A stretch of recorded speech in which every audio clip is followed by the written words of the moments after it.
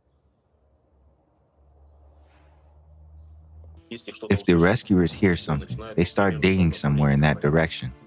And it just turned out that there was a person who was deaf-mute. Can you imagine? He just wouldn't even hear it. And some survivors told me, every time we fell asleep, we thought, that's it, we'll probably never wake up again. Just imagine their situation. And they were there for, I don't know, for many days. They were just freezing to death. One of the eyewitnesses told us that those who survived envied those who were dead. That's a direct quote. Why? Because those people who died immediately, they died. And according to one Turkish seismologist, Ahmet Erkan, 180,000 people were left under the rubble. 180,000 people who were under piles of concrete, with their limbs crushed and broken, their internal organs torn apart. It's painful to even talk about. But they had not been helped for weeks. In some villages, there was no help at all. 20,000 rescuers were sent from 80 countries. That's one person per house. How can one person have to dismantle an entire house to save those who were under the rubble? Itzik is with us on the line. He is in the city of Adıyaman in Turkey, an earthquake area. Itzik is from Rescuers Without Borders. Hello. Hello. Please tell us about your actions since your arrival. From the moment we arrived, we first went into the places of destruction in order to see the extent and understand how we could help. In a few hours, we were saving and rescuing babies and adults, pregnant women who were alive under the rubble. We tried our best, but unfortunately ended up pronouncing death. We realized we could only help at the hospital. We went to the only hospital in the area, a relatively new building constructed 3 years ago. But it wasn't safe inside. We opened 2 trauma rooms and local staff welcomed us with open arms. They said we could get anything we needed. I cannot describe what is happening here. Every injured person that comes here goes through our rooms. And from there, he goes through triage in the emergency department, gets first aid and goes out. I don't know where. There are no beds. Beds are on the streets now. Now people are starting to arrive after hypothermia and resuscitation starts on the ground. Babies have to be resuscitated. The injured from Syria should arrive. So you understand the load here. What we had before was just a little thing. If we take the trauma room, they have to amputate limbs because people had a huge concrete block on their leg, arm, head or any organ, and this organ has to be cut off. If they don't do it, a person will die. If they do it, he will die. I mean, he's going to die anyway. There are huge mountains of corpses in the morgues. Just unimaginable. I even find it hard to explain what is going on here.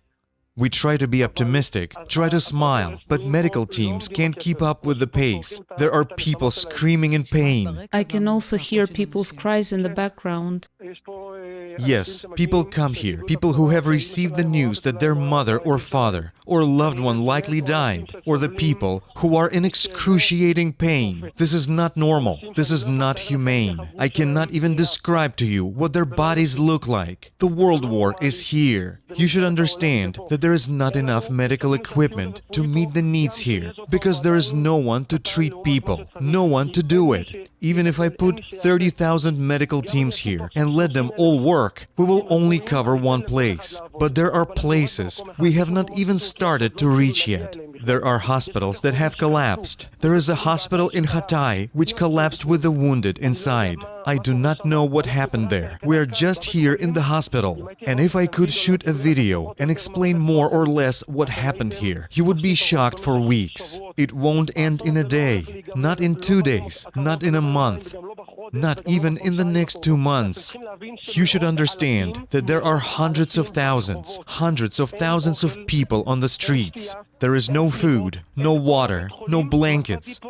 I found only one curtain in this hospital. All the curtains were torn into blankets. There is no sterility.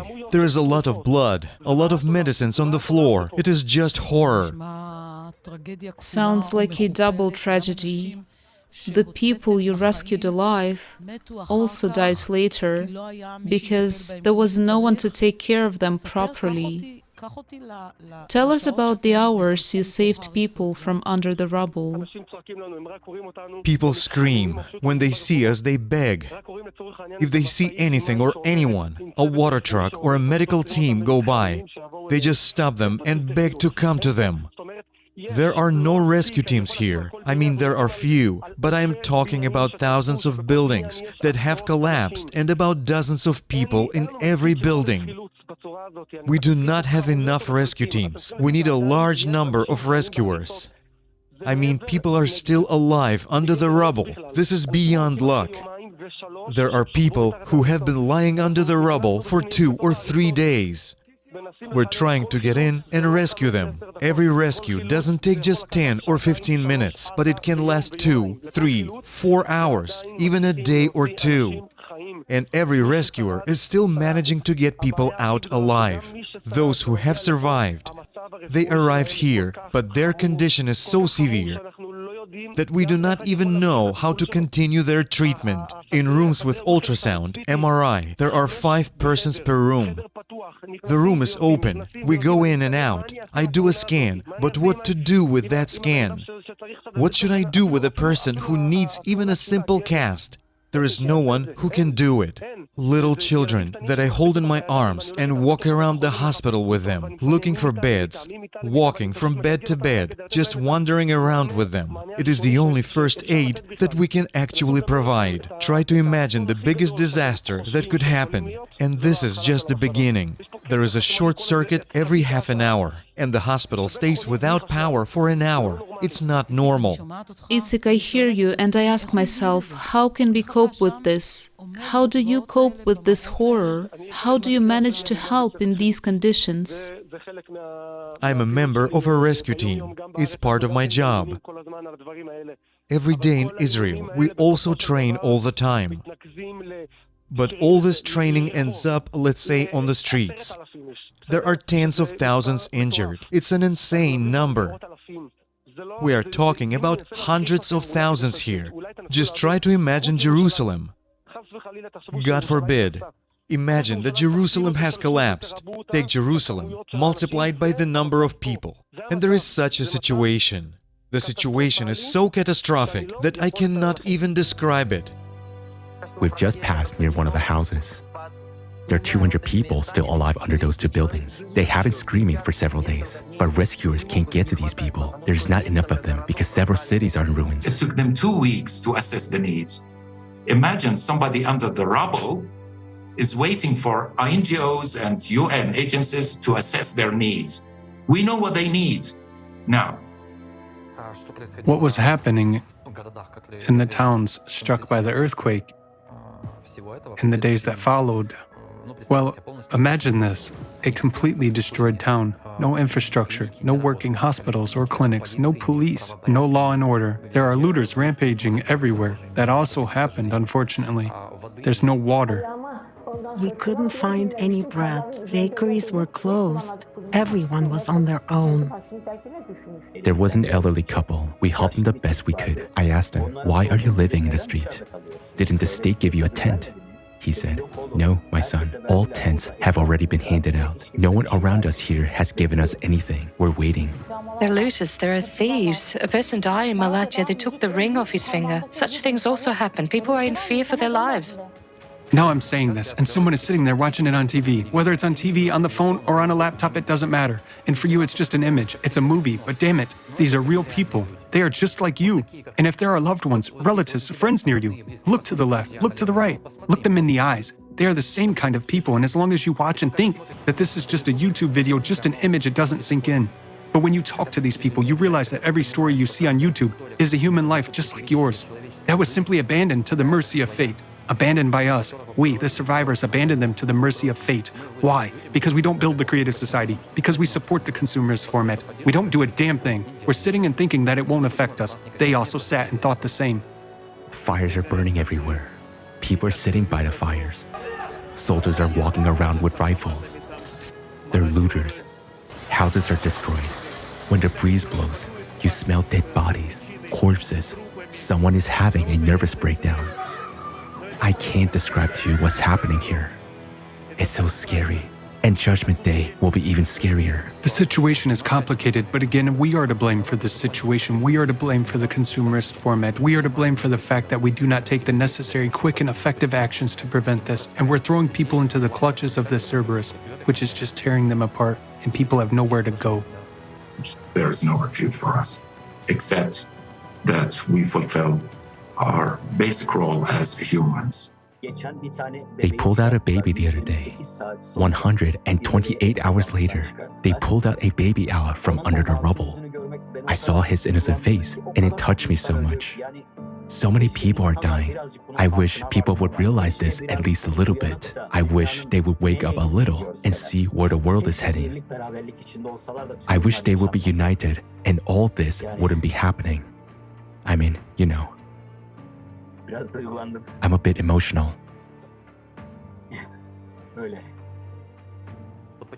Why are people dying? Why are people dying from climate change? Because we don't know the truth. Because we don't know what affects the climate. And if we don't know what affects it, we don't know how catastrophic it is, and thus we can't oppose it with anything. Before the quake, I was working with Barry from the Creative Society. And after the quake, the whole scenery reminded me of the videos and all the facts and truths and all the reports that were published by the Creative Society. What we were speaking about, in theory, we lived in practice. And I hope the whole world will not see what we saw that day. In this earthquake, the Turkish nation lost a great number of people, unfortunately. We are simply obliged to make sure that this does not happen again. And we do have this opportunity. We can save human lives. But this is only possible in the Creative Society. Any person, if they are a human being, if they have at least an ounce of conscience and honor, they are obliged to join the participants of the Creative Society project and do everything in their power, make maximum efforts, maximum use of their capabilities in order to save the lives of those who are still alive and whom the Cerberus has not reached yet. And we must remember that his clutch is threatening each of us right this second, and where it will strike next time, we do not know.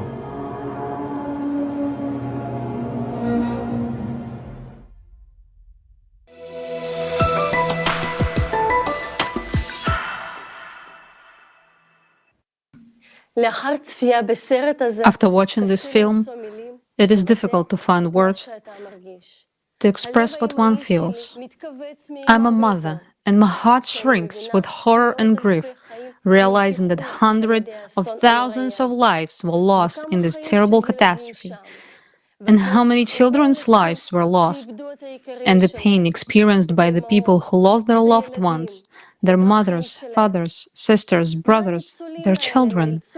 What the survivors had to go through, escaping hunger, cold, looting, in fact surviving for the second time. It is simply unimaginable. It really begs the question, how do we, the civilized community, allow this to happen in our 21st century? Has the consumerist format turned us into animals? I want to believe that it hasn't. And thanks God that there are still rays of light that bring salvation and hope. The first rescuers to arrive on the scene of the tragedy in Turkey were the rescuers from Israel, because humanity knows no boundaries and conscience knows no prejudice. In the film about Turkey, you just heard an audio clip of an interview with a courageous Israeli rescuer from the scene. We were very impressed by his words, and the climate is scarier than war. We were able to contact him and record the interview specially for this conference. He was one of the first rescuers who immediately rushed to help people as soon as he heard about the disaster. It is an honor for us to introduce you to this man, Itzik Itach, Israel Rescue Commander at Rescuers Without Borders.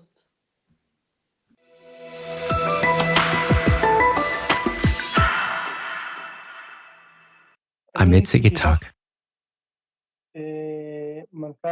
CEO of Orca Solar, a company specializing in energy systems, construction, and renovation for over 20 years. I'm also a volunteer of Rescuers Without Borders, which is part of Magen David Adom, ambulance service. I have a lot of experience in Israel because I'm actively engaged in all this every day. At that moment, I'm online and you can hear radio contact for 24 hours while I'm working. Everything goes on as usual. I'm living it every day. Sometimes people look at me and say, "How do you live like this?" It comes in here. I can hear it well and continue talking to you, and then in the middle of it, I suddenly say, "Sorry, bye, I have to go." It's a normal life for me to be in the course of events 24/7. That morning, at 7 o'clock, I turned on my phone and got lots of messages. I said to myself, "What's wrong?" And then I saw, "Itzik, good morning, Turkey." I didn't understand at once what they wanted. Send a copy of your ID immediately, a copy of your passport. You're going to have a flight now. At that moment, I realized that a disaster had happened. I get there, and no one can explain anything. Where are we going? Who is going? Nobody knows. Even the army doesn't know where they're going.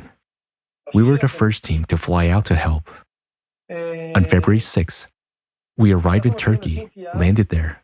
Even before landing, there was some debate about how to get there. There were rumors that Turkey didn't like Jews and didn't want Israelis. Fake news began to emerge. Turkey says it doesn't want Israelis. If you go there, it's dangerous for Israelis. All this is fake news. But everyone hesitates. The army is debating whether to go or not. We're debating whether to go or not. ZAKA, an Israeli community organization, Disaster Victim Identification, is also debating whether to go or not. Itzik, we're not going. That's what the official organizations say. I am discussing this with a CEO. We sit together for 2 minutes. Itzik, we have come to the conclusion that we're not paying attention to anyone and just going. It's going to be a mess. Itzik, go there. You will be able to handle it. Don't even ask me how, but we arrived there and they welcomed us with open arms. Who are you? I answered and said that there was a debate about going as an Israeli or as a part of a French organization. With a French organization, I'm an international volunteer. No one can tell me anything. If I go as an Israeli, we don't want Israel because there was fake news. I was the only one who said I would wear my uniform, where everything is in Hebrew, with a huge symbol of Magen David Adam, National Rescue Organization for Pre-Hospital Emergency Medical Services and Blood Services, with a huge symbol of the State of Israel. When we arrive in Turkey, a policewoman runs up to me and says something. I answer in Arabic too, as I understand this language too. Where are you going? Who are you? We've come from Israel. I say it straight as it is. She asks me, where are you going? Now, I don't know where. She says to me, what does it mean you don't know where? Okay, fine, come with me. Give me your passports. I was sure she would send us back to Israel because it was also half Turkish, half Arabic, half English, something like that. We were absolutely sure, and I even told my friend about it, that she would send us back to the country. Then she tells us, you have a flight from here. You'll fly from here to Idi Amin. Don't ask me where it is, what place it is. We don't know anything. With a police escort, she took people off the flight as the flight was overcrowded. There were no seats. She saw us to the plane, handed over all our belongings, and we flew to Idi Amin, escorted by police officers. At first, there were 4 of us, me, a paramedic, a doctor, and another nurse. And then more people joined. 3 more people were waiting for us on the spot. And from there, we started to recruit more people who already knew us. Now, for you to understand the quantities of people in the streets, I can't even estimate their number.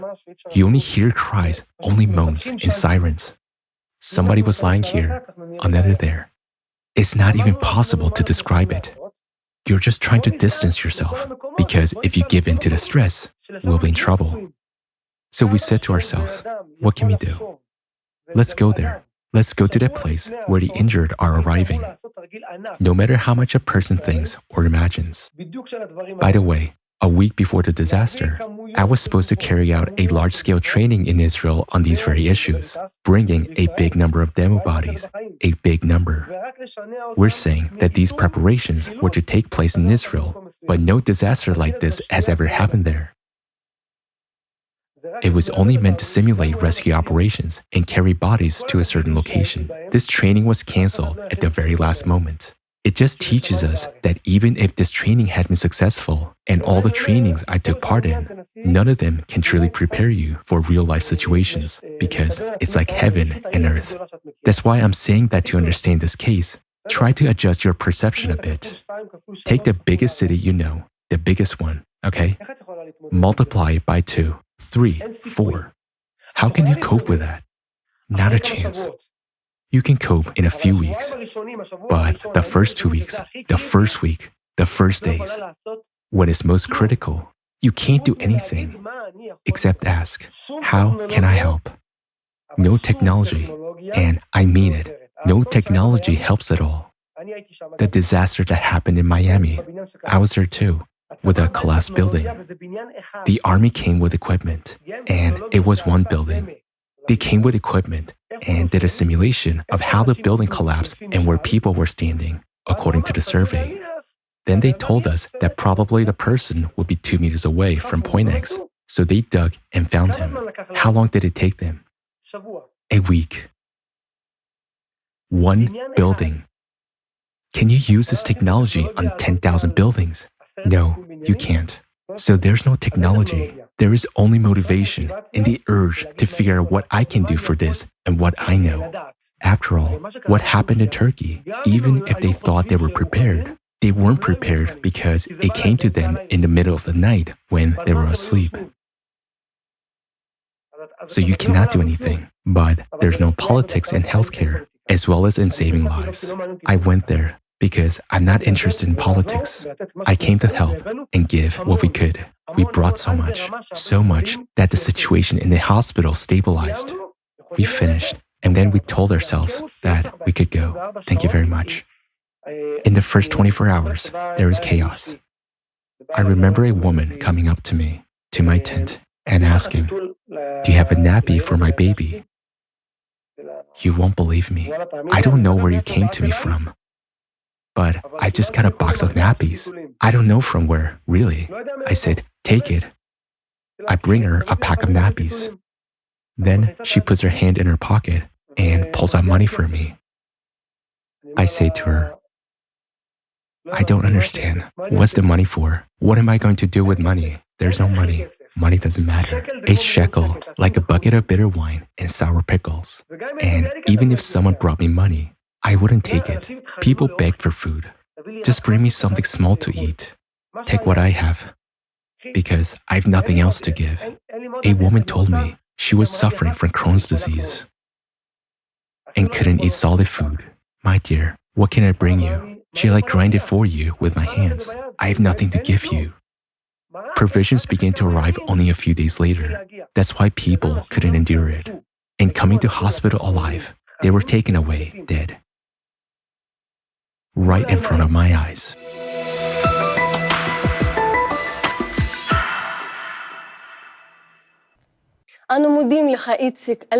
We thank the esteemed Mr. Itzik Itach for his sincerity, honesty, and courage. It is very encouraging that there are people with big and brave hearts today. He was at the forefront of providing aid to the affected people in Turkey, and he is not alone. These heroes, they are among us in our country. This story was hard to listen to, but we need to know what is really going on.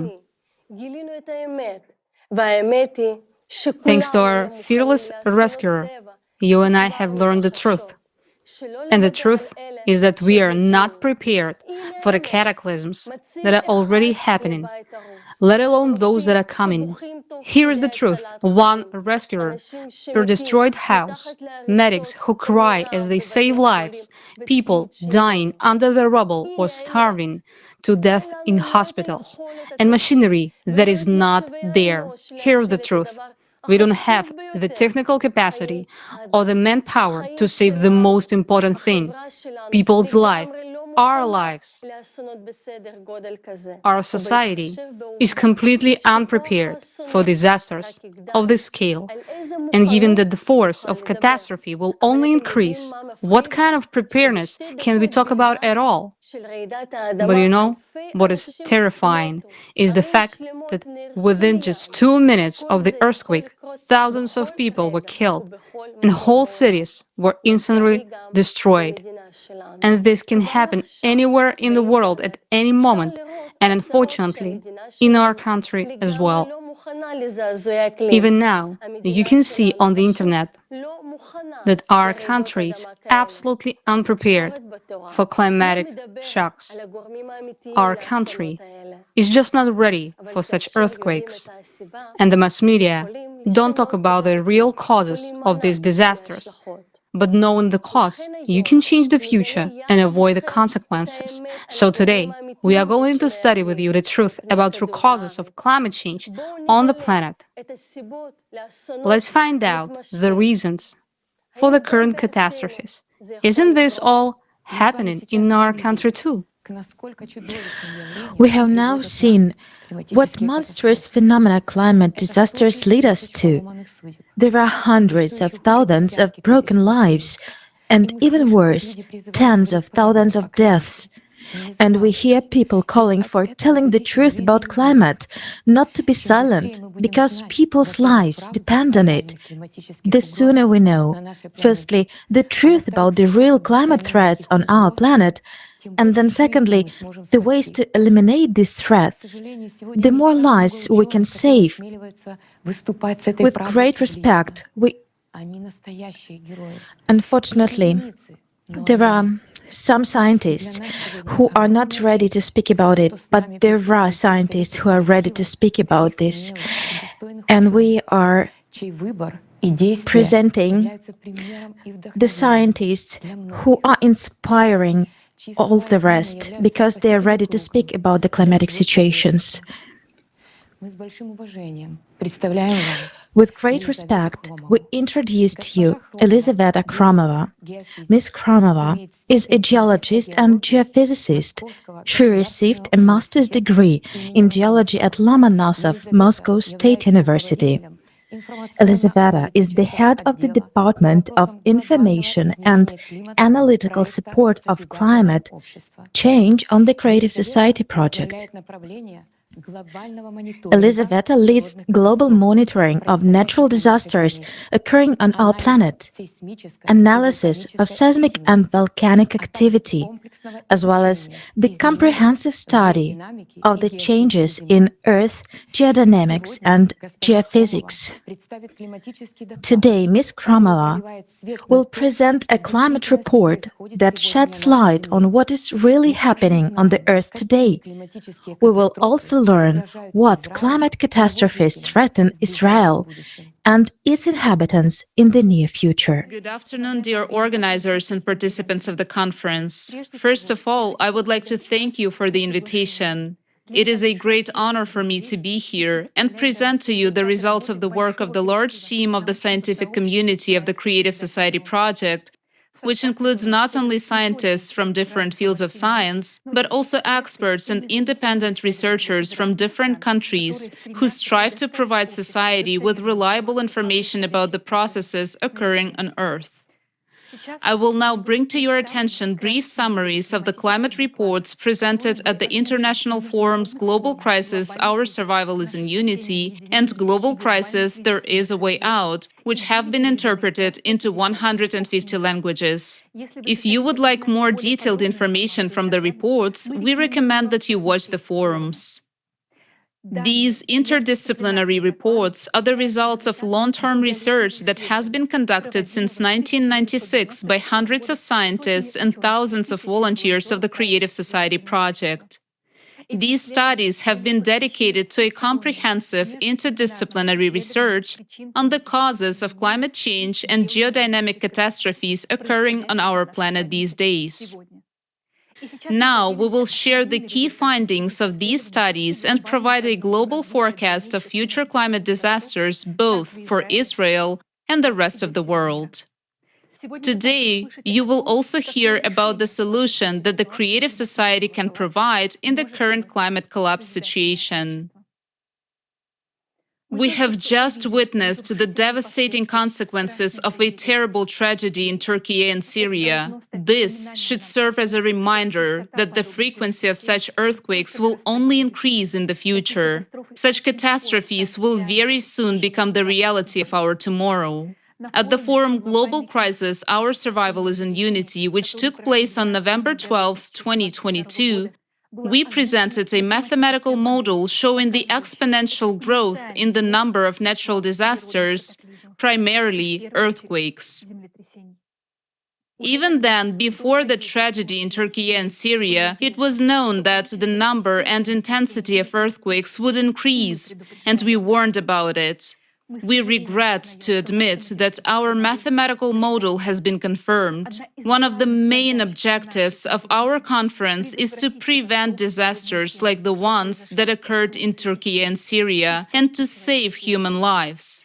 In order to achieve this goal, first, it is necessary to change the vector of our society from the consumerist to the creative one. Today, we will discuss how this can be done. In addition, we need to carefully examine the real causes of climate change.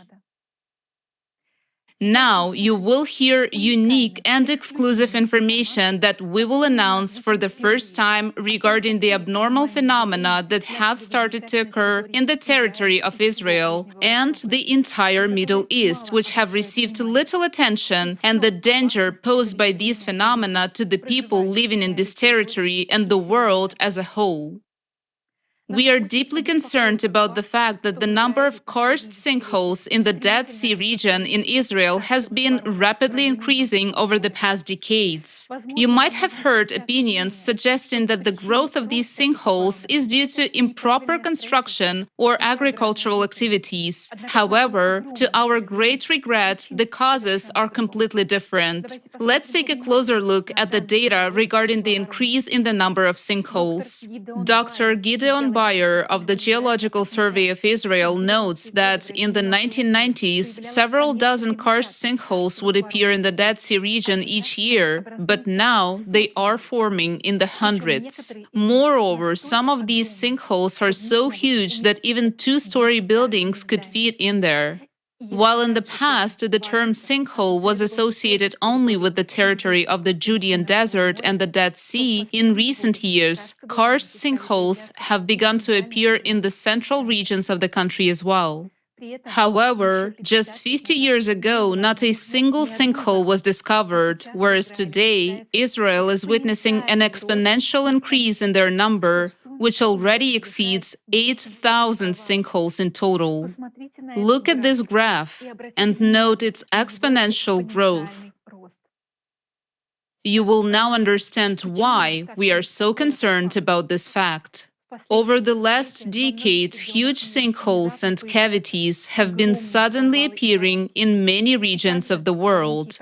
Sinkholes and cavities have also been forming in Turkey long before the catastrophic earthquakes that occurred earlier this year.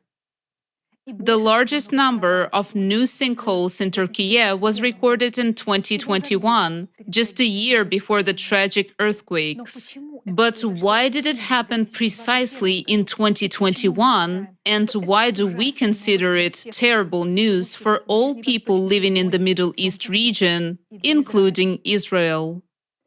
The mathematical model presented at the forum Global Crisis, Our Survival is in Unity demonstrated that just like the number of karst sinkholes in Israel, the number of earthquakes worldwide is also increasing exponentially. This is not a mere coincidence. These phenomena share a common nature. Look at these two graphs. Pay attention to the fact that the increase in the number of karst sinkholes was documented after 1995. This is a very significant date, and we will talk about it more than once today. Take a look. Since 1995, the number of earthquakes along the boundaries of tectonic plates on the ocean floor, specifically along mid-ocean ridges, also started to increase. These zones are marked in red on the map. In 1995, an unprecedented increase in the number of deep focus earthquakes began as well. These are very specific types of earthquakes. They occur in the mantle at depths ranging from 300 to 700 kilometers, whereas regular earthquakes usually occur at depths of 5 to 80 kilometers, where the Earth's crust is more brittle and fractured. When deep focus earthquakes were first discovered, researchers were puzzled because the mantle is a ductile medium and there is nothing that could break in it. However, since 1995, the number of earthquakes at depths exceeding 500 kilometers has increased dramatically and is now also increasing exponentially. According to the ISC database, the number of deep focus earthquakes has increased fivefold over the past 28 years, as you can see in the graph. An alarming observation is that the majority of the deep focus earthquakes in 2021 occurred beneath the Middle East. According to the ISC data, as of April 3, 2023, there occurred 190 earthquakes at depths of 700 kilometers and greater in this region in 2021, compared to only 70 in the rest of the world. In our opinion, it was these deep focus earthquakes in 2021 that served as a catalyst for a series of tragic earthquakes that occurred in Turkey and Syria on February 6, 2023. The series of deep focus earthquakes in 2021 caused the Anatolian plate to break apart, which is why over 2,000 sinkholes emerged in Turkey in 2021. Currently, such sinkholes and collapses are appearing not only in Turkey, but throughout the entire Middle Eastern region. The entire region, including Israel, is now in great danger. A bit later, you will learn why deep focus earthquakes became the cause of the formation of karst sinkholes. The increase in seismic activity and in the number of karst sinkholes is not the only sign of an impending catastrophe. We will discuss the others shortly. Some people think that there are records of increased seismic activity is related to the number of seismic sensors. Elizabeth, could you comment on that? Indeed, this is a very common misconception. Contrary to this belief, the observed increase in seismic activity worldwide over the past 30 years cannot be explained by the increase in the number of seismic sensors on the planet. Take a look at the graph. The black dots, which form almost continuous lines, indicate the continuous recording of seismic events across the entire planet. This indicates a high density of the observation network. Since 1973, a sufficient number of seismic stations have been installed worldwide to record all earthquakes of magnitude 4 or higher anywhere on the planet. Another significant factor is that the increase in seismic activity, both inland and on the ocean floor, and even in the Earth's interior at a depth of more than 500 kilometers, began in 1995. These data were obtained through different methods from various sources, but independently. They indicate the same process. In 1995, there were also global changes in other processes on Earth. For example, in 1995, there began a drastic acceleration in the drift of the North Magnetic Pole, which increased its speed by 3.5 times. Its drifting accelerated from 15 kilometers per year to 55 kilometers per year. Changes in the Earth's magnetic field indicate changes in its core, as the magnetic field is generated by a dynamo mechanism within the planet's core. Along with the shift of the magnetic pole in 1995, the planet's rotation axis sharply changed its direction and started moving 17 times faster than before. These changes resulted in a shift in the trajectory of the Earth's axis of rotation, as shown in the graph on the right.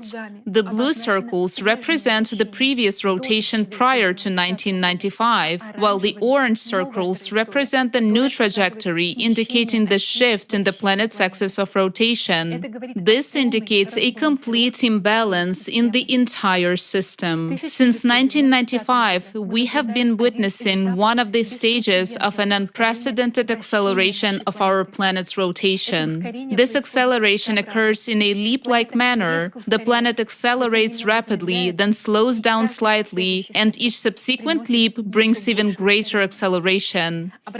Pay attention to the yellow lines on the chart. These are trend lines that illustrate the decrease in lengths of a day. What does this indicate? It indicates that our planet is spinning faster and faster. So we see that in 1995, the following abrupt changes began to occur. Changes in the Earth's magnetic field, acceleration of the planet's rotation, a shift in the trajectory of its axis of rotation, and an increase in the number of earthquakes and karst sinkholes around the world, including in Israel. What could be the cause of all these changes? Only some global processes can have such a significant impact on our planet. Changes in the magnetic field indicate that all these anomalous processes are caused by the changes in the planet's core, as it is the Earth's core that generates the magnetic field. Additionally, the core is the center of the planet's mass, and therefore the changes in the position of the core can also alter the Earth's axis of rotation and its speed. In other words, in 1995, radical changes began to occur in the core of our planet. But what could have such a profound influence on the Earth's core? Thorough examination of geological data has shown that 12,000 years ago, our planet also experienced similar catastrophic changes that we are witnessing today. What happens every 12,000 years on our planet? Find out in the next video.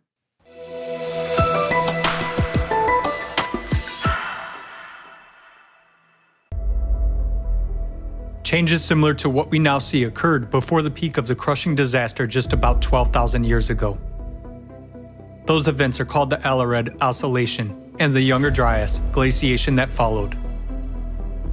12,800 years ago, global temperatures rose as much as 15 degrees Celsius within just a few years.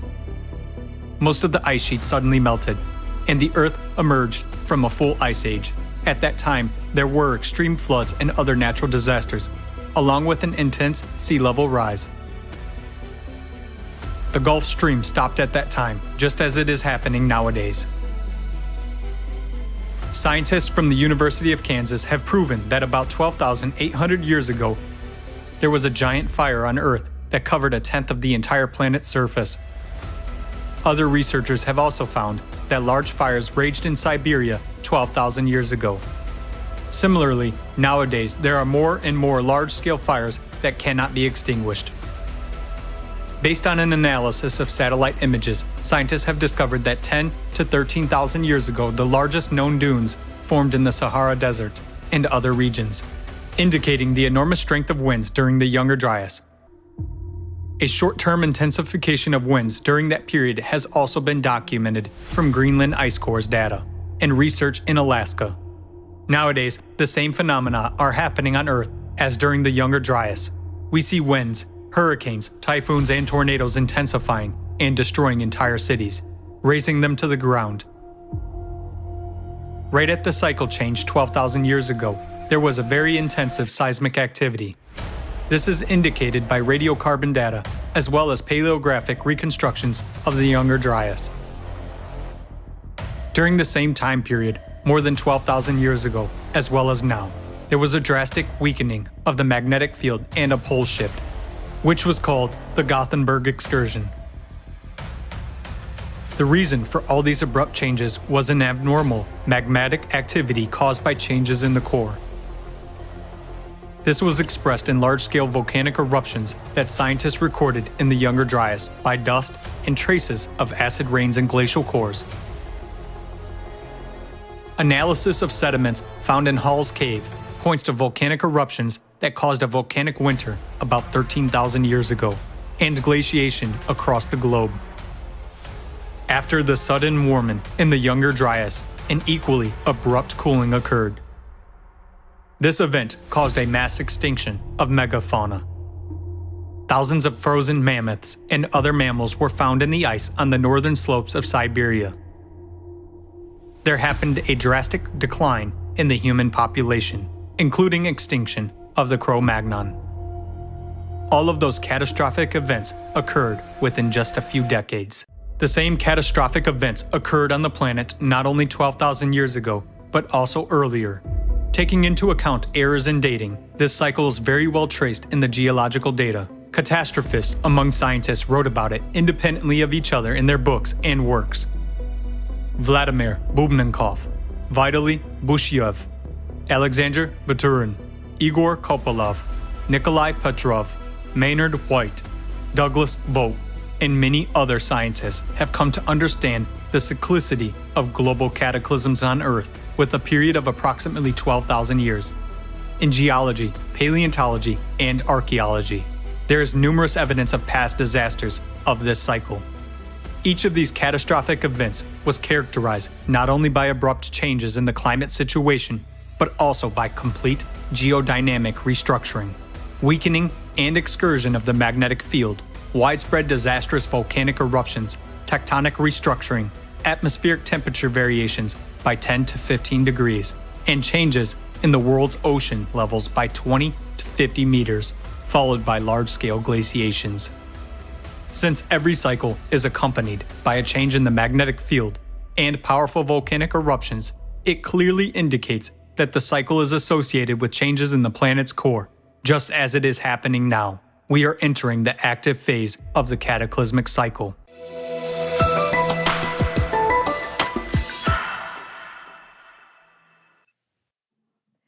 Let's make brief conclusions from the video.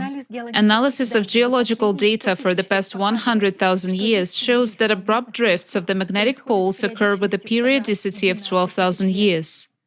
According to geological data, during the same periods, there was a noticeable weakening of the Earth's magnetic field by 8-10 times. Modern studies show that the situation is repeating itself at present. The Earth's magnetic field is weakening 10 times faster than in the past century. Furthermore, analysis of the composition of ice cores indicates an anomalous increase in volcanic activity approximately every 12,000 years. The graph shows the occurrence of such eruptions, with each circle's size corresponding to the scale of the eruption. Note the larger red circles, which indicate more catastrophic eruptions, repeating approximately every 24,000 years. Supervolcano eruptions during each 12,000-year cycle led to the destruction of virtually all life on the planet. As archaeological research confirms, entire Homo sapiens species died out during these catastrophic eruptions. In addition, it is worth noting that every 12,000 years, there is also a sudden climate change, with average temperatures on the planet shifting by 10-15 degrees Celsius. These periods are usually accompanied by catastrophic floods and natural disasters. We are now seeing a critical increase in climate disasters on Earth and critical changes in the planet's core. At the same time, we know that the last time such changes in the core occurred 12,000 years ago. Due to the inaccuracy of the age determination methods, traces of cyclical catastrophes in the geological past of the planet have vague temporal boundaries, and the further in time, the greater the error, which can reach thousands of years. However, cyclical cataclysms occur exactly every 12,000 years. Unfortunately, we are in the next such 12,000-year cycle, which overlaps with a more catastrophic 24,000-year cycle. So, we are in for a worst-case scenario. Interdisciplinary scientific research into the causes of climate change also includes the study of eschatology, that is, the description of the end times and their harbingers in the scriptures.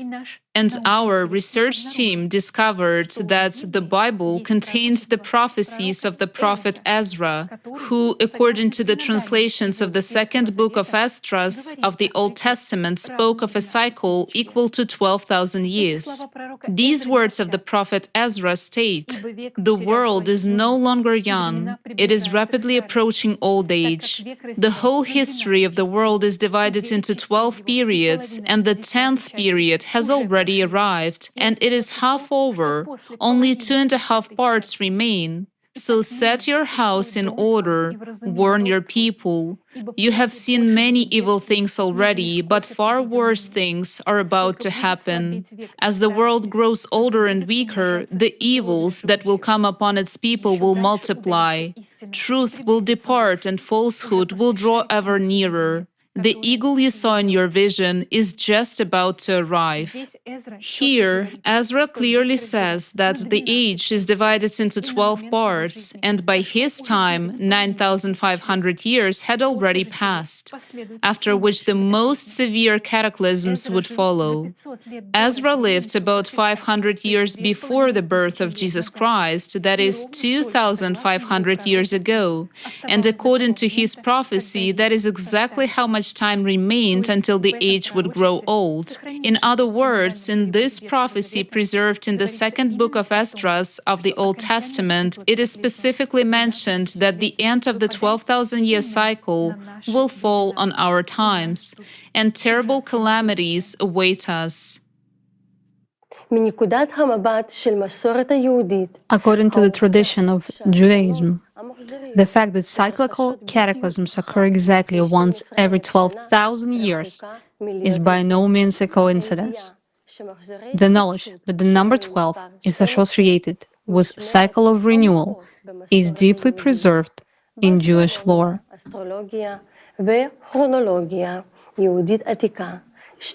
In ancient Jewish astronomy, astrology, and chronology, 12 is the prime number that symbolizes space and time. 12 is considered to be the number of the chosen ones. Also, in Judaism, the number 12 is closely related to the organization of the cosmos and signifies the stages of renewal and the cycle of change. Moreover, we find the number of 12 in many significant and important aspects of the Jewish traditions. The 12 knees of Israel, from which all the Jewish people descended, the 12 fruits of the tree of life, the 12 gates of the heavenly city, the 12 chapters of each book of the Torah, the 12 jewels in the chestplates of Aaron, the high priest, and therefore, in the traditional garment of the Kohen, the Star of David with 12 corners. Thus, the number 12 goes through our entire tradition, as if not letting us forget that once every 12,000 years, our humanity faces a fateful choice, the outcome of which affects our entire future. After all, the 12,000-year cycle can be either the fall and end of the planet or salvation for humanity. This salvation could be the creative society, but we'll talk about that a little later. As we return to the signs of a growing disaster both worldwide and in Israel, we would like to draw your attention to another prophecy that is coming true right before our eyes. One of the signs of the last days, according to the biblical prophecy, is that there will be life in the Dead Sea in Israel. In the book of Ezekiel, chapter 47, it says,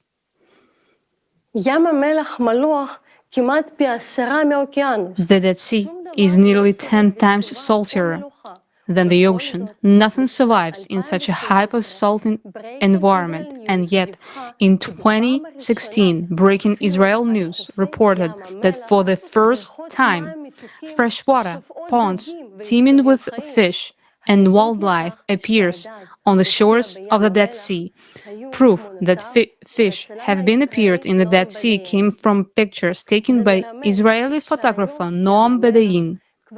This suggests that today the Dead Sea is no longer completely dead, confirming Ezekiel's biblical prophecy of the last days. Many interpret that this prediction came true. This is a good sign, but is it? Elizabeth, how can appearance of life in the Dead Sea can be explained scientifically? As for the causes for these freshwater bodies to appear, there is nothing positive about them, and now you will understand why. Fresh water has started to erode and, in a very short time, to form new karst sinkholes in the salt deposits on the shores of the Dead Sea due to changes in the groundwater level. In 2011, a team of researchers from Ben Gurion University of the Negev sent divers to the bottom of the Dead Sea. The researchers have discovered huge craters on the seabed from which fresh water is flowing. These sources of fresh water are causing erosion and the formation of sinkholes, but why did they appear? Global temperatures are rising across the planet, but what is alarming for Israel is the fact that the temperatures there are increasing at a rate almost twice the global average. Deserts cover 2/3 of its territory, and the amount of rainfall in the region has been declining in recent decades. We have noticed that the Middle East region, which has been experiencing the most severe droughts and heating in recent decades, coincides with the area where the highest number of deep focus earthquakes occurred in 2021. Take a look at the precipitation and heat map. Now we will overlay the deep focus earthquake map on it, and we see how accurately they align. This is not a coincidence, because it was the deep focus earthquakes that triggered the disasters in Turkey and Syria. At the forum Global Crisis, There Is a Way Out, we extensively described how cavitation explosions in magma cause deep focus earthquakes, so we're not going to dwell on them now. The increase in the number of cavitation explosions is caused by magma being heated from the core and the ascent and movement of this molten magma inside the relatively cooler mantle. This occurs because the destabilization, the imbalance of the core, accelerates the rotation of the Earth, increases its centrifugal force, and pushes the magma further away from the center towards the surface. What signs indicate the magma ascent? The magma ascent causes increased volcanic activity and the heating of glaciers and oceans from the bottom up. In 1995, in addition to all other geodynamic anomalies, intensive melting of glaciers in Antarctica and Greenland from the bottom up began, particularly in those regions where mantle plumes are located beneath the Earth's crust. Furthermore, after 1995, there began an anomalous heating of deep waters, and more temperature anomalies appeared on the surface. In 1995, atmospheric humidity also started rising, which in turn led to an increase in the number and severity of floods and anomalous atmospheric phenomena. Over the last decades, during volcanic eruptions in various regions of the world, hotter and more liquid lava begins to emerge from greater depth. Due to the rise of magma from the Earth's interior, internal heat builds up in many regions of the world, changing the regime of underground water, forming new faults and sinkholes, and causing fires along the faults as well as flash floods. As magma rises, it exerts greater pressure on the Earth's crust, causing seismic activity and opening up new fault zones. This allows water to escape from the surface into the depth of the Earth, causing lakes and rivers to dry up, even though the precipitation and flooding increase. All of this indicates the release of excess energy from the Earth's interior as a result of explosive processes in magma. Therefore, the massive formation of new sinkholes in Israel, droughts, and atmospheric warming are the result of magma ascent, just like the tragic earthquakes in Turkey and Syria this year. What is the cause of this 12,000-year cycle? What is affecting the core? Thanks to satellite research, science has been studying other planets for the past 50 years, and it is now quite evident that climatic changes and increase in geodynamic anomalies are occurring on all the planets of the solar system. We have examined all types of interactions and physical forces known at this stage of scientific development and have come to the conclusion that this is a completely new type of external cosmic impact affecting the cores of all the planets in the solar system. At the forum Global Crisis, There is a Way Out, we provided a detailed overview of our research, and the final hour of the forum was dedicated to the innovative hypotheses of the beyond quantum level, which gives an understanding of the forces affecting the core of our planet. We present a video that showcases the processes occurring on other planets of the solar system in recent decades, indicating changes in their cores.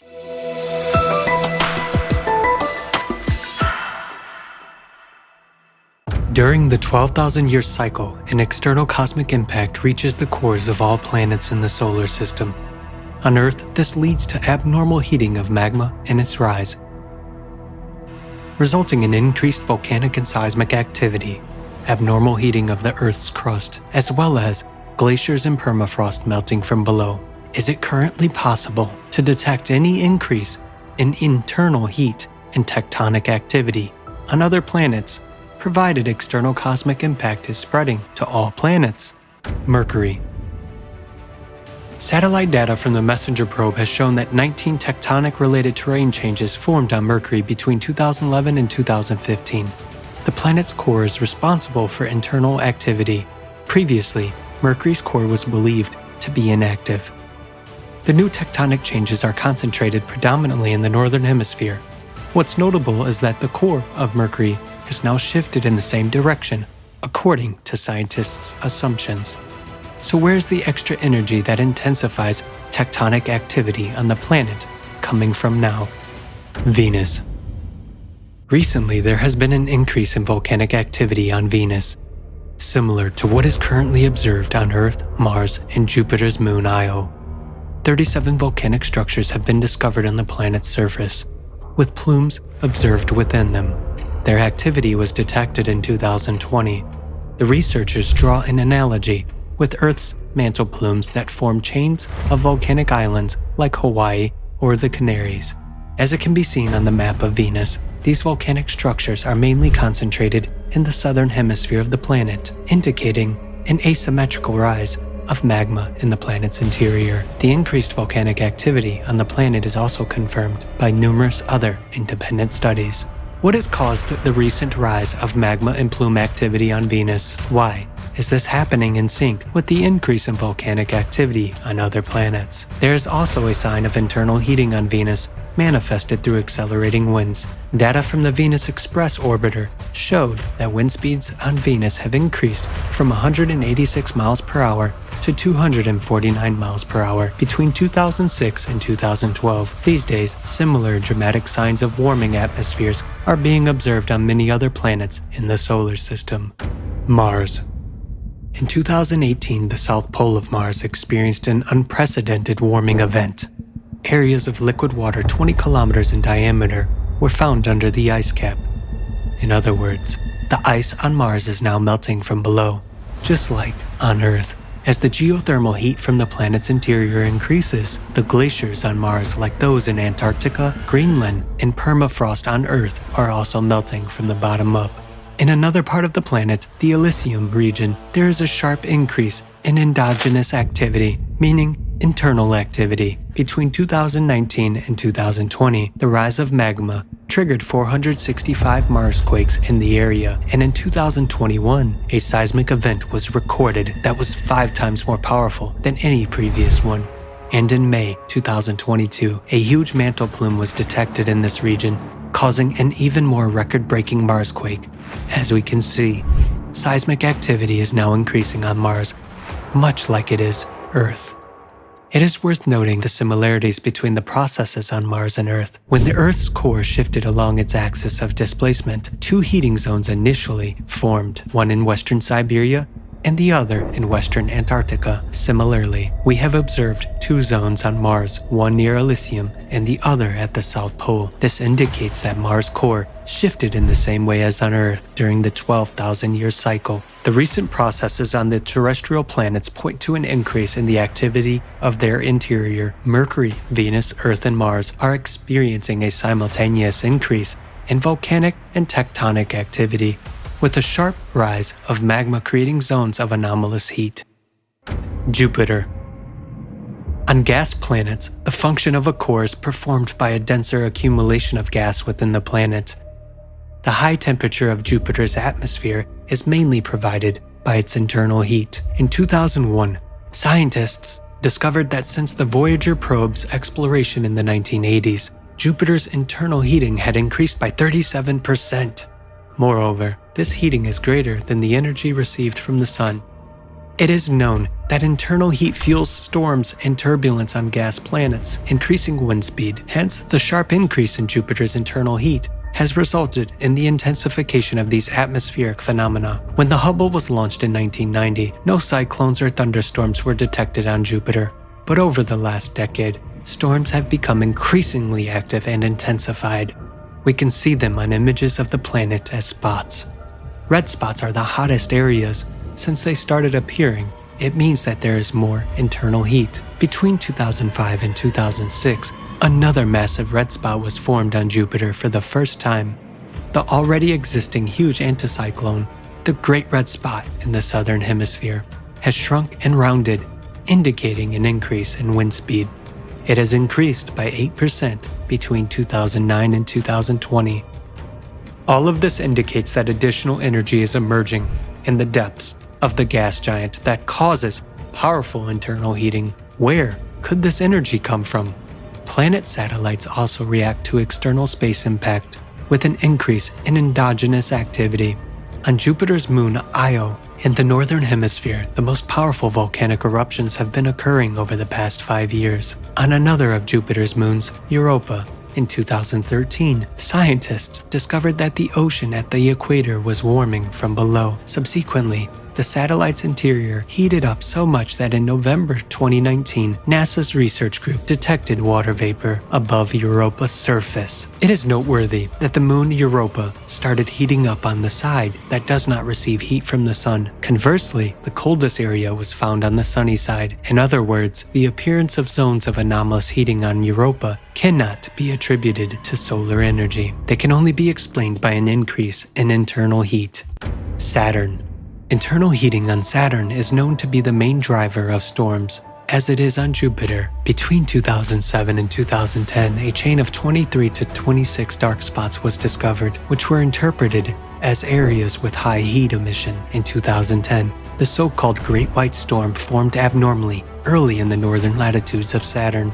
It became the largest and most intense storm observed in the planet's northern latitudes. A record temperature spike of 150 degrees Fahrenheit above normal was registered in the vicinity of this storm. Subsequently, the processes in Saturn's atmosphere became more intense. In 2018, scientists discovered a series of storms of an entirely new type, also near the North Pole. Previously, the storms of such intensity had never been observed on the gas giant before. We see that Saturn's heating from the interior is increasing, which contributes to the intensification of storms on the planet. Enceladus. Saturn's moon is covered with an ice shell, beneath which lies an ocean, and directly beneath the ocean is the planet's core. Unexpectedly for specialists, the interior of Enceladus has a very high geothermal heat, much higher than all known sources of heat on the planet. When they measured the internal thermal power of Enceladus, it was 15.8 gigawatts, which is an order of magnitude greater than all known sources of heat on the planet. This is 2.6 times the power of all the hot springs in Yellowstone. In 2005, near the south pole of Enceladus, where the sun does not shine, a spacecraft detected a new thermal anomaly, which had not previously previously been observed. In this area, jets of steam composed of methane, propane, and molecular nitrogen were found to be escaping. In this steam, composition indicates the increasing hydrothermal activity which has emerged at the core ocean boundary. In other words, Enceladus is also heating up from the inside. Where did the additional energy for heating Enceladus come from?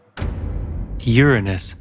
It is believed that Uranus is warmed by solar energy only, which determines the planet's weather patterns. However, in 2014, when Uranus began to move away from the Sun, solar energy was almost non-existent in its northern hemisphere, and extreme storm activity was detected in that region. This means this activity on Uranus must have been triggered by recent internal warming processes. Neptune. Neptune is experiencing dramatic temperature anomalies. Although it has been summer on Neptune since 2005, data showed that most of the planet had been gradually cooling into 2018. However, between 2018 and 2020, stratospheric temperatures at the South Pole have risen sharply by 11 degrees. Such a rapid pole warming vortex surprised astronomers since it had never been seen before. They could not determine the cause of these fluctuations. However, it is apparent that additional energy appeared in the system which may have caused such temperature anomalies. Pluto.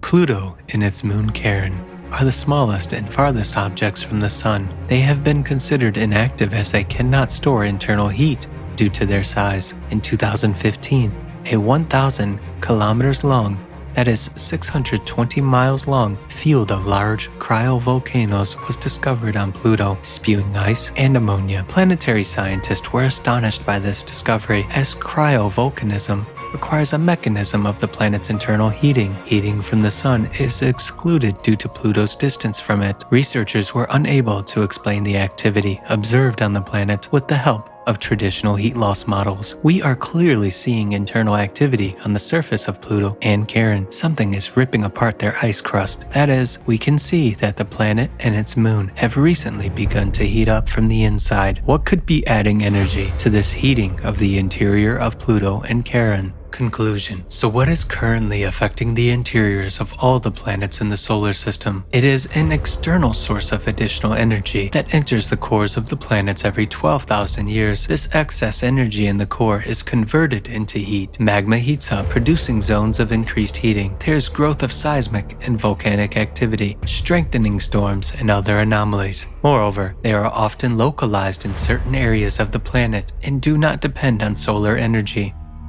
What you have seen now is but a small part of all the facts that indicate that the heating in the interiors is synchronously increasing both on the terrestrial planets and gas giants and their moons. All these anomalies have only appeared in recent decades, when the number and strength of disasters from the Earth's interior began to increase. In just 5 to 7 years, we will see all these processes on other planets increasing tenfold, if we ourselves remain to live on our planet.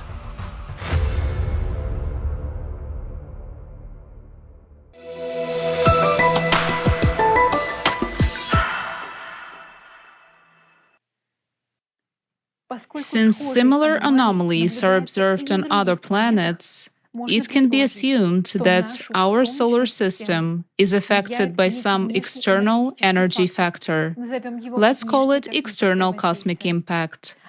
It increases the energy in the cores, causing the planet's interior to heat up, thereby provoking climate change. I would also like to note that even though it may seem that changes in the core of the planet do not yet lead to a huge tragedy, unfortunately, we have to admit that this is already happening. And here's why. Just as in past cycles of 12,000 years, nowadays the Earth's magnetic field has weakened as well. By 2015, the magnetic field had weakened by 15% of normal and continues to weaken ever since. This makes us more vulnerable to cosmic radiation. It leads to an increase in cancer, viral, and other diseases. Magnetic field anomalies affect our bodies through the blood, which contains iron, and through the nervous system, which transmits electrical signals. Therefore, the cardiovascular and central nervous systems are particularly sensitive to changes in the magnetic field. During magnetic storms, there is an increase in the number of heart attacks, strokes, and deaths by 2 to 3 times. Changes in the magnetic field lead to the clumping of erythrocytes and increase in blood coagulation, which increases the risk of thrombosis. It can also cause disruptions in the body's circadian rhythms, impaired melatonin production, anxiety depressive states, and suicide. In recent years, heart diseases, cancer, and mental disorders have also been increasing throughout the world due to the weakening of the magnetic field. What's particularly terrifying is the phenomenon of sudden death emerging among young and healthy people without any explainable organic damage, and it is becoming increasingly common. Sudden death appeared due to changes in the Earth's core, accompanied by the emergence of local magnetic field anomalies that may cause the human body to abruptly cease functioning, much like electric appliances that burn out when exposed to a powerful magnetic field. Due to the increasing instability of the core, this type of anomaly is occurring more and more frequently and poses a serious threat. Moreover, a number of atypical magnetic field anomalies are already causing such phenomena as clear sky turbulence, posing serious risks to air travel and leading to airplane crashes, as well as threatening atmospheric overturns and sudden local temperature changes. For more information, watch the forum Global Crisis, There is a Way Out. Let's go back to the progression of earthquakes. It shows what a terrible catastrophe awaits all of humanity. Look at the progression for yourself. Seismic activity is increasing so fast that it is shocking. Each subsequent stage is characterized by a threefold increase in the number of earthquakes. If your income as entrepreneurs grew in the same progression, you would be the richest person on the planet. But unfortunately, this is the progression of our end. This progression promises a catastrophe that will lead to the end of all life on Earth. To learn when and how this catastrophe will occur, let's watch the excerpt from the forum Global Crisis, Our Survival is in Unity.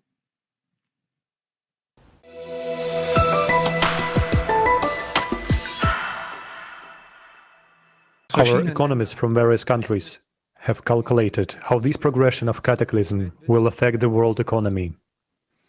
You see the graph of that progression here. The dynamics are obvious. It suggests that the collapse of the world economic system will happen as early as 2030. Already in 2030 year, the world's GDP will not be able to cover all the losses from the climate. In fact, the entire businesses worldwide has no more than 6-7 years left. And from here on, the processes will worsen even more critically. Why? We now arrive at a very sad conclusion. If we had lived in a 20,000-year cycle, we would have lived through this as a civilization and continued our existence, albeit with great losses. But we are in a 24,000-year cycle. Considering how our planet endured it before, it was complete devastation. Supervolcanoes exploded and most of the life was simply swept away. Ignoring these facts is suicide. What awaits the divided humanity in the near future if we do nothing? The damage will increase exponentially and irreversibly on a massive scale. The hotbeds of catastrophes will break out and escalate until they envelop the entire planet, turning it into another dead planet like Mars. Inversion of magnetic poles will lead to critical weakening of magnetic field by 8 to 10 times, which will render all living beings unprotected against rays of ruthless cosmic radiation. suddenly awoken stratovolcanoes all over the Earth will start to spew magma. Eruptions of ashes and lava will destroy all life on their way. The atmosphere filled with volcanic ash will shield the surface of the Earth from sunlight for many years, plunging it into darkness and cold. Volcanic ash will be shed with torrents of deadly acid rains. Groundwater heated by magma chambers will evaporate and fall in endless showers. There will be a rapid rise of the level of the ocean and rivers. Ice caps will start to crumble and disappear due to the activity of the volcanoes awakening under them. The whole coastal megalopolises and states will vanish underwater within few hours. The Earth will be overwhelmed by the mightiest earthquakes with the magnitudes over 10, the ones humankind has never faced before. Giant waves of tsunamis, dismissing any obstacles, will go around the planet many times, wiping cities from the face of the Earth. Winds and hurricanes will gain power of unprecedented strength and will become chaotic. The burning gases escaping from the bowels of the Earth will lead to a large-scale natural fires in the remaining regions that have not been flooded. Abrasive radioactive particles at enormous speeds will grind cities into dust. Billions of people will die from natural disasters in their first few months. Imagine what it would look like in our consumerist, immoral world when disasters of this magnitude only begins to mount. Food, economic, energy, and social crises would grow until civilization collapses completely. The usual life will no longer be available to any of the inhabitants of the Earth. Lack of portable water and food would turn people into packs of embittered armed gangs killing each other for a piece of bread. Unsanitary conditions, outbreaks of epidemics, pestilence, looting, and devastation would engulf the cities. Survivors would roam around lifeless lands in search of food and shelter. Those living will envy the dead. Such is the cycle of 12,000-year cataclysm in its apogee. And this time it will be stronger than usual because it falls on a difficult period of time when a very sick planet, which we ecologically tormented, is added to a 24,000-year cycle. What is this, if not our end? Already in 2028, life will be almost unbearable. That's literally in 6 years. Just think, your comfortable family life, your business, your plans will be over in 6 years. We have calculated different variants of events development and came to the conclusion that in any, even the mildest variant of the current cycle, all humanity will die. And according to our mathematical model, this will happen no later than 2036.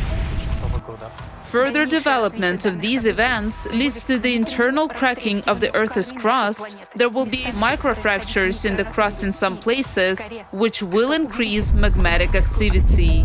And it will keep increasing even more until it provokes a large-scale rupture in the thinnest part of the crust, which is in the ocean. This is inevitable. There is a 99.9% probability that this rupture will occur in the area of the Mariana Trench. A gigantic volume of magma from the magma plume will rip the Mariana Trench in an instant, and billions of cubic meters of water will meet billions of cubic meters of magma. There will be a huge explosion. This explosion will be equivalent to thousands of times of the entire stockpile of nuclear weapons available on Earth. Under extreme pressure, the ocean won't just boil, it will explode. This will raise a huge column of steam mixed with dust. Under tremendous pressure, this gigantic column of steam will rush so high up that it will tear through our atmosphere. The atmosphere will curl up like a blanket and be blown away by the solar wind. Meaning, our atmosphere will literally be swept away along with the entire water cover. Also, at the same time, this gigantic explosion will cause a powerful hydraulic impact directed inside our planet. There will be a very powerful blast wave directed into the center of the planet, into magma, which will spread tangentially, and this will provoke additional cavitation processes. This will lead to an abrupt expansion of magma in all directions by a factor of 10. That is, there will be 10 times more magma. This will literally tear the planet from the inside. With such an impact, magma will behave like a gaseous substance. All volcanoes, cracks, fractures, all boundaries of lithospheric plates will burst and erupt simultaneously. The Earth will be flooded with lava flows, just as it happened on Mars. Naturally, due to the impact, the inner core will bounce away and the motion of the outer core will stop. Our planet will die. But we, humans, will no longer be threatened by this, because as a consequence of these events, we, as humanity, will already cease to exist completely. Before your eyes, you see a timer that counts down to the time when the planet, as a living planet inhabited by life, will no longer be able to exist. This is the fact that we have been living with for more than 10 years, and as of today, you will also have to live with it.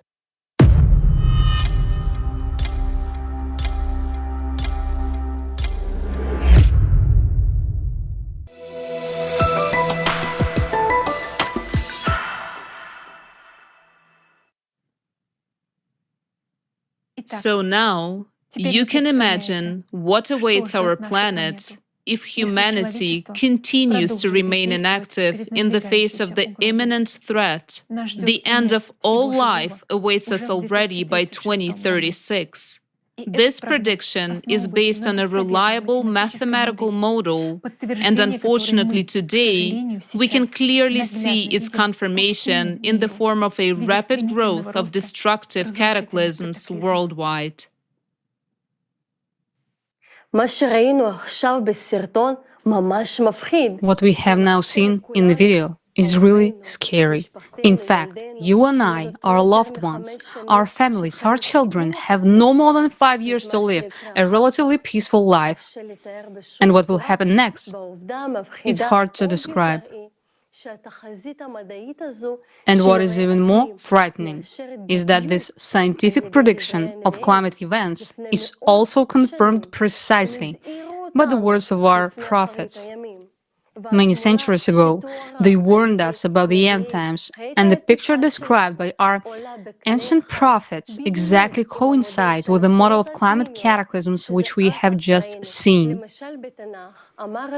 For example, in Tanakh, the prophet Isaiah said,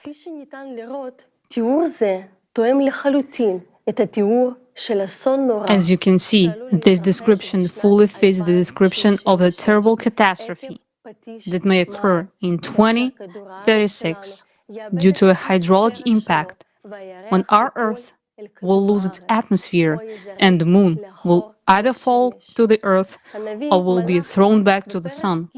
The prophet Malachi also said in the 3rd chapter,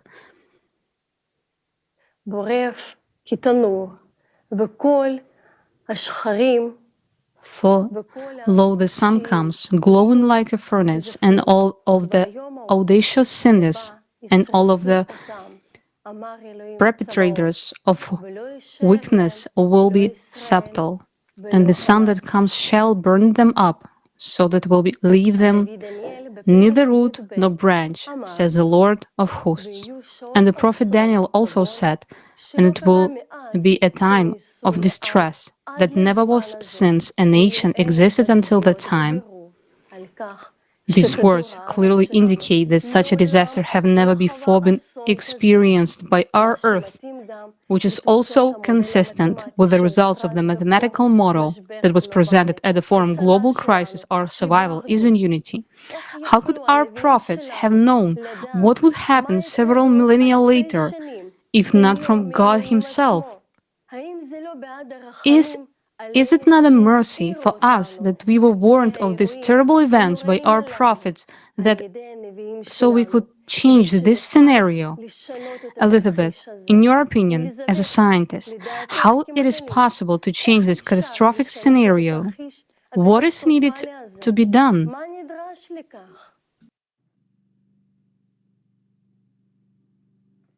Thank you very much for this question. It is very timely, especially since temperature anomalies show that Israel is warming twice as fast as the rest of the world, which suggests that living there will soon become impossible, not only due to drought, but also due to the risk of earthquakes. This problem must be solved, but it can only be solved in the creative society. To solve such a serious problem as changes in the Earth's core and to be able to save people's lives, we must change the format of society from the consumerist to the creative one, where human life will be the highest value. Only in this format will it be possible to unite the smartest people on the planet and provide unlimited funding to science for solving these issues. Although external cosmic impact affecting the planet's core has not yet been studied by modern science, research in this direction is already being conducted in many classified laboratories. Unfortunately, these efforts are not aimed at stabilizing the Earth's core, but rather for military purposes. Scientists already possess the necessary skills, experience, and understanding, but they cannot share their research and knowledge with the rest of the world. Their talents cannot be used in this search for a solution to ensure the survival of our civilization, because no country in the consumerist format of society will reveal its best minds to the world. This is because the world is still engaged in a race for dominance, influence, and power. Scientists cannot come together under a common goal to overcome the climate crisis in the current consumerist format of society. In order to survive, we need to change the model of our society. We must create a format of society that does not contribute to unleashing wars and is not ruled by a minority. It's a format that values human life and which we call the creative society. In the creative society, we can find solutions to protect us against cosmic impacts, prevent climate disasters, and stabilize the Earth's core. This society gives humanity a chance not only to survive, but also to build a united civilization which guarantees that we will no longer face such challenges in the future. The creative society is our real chance for life. Elizabeth, we thank you for this comprehensive climate report, for your courage to voice the truth about climate to the world, and for your example. We would also like to thank the enormous team of volunteer scientists from around the world who work tirelessly to give humanity a complete picture of how critical the situation is today, with the disruption of the planet's core, the rise of magma, the increase in the number and strength of earthquakes, and what it all leads to. And most importantly, why we, humanity, need to act urgently now. We are very happy that people today have the opportunity to hear this vital information in 50 languages. We thank all the volunteer simultaneous interpreters who are doing their best right now, each in their place, to bring this valuable knowledge and understanding to their people. We, as a global community, can no longer ignore what is happening to our planet's climate. We can already see how much volcanic and seismic activity has increased on Earth, and this is an undeniable fact. In recent months alone, we have witnessed dangerous volcanoes awaken one after another. Nevada del Ruiz in Colombia, which is considered one of the most dangerous in the world, is showing signs of increased activity. In different continents, almost simultaneously, two volcanoes began erupting, Etna in Italy, and Popocatépetl in Mexico. In Kamchatka, Shevelic, a nameless volcano woke up. Ebica in Kuril Islands, Java in Indonesia, Kilauea in Hawaii, and many, many others. And today, scientists are concerned about an even more serious problem, namely the possibility of activation of supervolcanoes such as Yellowstone in the United States and Ira in Japan. The explosion of just one of them can wipe out all humanity from the face of the earth and plunge our planet into volcanic winter for many years. By a chain reaction, other volcanoes can also be activated. The consequences will affect everyone. Earthquakes, poisoned air, ash, hunger, and cold over the planet. What is the likelihood of such an event happening in the near future, and is there any way that we can prevent such an eruption today? An international expert in the field of elementary particle physics, member of the CERN Laboratory's Future Circular Collider project team, and Lawrence Livermore National Laboratory's National Ignition Facility user team, educator member, International Association of Intelligence Educators will talk about this. Dr. Egan Chalakan. Good day to everyone. My name is Egon Chalakian. I am a retired international tax law professional who was also a qualified particle physicist.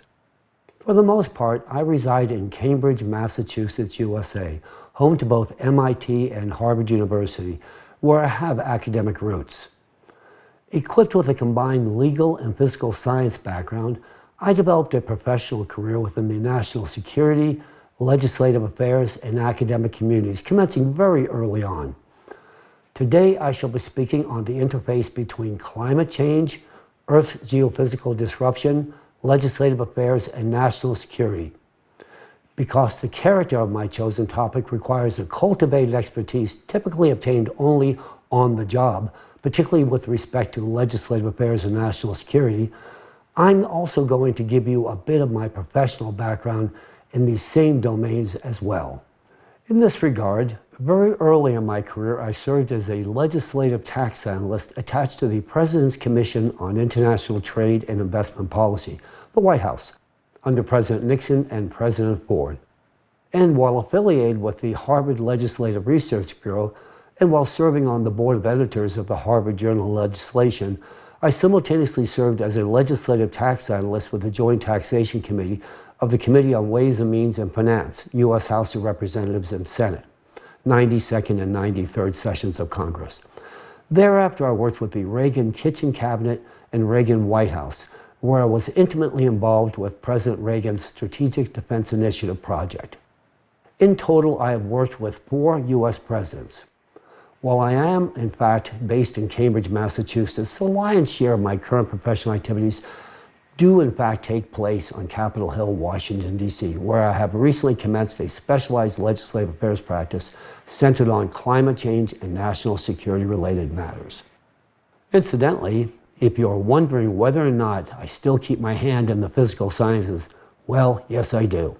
In fact, I am duly cited in all 4 volumes of CERN Laboratory's Future Circular Collider Conceptual Design Report, and I retain a very active role in the FCC's development. Additionally, I am likewise actively involved in NASA's NISAR mission as well, with a 2024 launch date rapidly approaching. CERN is the preeminent particle physics laboratory worldwide, and the FCC project is deemed to be one of the world's most sophisticated engineering challenges. And with regard to NASA's NISAR mission, which is a partnership between NASA and the Indian Space Research Organization, it is the first satellite mission to collect data in 2 microwave bandwidths, called the L-band and the S-band.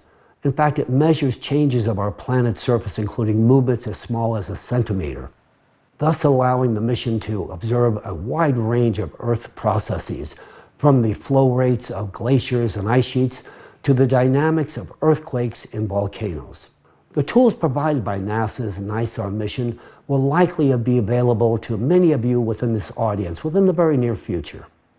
Now I will turn my attention to the interface between volcanoes, the oceans, human anthropogenic behavior, and legislative affairs and national security. Starting with the oceans and human interaction, the anthropogenic factor has indeed destabilized our ocean's ability to mitigate Earth's ever-increasing volcanic activity. Historically, we as humans could place reliance on Earth's oceans to provide a natural cooling system for the plates and magma beneath Earth's crust, which in turn prevented magma from achieving critical temperatures. By simply cooling the plates and the magma through the release of excess heat into the atmosphere, the oceans routinely prevented the prospect of potentially catastrophic consequences of magma breaching through Earth's crust. Now, unfortunately, it would appear that humans have seen fit to handicap our oceans from performing this vital service. Growing evidence would suggest that the thermal conductivity of ocean water has been decreasing at a molecular level as a direct result of microplastic pollution. Microplastic pollution has decreased the ability of the ocean to release heat into the atmosphere, consequently causing the ocean to heat up and the magma beneath the plates to receive insufficient cooling. As a direct result of this activity, the opportunity for enhanced seismic and volcanic activity has dramatically increased. Routine results reveal that magma flows that are currently being released reflect higher temperatures and significantly different chemical compositions than those observed in the past. And magma that was previously retained at greater depths is now freely evacuating to the surface, further supporting the validity of this statement. Now let's talk about volcanoes. This portion of my presentation will be centered on the cataclysmic volcano activity, both historical and forthcoming, and on the impact likely to be visited upon mankind. Whether viewed through the national security or national disaster lens, the threat warrants immediate global attention. Accordingly, from the introductory presentation, it is hoped that a blueprint to address this issue at hand may ultimately be born, and to the same end, a 12,000-year evolutionary volcanic cycle will be embraced, from which we shall examine the factors which give rise to my assertions. My choice to employ a 12,000-year cyclical barometer was drawn from traditional geological interrogation, which included an empirical examination of ice core data, sedimentary deposits, glacial traces, paleomagnetic research, and archaeological excavation datings. The enhanced frequency of extraordinary geophysical events indicates pronounced instability in the Earth's core. This same instability will consequently manifest itself in the form of intense heat and subsequent magma, as witnessed just a few weeks back. The seismic events unfolding before us today should not be overlooked or discounted. Earthquakes realized in Turkey and Syria, compounded by a succession of volcanic eruptions and subordinated activity, ought to provide ample warning of imminent danger at our doorsteps. Should an earthquake occur in a geospecific region of China or elsewhere on the planet that produces a force magnitude similar to that recently visited upon Turkey, such an extraordinary event could actually trigger volcanic activity as far away as Yellowstone caldera, located in North America. Volcanic networks are indeed incestuous in all respects. If this were to happen, the consequences could be devastating, potentially resulting in a consequential eruption of the Yellowstone supervolcano. Moreover, such a catastrophic incident could also activate an interconnected network of volcanoes worldwide. In this lattermost scenario, the fate of mankind would likely be at stake. Volcanoes erupt when mandatory conditions are met. Currently, an increase in magnetic activity is observed on the Earth's interior, and this will ultimately bring about enhanced volcanic activity from both volcanoes and supervolcanoes alike. As magma escapes to the surface, even if external impact on the Earth's core were fully arrested, the presence of inertia would suggest that the eruptions would persist. This inspires the inevitable question as to whether or not volcanic eruptions could be controlled, regulated, or even precluded by man. Can we actually diffuse volcanic eruptions? The eruption of a volcano is instigated by the ascent of magma and the buildup of pressure within the conduit of the volcano. Upon reaching the surface, the magma is discharged as a result of degassing. The process of eruption is also accompanied by a series of small earthquakes that cause the surrounding plates to shift, which can influence the upward movement of the magma. In fact, volcanoes function as a remediating mechanism for our planet, with the goal of stabilizing magmatic outflows. What about earthquakes? Earthquakes are not a mere consequence of plate destruction, but rather a fundamental mechanism of natural remediation, a protective mechanism for our planet. A series of earthquakes within the Earth's crust indicates that the crust of our planet itself compensates for an increase in pressure of magma in the trough, thereby averting volcanic eruptions. During the eruption, only a portion of the accumulated magma is spent, with the remaining balance falling subject to the natural remediation process. This same process manifests in an integral series of stabilizing earthquakes of varying magnitudes, which further serves to stay magma escape. Such a mechanism of natural compensation does not, however, apply in the case of supervolcanoes. A supervolcano possesses a massive magma chamber embedded in the Earth's crust, where magma can ascend and penetrate through the tectonic plate, resulting in a volcanic eruption. Unlike regular volcanoes, Earth's crust is unable to manipulate and restrain the powerful supervolcano eruption through the movement of its plates. Instead, the tectonic plate succumbs to its elimination through a process of melting, which allows magma to flow less impaired directly from the magma chamber under enormous pressure. In the present moment, we have an unprecedented opportunity to avert such catastrophes. These are not fanciful theories, but rather fundamental principles that are being implemented today. We have acquired the knowledge of how to properly degas and unload volcanoes. By implementing a controlled preemptive degassing strategy, we conceivably could harness the potential of alienating the buildup of pressure in supervolcanoes, thus preventing magma from burning through the Earth's crust, and thereby averting the catastrophic consequences of a supervolcanic eruption. To properly perform degassing measures and activate the compensatory mechanisms already in place, it would be necessary to control both the plates and the pressure of magma in order to regulate closure of the trough. By carefully controlling the processes, we could release the growing pathological tension in the areas most influencing the lithospheric plates, thereby reducing the frequency of earthquakes and volcanic eruptions. In other words, the process of earthquakes can be influenced and possibly regulated. In closing, we can prevent the catastrophic eruptions of a supervolcano.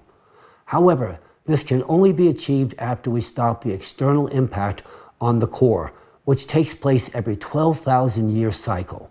This is an undeniable fact. If we fail to take corrective action or improperly conduct degassing, the excess energy will intensify the cavitation process of magma and lead to a sharp expansion of magma pressure, which the crust would not be able to withstand. In such a case, our planet may well face the same fate as Phaethon, a catastrophic explosion that would transform it into an asteroid belt. The issue at hand is not just a matter of national security, but rather a supranational one that should capture the attention of intelligence agencies and governments worldwide. It is critical that we act with urgency, as the consequences of inaction would be catastrophic. In fact, we should have acted yesterday. And this is the reason that I stand before you today, delivering this message with the utmost seriousness and urgency. The paradox of the current consumerist format lies in the fact that despite our understanding and solution to the problem, we are unable to implement them in practice, because executing the degassing process effectively requires a globally coordinated effort that involves the territories of different countries. However, in a world where everything starting from private enterprises to the states themselves is divided and focused on defending their own interest, such efforts are unfortunately seen as a potential threat to national security. Reaching agreement on these issues at the international level can take decades, And this is concerning, given the urgency, especially when these challenges should have been resolved yesterday. The second factor that hinders progressing towards these goals in the current consumerist society is the lack of financial resources allocated to such activities. Despite claims of enough funding, the reality is that there are insufficient investments in these areas. While funds are directed towards wars and conflicts, no funds are allocated to provide for pressing human needs because the consumerist society places no value on human life. Therefore, I assert with confidence that if we persist in the consumerist model of international relations, we are bound to fail. The terms of the game are such that even if we possess a solution, we are not able to execute it. We people are the root cause of all crises. Nevertheless, regardless of our past mistakes, we can always stop and do things in a different way. However, given the current state of affairs, any small delay in addressing the climate threats will result in irreversible consequences. Soon we will no longer be able to do anything against the climate, and all of us understand this perfectly well. In light of the dire climate situation, I have come before you today to discuss a possible solution. I believe that the only way to overcome our current crisis is to transform our society from a consumerist format of society to a creative society. The model of the creative society instills in us three key conditions that will enable us to combat climate change. First and foremost, in the creative society, human life is considered paramount, and thus its preservation and protection are prioritized above all else. Secondly, the creative society operates as a single economic space that is both open and transparent, which means there are neither wars nor geopolitical conflicts, nor hidden agendas. This will allow us to execute a global degassing strategy. Finally, it is of the utmost importance that the transition to the creative society provides unlimited funding for scientists to quickly solve the climate issue. This will ensure that scientists have unlimited funding and enough resources to expedite the resolution of the climate issue. In the creative society, sufficient resources will be directed towards the control of volcanic eruptions, thereby enabling us to alleviate the pathological load and pressure from the tectonic plates. With such proactive measures in place, we can even prevent the impending eruption of Yellowstone and corresponding earthquakes. This is not far-fetched, this is a realistic goal, and we are actively working towards achieving it. In addition, not only will we be able to forecast powerful earthquakes such as the recent ones in Turkey and in Syria, for example, but also be able to prevent them. Through the implementation on such measures, we could achieve a stabilization on the planet's geodynamic processes. Of course, this will only be possible once we have stopped the external impact. I am confident that we will discover the necessary solution, but it is extremely crucial that we initiate this work in the near future. Please note that control over geodynamic processes will have a nearly instantaneous impact on the atmosphere, culminating in the control of typhoons, floods, anomalous precipitation, and other cataclysms as well.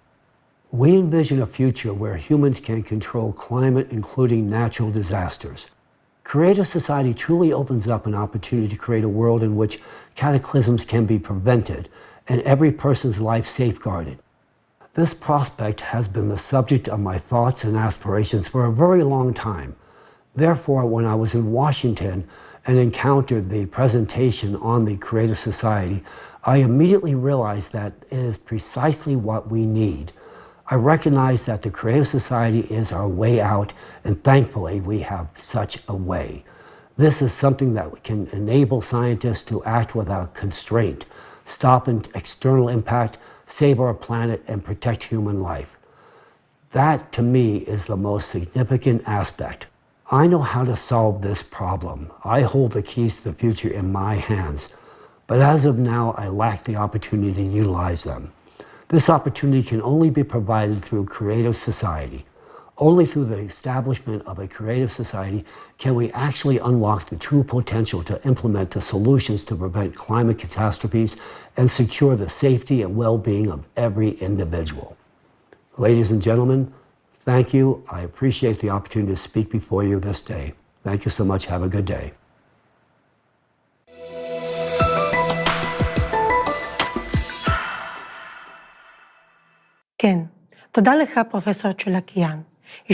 Yes, thank you, Professor Cholakan. You have voiced the fact that the Creative Society will enable us to implement a proper degazing strategy on a global scale, that is, throughout the planet. And now we need to ensure sufficient funding for scientists to research and solve the problem of climate as soon as possible. If we unite the scientific potential, we will be able to stop the external impact on the core of our planet and stabilize geodynamic processes. We will be able to prevent typhoons, earthquakes, abnormal precipitation, and other natural disasters. In short, we will be able to control the climate, but only in the Creative Society.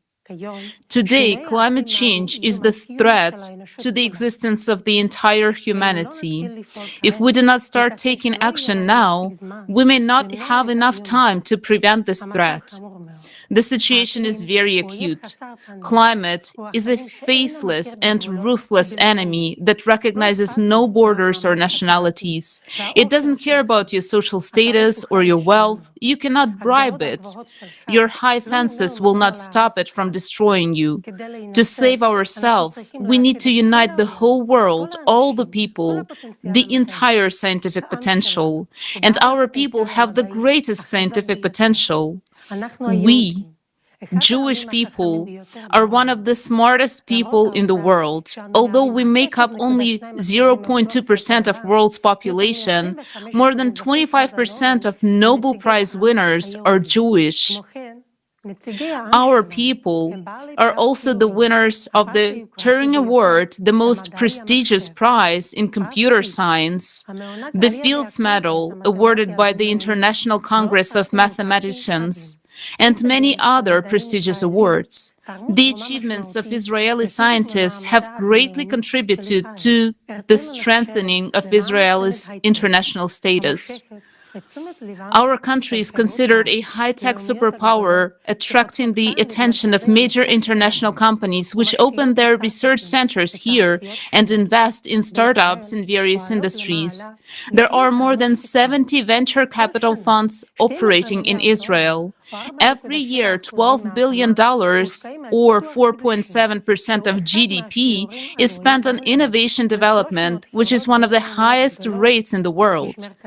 300 major international companies have innovation centers in Israel. Among them, Intel, Google, Microsoft, Facebook, SAP, IBM, Oracle, Dell, Cisco Systems. Israeli science has contributed significantly to improving the quality of life of billions of people around the world. Israel is one of the top 10 nations in space exploration. But despite all these achievements, Israel will not be able to save itself and survive alone in the conditions of the rapidly changing climate. It is impossible to solve this problem within one country. Even if Israel chooses the path of building the creative society, all of Israel's most advanced technology will not protect it if neighboring countries remain in the consumerist format. Despite our rich scientific potential, our nation, like the whole of humanity, is on the brink. We have enormous potential, but now we're channeling it into the existing consumerist format, a world that is crumbling before our eyes. So there is an urgent need to channel our minds and our intellectual potential to bring people together to deal with the climate issue. It is up to us, the Jewish people, to set an example of unity and to unite the entire world community. We can do this because our people are all over the world. We rule the world. Look, our people are everywhere. Even if the president of some country is not a representative of the Jewish people, his advisor is our person.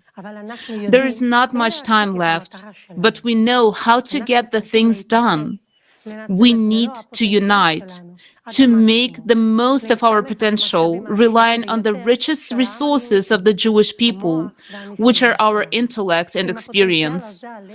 Since we have this potential, we must apply it for survival of the people of Israel and the survival of all humankind. We need change. And if we can change something, it is better to change it for the better and to change the format of society to the creative one, to a format where everyone's life will be valued and secured, to a format where each person's life will be worthy and prosperous. Creative society is beneficial for all the Jewish people. It is the best future we can build for ourselves. It is a society that guarantees us prosperity, security, and unlimited development for our great people. With a great pleasure, we invite you to watch a video about the wonderful prospect of the creative society and all the various benefits and bonuses of the creative society for you personally and for every person in the world.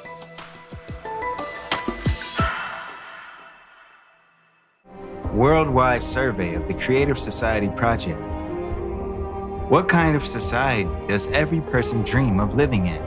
Tens of millions of people surveyed in 180 countries, hundreds of thousands of hours of video footage, terabytes of data, more than 15 million hours of personal time of Creative Society Project participants from around the world, all to show how people from around the world want to live. Only in the Creative Society, all people's desires for a comfortable, safe, and happy life will be guaranteed 100%. All of this is laid out in the 8 pillars of the Creative Society, which is the foundation of your happy future. Watch this video and you will understand why the Creative Society is exactly what you want. First pillar, human life. The highest value in the Creative Society will be human life, that is, your life, as well as the life of any other person. All of humanity will become a unified civilization, and this guarantees the absence of wars, various conflicts, and crises. You will finally gain confidence that you are truly protected. Second pillar, human freedom. In the Creative Society, you will be free and protected. No one will be able to violate your rights and freedoms. You are a citizen of the world, and you will be able to travel freely. And if you want, you will be able to easily change your place of residence. The Creative Society is true freedom and equality. In the Creative Society, there will be no need to fight for the rights of minorities because there will be no one superior or inferior. Everyone will have one highest status, the status of a human being. There can be no one and nothing on earth superior to a human, their freedom and rights. Third pillar, human safety. The Creative Society guarantees your safety. The economy of the Creative Society ensures the absence of crises and inflation for every person. You will be protected and have all the comforts of living. During the transition period to the Creative Society, you will be provided with free housing of a minimum of 60 square meters per person in private ownership, and you will not have to pay for utilities. Every home will be equipped with an FFG, fuel-free generator that will provide you and your family with free and unlimited energy. Moreover, in that same transition period, every month you will receive a universal basic income equivalent to $10,000 as of today, without having to pay any taxes. You will only need to decide how to spend your money. You might as well start thinking about this now. Do you think you will pay off all your debts first? But they will be written off. Do you think you will spend this money on healthcare or education? You will have the best education and healthcare free of charge, available to you 24/7. In the Creative Society, your safety will be the top priority, and all technologies will be directed towards improving your quality of life. Each household will be equipped with a matter replicator, providing you with your favorite clothing, food, and other necessary items. Thanks to the health capsule, you will forget about illnesses forever, and you will always be healthy. Isn't this what you've been dreaming of your whole life? But that's not all yet. Fourth pillar, transparency and openness of information for all. In the creative society, the media will belong exclusively to the society. The media will serve the interests of the people and reflect information truthfully, openly, and honestly. Additionally, you will be able to receive accurate information about the movement and distribution of public funds at any time. Money owed by the public is, first and foremost, your money, and you should know how it is spent and for what purposes. Fifth pillar, the creative ideology. You will no longer have your mind manipulated, nor be frightened with imaginary enemies. We will not be pushed to confront each other and be divided into us versus them anymore, because in the creative society, any propaganda of violence, inhumanity, and segregation will be prohibited. The creative society will establish all the conditions for the development and education of a human with a capital H. Our children will be raised on the principles of humaneness, kindness, friendship, and mutual respect. These particular qualities will form the basis of relationships between people in the creative society. Sixth pillar, development of personality. In the creative society, you will be able to study wherever you want and train to become whatever you want, and it will all be absolutely free of charge. Education in the creative society will unlock your individual potential by 100%. You will be provided with a program specifically tailored to maximize your intellectual abilities. Any educational process will be interesting and engaging. You will have access to cutting-edge technologies in education and development. You can study anywhere in the world at any time that suits you. In the creative society, the world of knowledge is open for you. Seventh pillar, justice and equality. If you decide to work, you will be able to choose a profession that brings you joy. There will be a 4-day work week with a 4-hour workday. Moreover, you will have 2 fully paid vacations per year. Every job will have a decent compensation. The pay for identical positions, specialties, and professions will be the same worldwide. Furthermore, justice and equality will ensure that there will be no more private monopoly and irrational use of resources. All natural resources will belong to all people, including you. Eighth pillar, self-governing society. In the creative society, for the first time in human history, a unified, all-human civilization will be created. All power will belong to all people, to you. People know what they want and how they want to live. All socially important issues will be decided by people themselves on an open online platform. Specialists will be responsible for implementation of the tasks assigned to them. They will be appointed and controlled by people themselves. Since all processes will be transparent, corruption and dictatorship will be impossible in the creative society. In the creative society, you will decide for yourself how to live.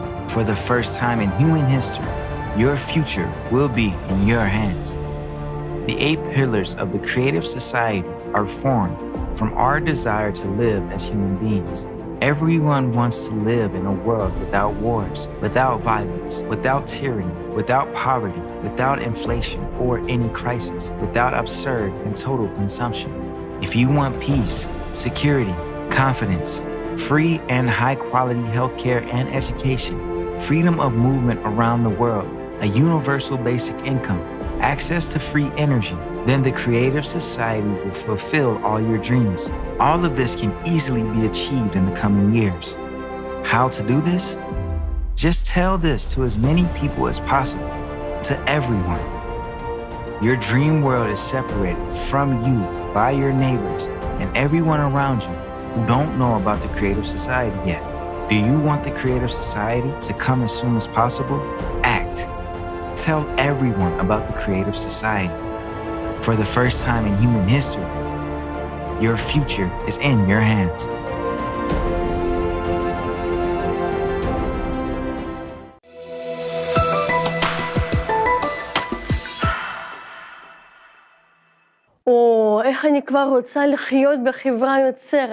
How I want to live in a creative society already, in a world without wars, I want peace so much.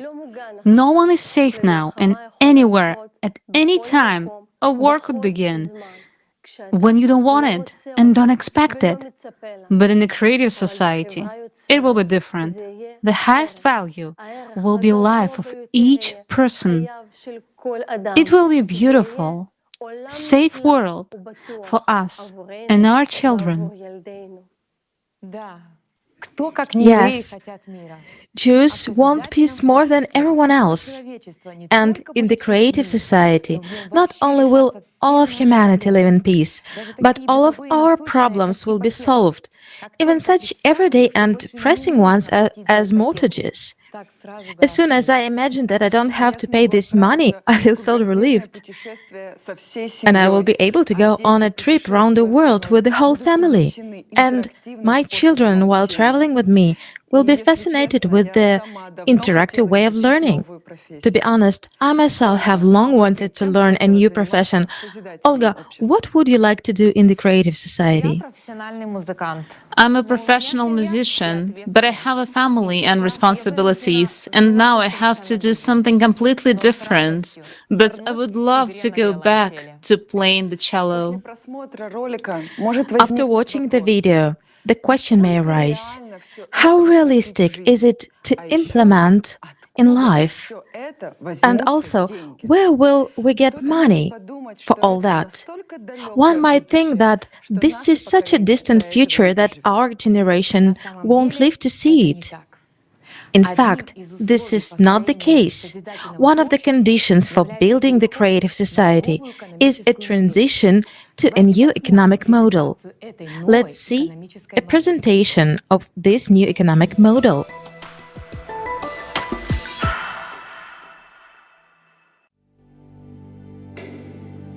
In the transition period to the creative society, each person will have universal basic income equivalent to $10,000 US, free housing at least 650 square feet per person, free healthcare of the highest quality, free education for a lifetime, safety in every part of the world, work 4 hours a day, 4 days a week, paid vacation for 2 months a year, equally high salaries across the world, no taxes for individuals, small and medium-sized businesses, fixed prices on all goods.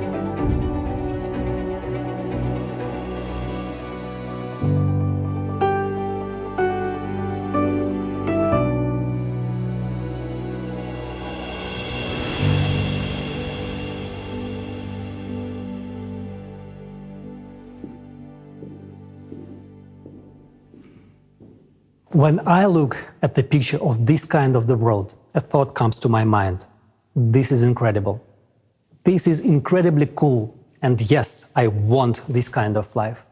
But just like in any person, a skeptic inside me begins to rant and says, first of all, it is impossible to implement. And even if it is possible, it certainly won't happen in my lifetime. And goes on to affirm, no one will let you do this. And you know what I reply to him?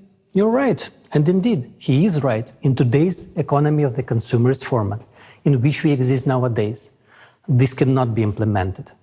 This requires a different economic model. We need to look beyond the confines of the current system.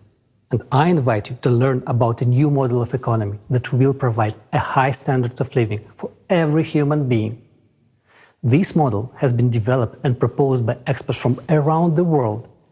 It takes into account the economic needs of each person, technological advances, and the need for our civilization to develop and evolve. This innovative model will change our lives from the first day of its implementation. I want to draw your attention to the fact that its implementation is possible only if the format of society is changed from consumerist to creative. And further, I will explain why. Unlike the current economic model, the new model will have a different goal: to provide the high standard of living for every human on the planet. There are two key requirements for the new economic model to function and achieve this goal. The first requirement: the new economic model can only work on a planetary scale. It cannot work in a single country. The second requirement is the self-governing society. All power must belong to the people. The economy, along with other strategic spheres, will also be managed and controlled directly by society, represented by every person, each of us, via the electoral platform. So, we have formulated the goal of the new economic model and outlined the necessary requirements for its implementation. These requirements can only be met in the creative format of society. I now invite you to model the near future. After we have successfully completed all three stages of building the creative society, informational, political, and the global referendum, the world community legally and peacefully transitions to the creative format of society that we all have chosen together and become one civilization. From that moment on, it will take a small amount of time to launch the new economic model. 6 months, according to preliminary calculations. After that, we will enter the transitional period to the creative society, which will last 5 to 6 years. As soon as we enter the transitional period, everyone will be provided with the monthly unconditional basic income in the amount equivalent to $10,000, with their own housing of at least 60 square meters per person. Education and healthcare will be of high quality and free, as well as resources, electricity, water, heating.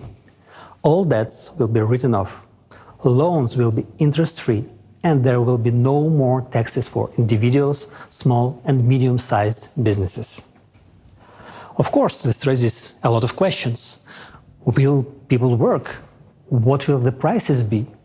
Will there be inflation? And the most common and important question, where will the money come from? So let's take it in order. Where will we get the money from in the transitional period to the creative society? In the new economic model, money will be created by a single fund for global financing, which belongs to society and serves its interests. The single fund for global financing will only serve the function of creating and redistributing funds. It will not accumulate money like the funds do today, nor will it make money as the banks do in the consumer model of the economy. There will be no banks in the transitional period to the creative society because there will be no need to keep money, because money will be exclusively digital. In fact, there will be no money in the conventional sense of the word. These are just numbers and equivalent for exchange. That's your assets. You can exchange them for something, a product, a service, and so on. The more the economy grows, the more means of exchange, what we now call money, are created. In contrast to the consumerist format, all financial transactions will be open and transparent to everyone. The task of the single fund for global financing is to supply the right amount of means of exchange at society's request. How will this work? Society decides what needs to be improved, created, and what projects and initiatives to implement. Experts will use the artificial intelligence to calculate how much money is needed to achieve those goals. And the single fund for global financing will create the necessary amount of money. If there is a request for the implementation of a project in a village, city, or country, an application is submitted to the electoral platform. For example, if a city decides to replace its asphalt pavement, it submits a request, and funds are allocated for this from the single fund for global financing. It's just like in the family. You know what everyone needs, and you allocate money from the family budget to buy the necessary goods: pants, sneakers, a piano. It's the same at the city and global levels. The only difference is that our budget as a society is not limited. We can spend as much as we want if there is something to spend on, and we need it. This approach does not limit the development of the economy. The economy develops and our opportunities increase. In the new economic model, there will be no budgets of cities and countries. There will be no such thing as state money either. The only place where money can accumulate is your personal account. And you yourself dispose of it as you please. If a country, city or village has a budget, there will inevitably be those who will try to make a profit from that budget, local officials and others. And when there is no budget, it cannot be taken away. And this is the answer to the question of why there will be no corruption, theft and bureaucracy. There won't be a situation where the asphalt pavement was changed last year and this year it is changed again, and someone makes money on it. It will not happen because the monitoring system will guarantee the transparency of all operations.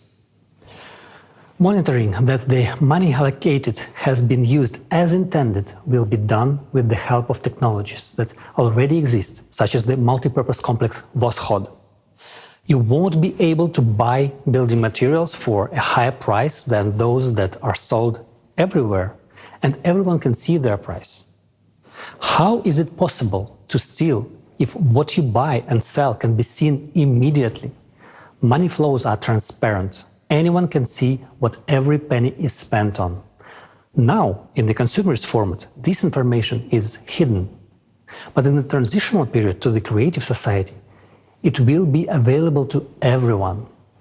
You can see exactly how money has been spent in any part of the world, regardless of where you are, because society's money is your money. For the convenience of transactions and complete transparency, a new single monetary unit will be introduced, which can be used anywhere in the world. It will belong to society and be created by the single fund for global financing. It will be digital. It will not be possible to seize or freeze it, and it will not lose value. You cannot lose digital money. It cannot be stolen, and its flows are completely transparent. From the first day of the transitional period to the creative society, an exchange of existing currencies for the new monetary unit will take place. All savings, capitals and assets of people and enterprises will be converted into it. Why will the single currency be digital? Because firstly, it guarantees the transparency of all financial transactions. And secondly, with modern technology, there is no need for paper money or documents. Digital money is both environmentally friendly and convenient. A person doesn't need to carry a wallet, a passport or a plane ticket. No chips or third-party devices are needed. A person can be identified by retina or a fingerprint. All this information will be stored in a single database that would be under the control of society as a whole, rather than individual countries or special services, as it is today, where everything is fragmented. This high-tech approach would simply eliminate any illegal activity. It will be impossible to engage in stealing or money laundering. It will all stop. In the creative society, a person has nothing to fear or hide. They are absolutely open and free. Everything starts with a clean slate. The key mechanism of the new economic model will be a limitation of wealth, which is the limit of maximum wealth per family that we will set as a society. At the present time, the recommended amount is $10 million, and it is confirmed by recent research. This is the total amount, including all movable and immovable property, all the assets and liabilities of each family member. This amount is more than enough for a comfortable, prosperous life, but not enough to gain unlimited power. When a person's wealth goes over the set limit, the excess funds simply disappear. They are not credited to anyone's account and are essentially written off. We are used to thinking in terms of the economy of the consumerist format, but here you have to understand that this is a different form of settlement, not the usual banking form. Therefore, money is not accumulated. When society needs money, the single fund for global financing simply allocates the necessary amount, which goes into circulation. Society is financed without limitations for as much as required for its needs. In the transitional period, money is needed as an exchange fund to limit the wealth so that humanity or a group of people would not build empires and usurp power again. This would create a high standard of living for all people. Let's summarize. In the consumerist format, money is a means to retain power. People try to accumulate it, hide it, take it away, while in the transitional period to the creative society, money is a tool to achieve society's goals. And money is needed only during the transitional period to the creative society, as a temporary measure for 5 to 6 years, and it will not be needed in the future. And later we will explain why. Nowadays, they say that the problem is not money, but its quantity. As we have already understood, in the new economic model, there will be no such problem. But the question is different. Will it lead to inflation? The answer is simple. There will be no inflation at all. It is impossible. In the current economic model, this would indeed lead to skyrocketing prices, hyperinflation. But in the economic model of the transitional period to the creative society, this simply could not happen. Why? Because prices would be fixed worldwide by law for all resources, goods and services. They simply cannot be raised, and this means that inflation cannot be created. But it raises another question. At what level will the prices be fixed? Will the bread cost $1,000? Well, if you make that decision, of course it will, because we will decide as a society anyway. The optimal prices will be calculated using artificial intelligence, considering all the costs and profitability, but the final decision on pricing will be made by people. Therefore, you surely understand we are unlikely to want the bread to cost $1,000. We would rather want it to cost less than it does today. And it will. All prices will be less than they are today. And thanks to what? Because there will be no interest on loans and taxes for medium and small-sized businesses included in the prices. Electricity, water and gas will be free. There will be a single economic environment in the creative society. And the absence of borders means no taxes on exports and imports, no duties, no excise taxes and no customs duties. The introduction of robotics, fuel-free generators and smart logistics will contribute to lower prices for goods. At the same time, quality standards will be equally high for the same goods all over the world. For example, the same hamburger that today costs $6 in America and $1 in Romania will cost, for example, 40 cents worldwide and will be equally delicious and juicy and healthy. Tasty and healthy food will be available to everyone. Right now, in the consumerist economy, 8 billion people is a lot. And in the creative society, 50 billion won't be enough. But even in the transitional period, we will not need to add worms, bugs and other insects to our food, because the production of organic and quality food will increase many times as new technologies are introduced, such as vertical farms, which we already have now, but it is not profitable to introduce them in the farming in the consumerist format. And in the new model of the economy, it will become completely natural. Today, despite the addition of insects to our food, 2 billion people are starving. And in the transitional period to the creative society, there will be neither hungry nor poor. I'm already anticipating your next question. Such a rapid improvement in people's living standards and purchasing power, including an unconditional basic income of $10,000, lower prices and free utility services, won't all this lead to a shortage of products? It won't, but friends, the truth is, not everything is going to be so easy. You will have a new headache, where to spend the $10,000, because the selection of goods and services will be huge. In the transitional period to the creative society, almost immediately you will see a huge increase in economic growth, because people will have enough money and there will be an unconditional basic income, which means that the purchasing power will increase many times over. And this is a massive boost for trade turnover. Moreover, ideal conditions will be created for manufacturers and business. These include interest-free loans, no taxes for small and medium-sized businesses, free water, gas and electricity, access to the latest technology, and most importantly, a great demand for their goods and services. This will be a huge stimulus for them to create more goods, develop and expand. The new economic model is a real paradise for consumers and entrepreneurs. First of all, the absence of taxes for small and medium-sized businesses means not only a reduction in prices, it also means economic freedom. All the money you earn is yours and you are free to spend it as you like. No one will be able to take them away as it is done today through taxation. Taxes will be simply not necessary because there is a wealth cap and funds above a certain amount are already directed towards the needs of society. And this money will anyway be exchanged for goods and services which will make manufacturers themselves richer. This is much more beneficial than taxes. Secondly, loans for small and medium-sized businesses will be interest-free. You can take out a loan and develop your business, but this does not mean that you can borrow without limit and not pay it back.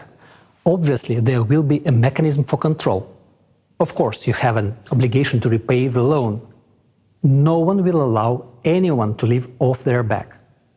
It is not good for someone to live off the president's back. And considering that each person is the president, you cannot get a free ride on anyone. But on the plus side, no one can get a free ride on you. And thirdly, another key benefit for business is the economic model itself. It will be structured in such a way that any entrepreneur will always know what is in demand. This will be possible because we will use a planned economy model, which will be calculated using artificial intelligence on a global level. This means that any businessman can always visit the electoral platform and, with the help of artificial intelligence, find out what will be the demand for their goods and services in a particular location. Artificial intelligence will help them process the data and make the right choice so that their business becomes profitable and successful. For example, you have decided to open a coffee shop. You can go to the electoral platform and see how many coffee shops are in your area, how busy they are, and if there are already 2 half-empty coffee shops, it would be foolish to open a third one. Such a business will fail on its own and harm others. At the same time, the artificial intelligence will prompt you that there is no bakery in this area. Therefore, opening a bakery will be profitable. This way, you get to understand which profitable business you can open for the benefit of yourself and society. Moreover, when starting a business, the same artificial intelligence will offer you options for premises, purchasing goods at the most favorable price in nearby places to reduce logistics costs. It will connect you with a logistics company, calculate the required loan amount, if one is needed, and also calculate the cost of necessary repairs of the premises. Find the companies that will do the repairs at the most advantageous price. Find options for design solutions and propose the necessary employee candidates in the required location. All on a turnkey basis. At the same time, it is you who chooses from the options suggested by AI, and all final decisions are up to you. The same artificial intelligence will calculate how much time it will take from the moment you apply on the electoral platform for your business to start making a profit. Additionally, the AI will calculate the necessary number of employees and help you draft their schedule.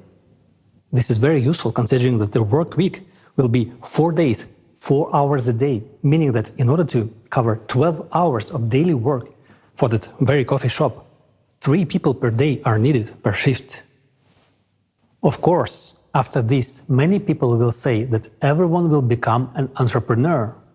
They won't, because running a business requires a certain character, motivation, responsibility, time commitment, and most importantly, organizational skills. For many, and this is the overwhelming majority, it is much easier to go to work 4 hours a day, 4 days a week, receive a good salary in addition to the universal basic income, and enjoy life, rather than continue developing their business and work on it almost 24 hours a day, despite all the help from AI. Even if artificial intelligence does the calculations for you, it's still up to you to do the work. AI will help you launch the business and assist you in the process, but it is you who will run the business. Communicating with customers, overseeing production, the responsibility for all this will be on you, right down to picking out the design, starting from the smallest details in the process of launching the business. There is no getting away from it. You will be engaged 24 hours a day, despite the simplicity and ease of the process. And it is up to you to decide whether to work 4 hours a day, 4 days a week, or to be an entrepreneur. Some people want to earn more, while others are satisfied with their salary and a free, wonderful life. Naturally, all of these conditions, such as no taxes, interest-free loans, understandable demand, etc., will have a positive impact on increasing wages. Wages will need to be increased regularly because companies will need skilled workers to meet the growing demand for goods and services. Since unconditional basic income allows even those who used to be low-income individuals to purchase quality goods, there will be an increase in the number of companies needing employees to meet this demand. For example, let's consider a medium-sized business. A person has an enterprise with 200 to 300 employees and a turnover of several tens of millions of dollars. They don't have to pay taxes. All the money earned belongs to them. And of course, they will raise wages, because competition for specialists in the labor market will be high. While unemployment will inevitably increase in today's world, in the creative society, on the contrary, there will be competition for good workers. They will be needed. And we come to another often asked question. Will people want to work if they already have a comfortable life provided by universal basic income of $10,000? People will still work because a $120,000 universal basic income per year for a person is just an average level of prosperity. Few people want to be in the middle class. People strive to live better. For example, if a person wants a new good car, then to buy it, they will have to live on just their basic income for several years. Wouldn't it be easier to go to work to buy their dream car faster? In this case, a person could earn an additional $5,000 to $10,000 or more per month, and in a year they could save up for their dream car and drive it to the job they love. You will also want good watches, a good phone, and a new laptop. Why? Because you have the opportunity to buy them. You will want to go to a good restaurant. You will be too lazy to cook, and you will go to a restaurant near your home to eat there. This requires money, and this is a good incentive to work. Not to mention that the transitional period to a creative society implies working for 4 hours a day, 4 days a week, and having 2 months of paid vacation and high salaries worldwide. Furthermore, thanks to the implementation of new technologies, boring professions and hard labor will gradually disappear. People will have much more interesting work to do because there will be many new professions that will reveal their potential and talents. Everyone will be able to easily and freely learn a new trade or train for a new profession. Thus, we understand that people will have all the conditions to earn themselves a good house and even more than one, any car or real estate. And then this question arises, what about private property? Everything a person earns, up to the wealth cap, belongs to them, their house, their yard, their car, and so on. An entrepreneur's private property may include a store, service areas, manufacturing, restaurants, cafes, and the like. But all minerals and resources of the earth will belong to the entire society. It is thanks to this that electricity, water, and gas will be free for people and small and medium-sized businesses. Thus, the new economic model creates all the conditions for the maximum development of both businesses and entrepreneurship, as well as the development of every individual and society as a whole. One more reason why the world economy will become many times more efficient in the transitional period to the creative society is the use of a planned economy at the global level. Just think how much unnecessary money and resources are now spent on overproduction, as well as on liquidation of finished products in order to increase the value of the remaining products. And yet, at a time when a third of the ready-to-eat products are being destroyed, there are countries where people have never ever tried these products. Meanwhile, those countries have things that are needed in other countries. The new model of the economy will solve this problem with smart planning and smart logistics. Logistics will be calculated by experts with the help of artificial intelligence in order to efficiently redistribute goods so that everyone will have the opportunity to buy everything they need. In the model of the transitional period to the creative society, there is no limit to improving human life. It will be possible and necessary to improve life, but prohibited to make it worse, and it will be fixed at the legislative level. Remember, the highest value in the world will be human life and his benefits. Well, friends, let's sum it up. Now you understand how the economic model of the transitional period to the creative society works. It provides everyone with a high standard of living. This includes a monthly unconditional basic income equivalent to $10,000, fixed prices for all goods, high level of wages, free and high quality healthcare, education, and excellent conditions for business development. What's more, there's only a part of its advantages over the current consumerist format of economy. The absence of wars, inflation, crisis, and stable income, all of this makes society healthier, and this is extremely important. There's no need to commit crimes, no reason to risk a happy life. The simple question is, what for? When human life comes first, the world changes drastically. Your happy life is what you will treasure. These are your opportunities, and these are the opportunities for the entire civilization. Today, humanity stands at the threshold of controlling matter. This is the reality of today. Only minor gaps in understanding separate us from controlling matter. The only thing we really lack to fill these gaps and make a scientific breakthrough is scientists from around the world working together in this direction with unlimited funding. And this will be possible from the very first days of the transitional period to the creative society. And most importantly, unlimited funding for science is the only chance to eliminate the climate threat. Because this is the top priority vital issue today. As early as this stage, we will be able to save the planet from climate collapse and launch the processes to solve environmental problems.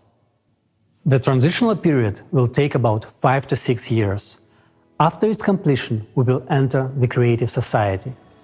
And the creative society is a world of incredible possibilities where the latest technologies will be available.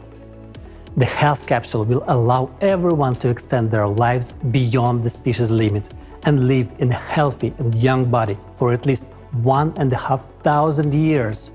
The replicator is the technology that will enable us to create anything from the tiniest particles, manipulating matter at the quantum level. These technologies will be in every home. And that's the answer to why we will no longer need money. The creative society solves all our economic problems and opens up a new world of incredible opportunities where you can unlock your true potential. If you want to live in such a world, it is now important to act together with millions of people. You and I are now launching a worldwide demand for the creative society, which will very soon become the main trend of humanity. If each of us takes an active part in this first and most difficult stage of building the creative society, the stage of informing. In one way or another, each of us is suffering in the economic model of the consumerist format. But we are searching for a way out within the familiar paradigm. However, the way out is only in the creative society. Therefore, for those who understand what the way out is, it is important to tell others about it. Creative society will open up perspectives for growth and development of each individual and of society as a whole. This is what will make us free. In the consumerist format, there can be no real freedom for a person. There's always the exploitation of the majority by a few individuals. But even those few individuals are themselves enslaved by this format. Therefore, not a single person has freedom in the consumerist society. It is only in the creative society that the person can attain true freedom.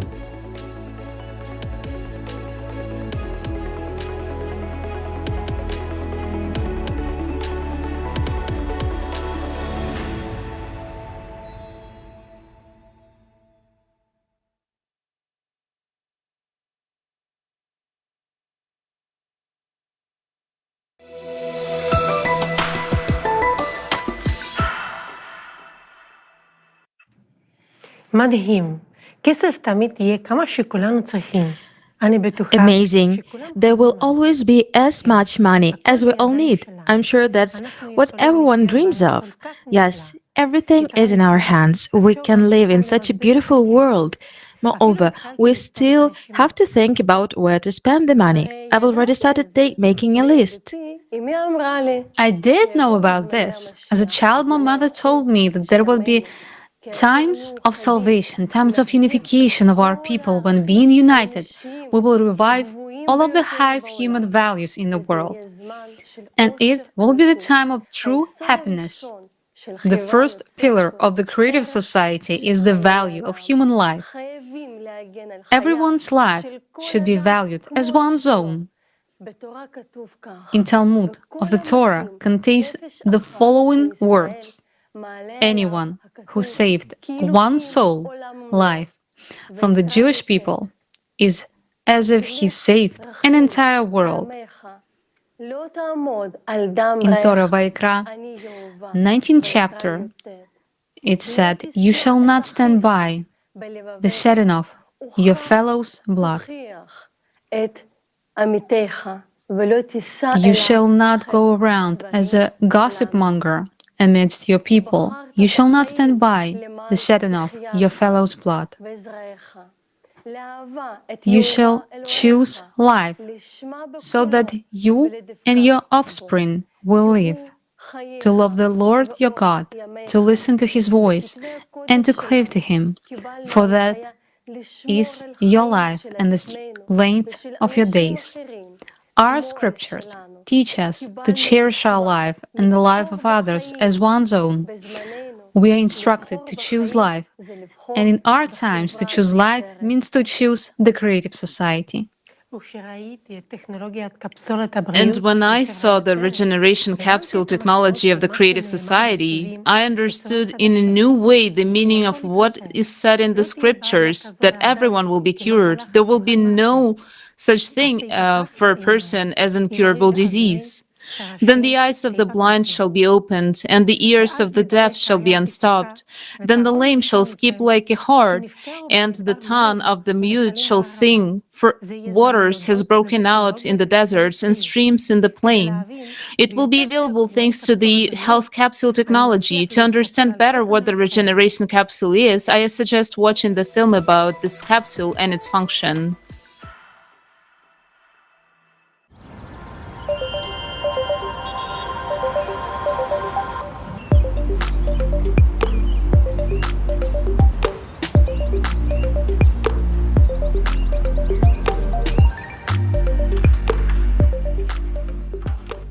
Cody, any news for me? The regeneration capsule has been installed and configured. It's also synchronized to your personal medical assistant. Cool. Cody, I want chocolate milkshake. The recipe from Gabby Kozak? Yeah, that milkshake is amazing. Done.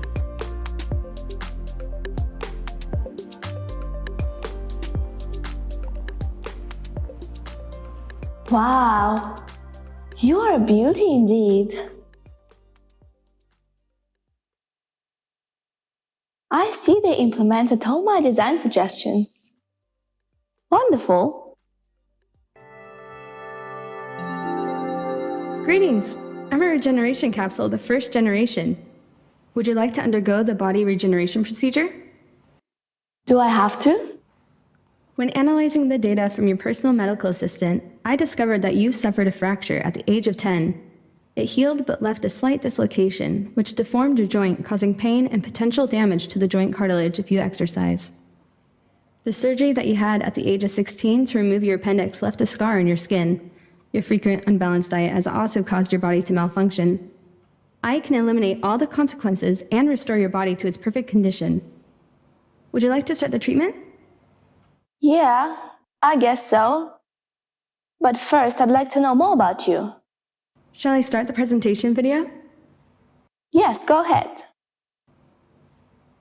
The regeneration capsule of the first generation 1.0. The regeneration capsule is a unique daily comprehensive care for your body that includes diagnosis of your body, prevention and treatment of any diseases except mental disorders, restoration of lost body parts and organs, body shaping according to your wishes, hygienic procedures, and cosmetic body care.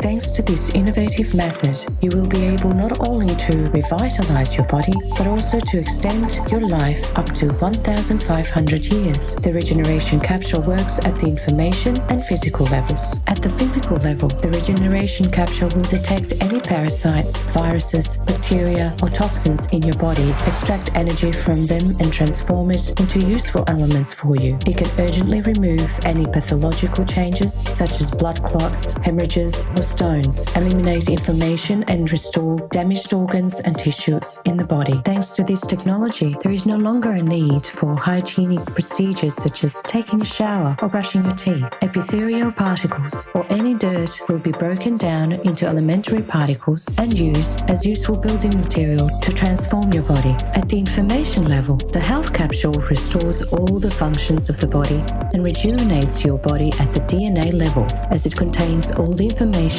about how the body should function. The capsule only changes the program inside the DNA and corrects just one pixel at the beyond quantum level. The rest is done by organism itself according to the new information. In this way, any cell can be reprogrammed. Everything unnecessary is removed and everything necessary is added. Thanks to this technology, you can change your appearance, change your height, weight, body volume, and set a program for the regeneration of limbs and organs. By changing information at the beyond quantum level, you can make a cell, as well as the entire body, rejuvenate and live a long life. Moreover, the whole process takes place at the micro level, completely painless and safe for you. Thanks to the regeneration capsule, any diseased organ can be repaired instantly, and its function will be restored. There is no need to replace your heart with someone else's to make it start beating. It is enough to run the necessary program on the regeneration capsule. Now you can choose any look you want. To transform the entire body, it takes time depending on the scale of anthropometric changes for the body to transform according to the new information in the DNA. Physical transformations in the human body take place over a period of 9 to 14 months. Start the rejuvenation and life-sustaining program in your capsule, and every day you will feel healthier, younger, and stronger until you reach the biological youthful age defined by your program. It is possible to extend human life by an average of up to 1,500 years in a young and healthy body. You can also change the characteristics of your body according to your preferences. The capsule technology allows you to become an athlete with any body type, muscle tone, and level of training, and maintain this form according to the parameters set by you. You don't need to spend any personal time exercising. Just 30 seconds spent in a capsule in the morning can replace hours of workouts, freeing up time for your personal development. All necessary procedures, including hygiene, are performed simultaneously with the transformation program. The capsule technology is very easy to use and completely safe for everyone. Information about your personal parameters and preferences will be stored in a unified database. When you travel anywhere in the world, you can activate your personal program with any other capsule. All you need to do is to use your individual code, and a perfectly tuned capsule is at your service. The regeneration capsule is an innovative technology that allows you to stay healthy and youthful for many hundreds of years. Forget about any diseases and improve the quality of your life. We wish you a creative use.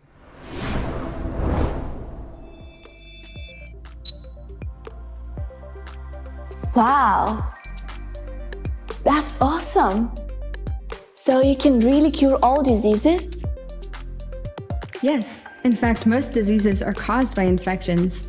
I can eliminate them very quickly. For example, Alzheimer's disease is caused by a parasitic infection. These microparasites generate a calcium casing around themselves, resulting in excess calcium on the axons, and that in turn leads to neuron connection breakdown and brain cell death. On the other hand, these are living microorganisms, so I can extract the energy from them, remove the excess calcium from the axons, and relocate it to where it's needed. The excess calcium is then removed from the body. All relevant neurons will be restored based on your individual DNA program. If you want to increase brain functionality, I can also create active neurons and increase their number. As time passes, you will gradually adapt to the increased brain functionality. The complete program to cure a person takes 30 seconds, and they will leave the capsule completely healthy. Oh, it's good to know I won't have to worry about Alzheimer's. But can you make me look pretty? You have very beautiful facial features and body shape. What changes would you like to make? Well, I'm not really happy with my nose, and I wish my hips were smaller. No problem, just choose a program.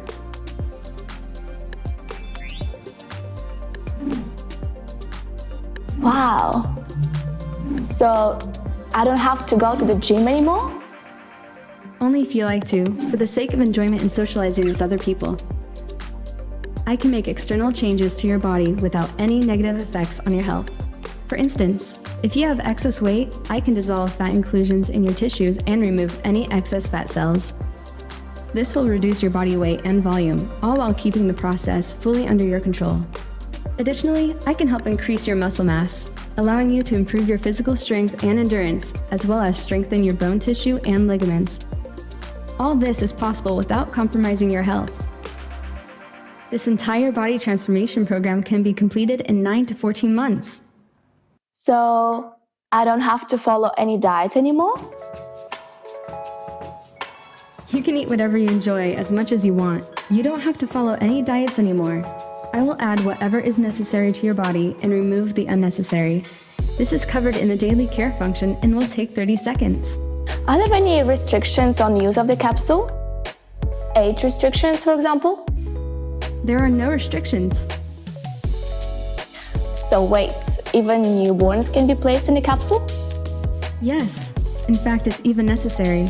And moreover, the capsule completely controls the fetal development from the moment of conception until the birth of the child.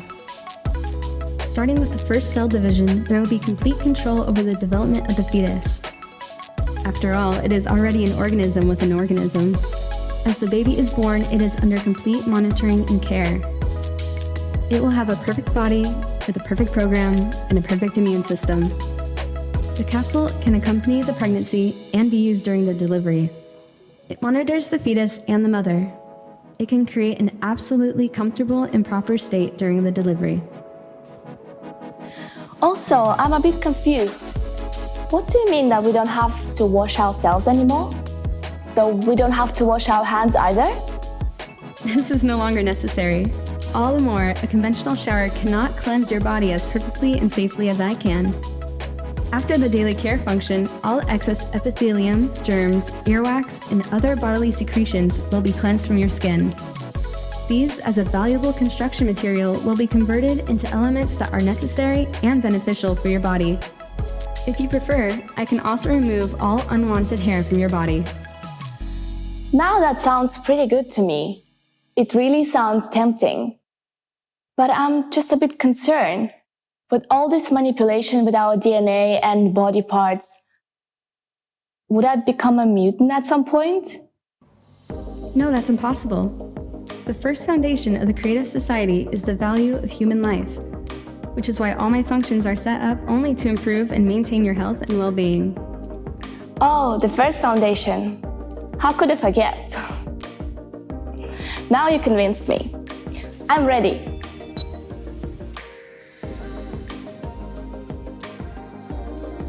Which program do you choose?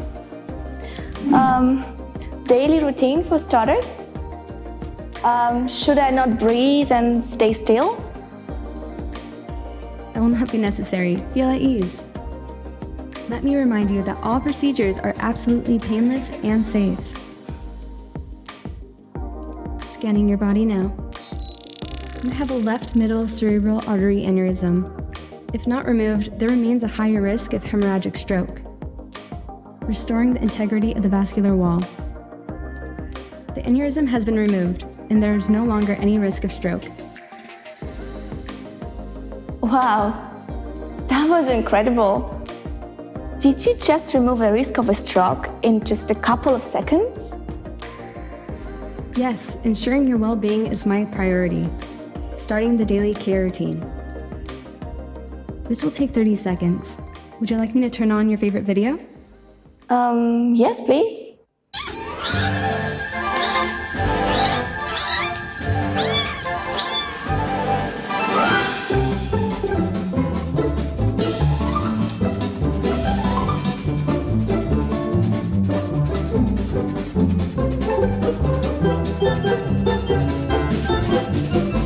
The daily care routine of your body is complete. What do you mean? 30 seconds are over. Have a great day. Feels better than after a whole day at the spa.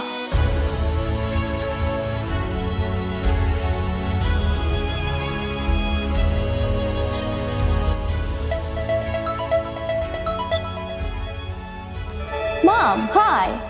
Look what I've got! Looks gorgeous. Have you tried it just now? I've been testing mine for weeks. This is something incredible. My capsule just saved me from a stroke. It detected an aneurysm and removed it in a couple of seconds. Gosh, really? I'm so happy these capsules are available to everyone now. That's true. But what about you? Are you seeing any changes? Yeah, I ran mine right away under the Health and Rejuvenation Program, and my skin has already improved. The spots are gone, the wrinkles have already started decreasing. Look! And the best part is, my joints aren't aching anymore. The other day, I purposely walked up to my apartment without taking the elevator just to check that.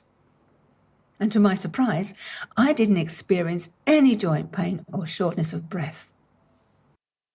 Look at you, Mom. You got to hang on a capsule way quicker than I did. Oh, it was so easy to use. It tells me everything. It told me I would take 9 months to fully rejuvenate. But I already feel like I'm 25. Oh, Mom, I'm so happy for you. Yes, my dear, me too. I am happy that we were able to build the creative society. And now all diseases and aging are a thing of the past. Definitely. Oh, I've got a call. I've got to run. Bye. Speak to you later, Mom.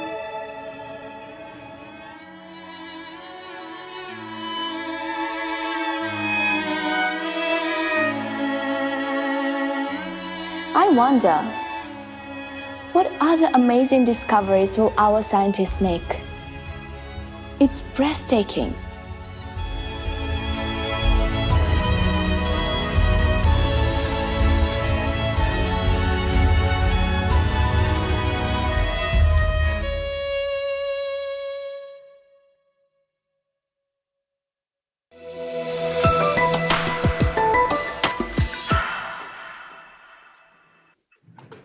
Удивительно.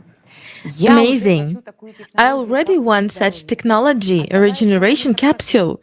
No need for beauty salons anymore, where we waste a lot of time and money. You can deny yourself nothing and eat whatever you want.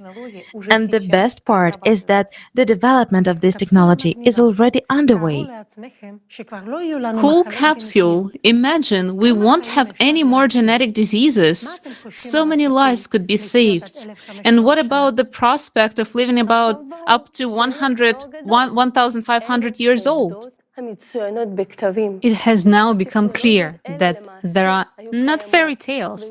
These are the facts stated in the scriptures. These technologies really existed and were used, but they will only be possible in the creative society. Remember Sarah?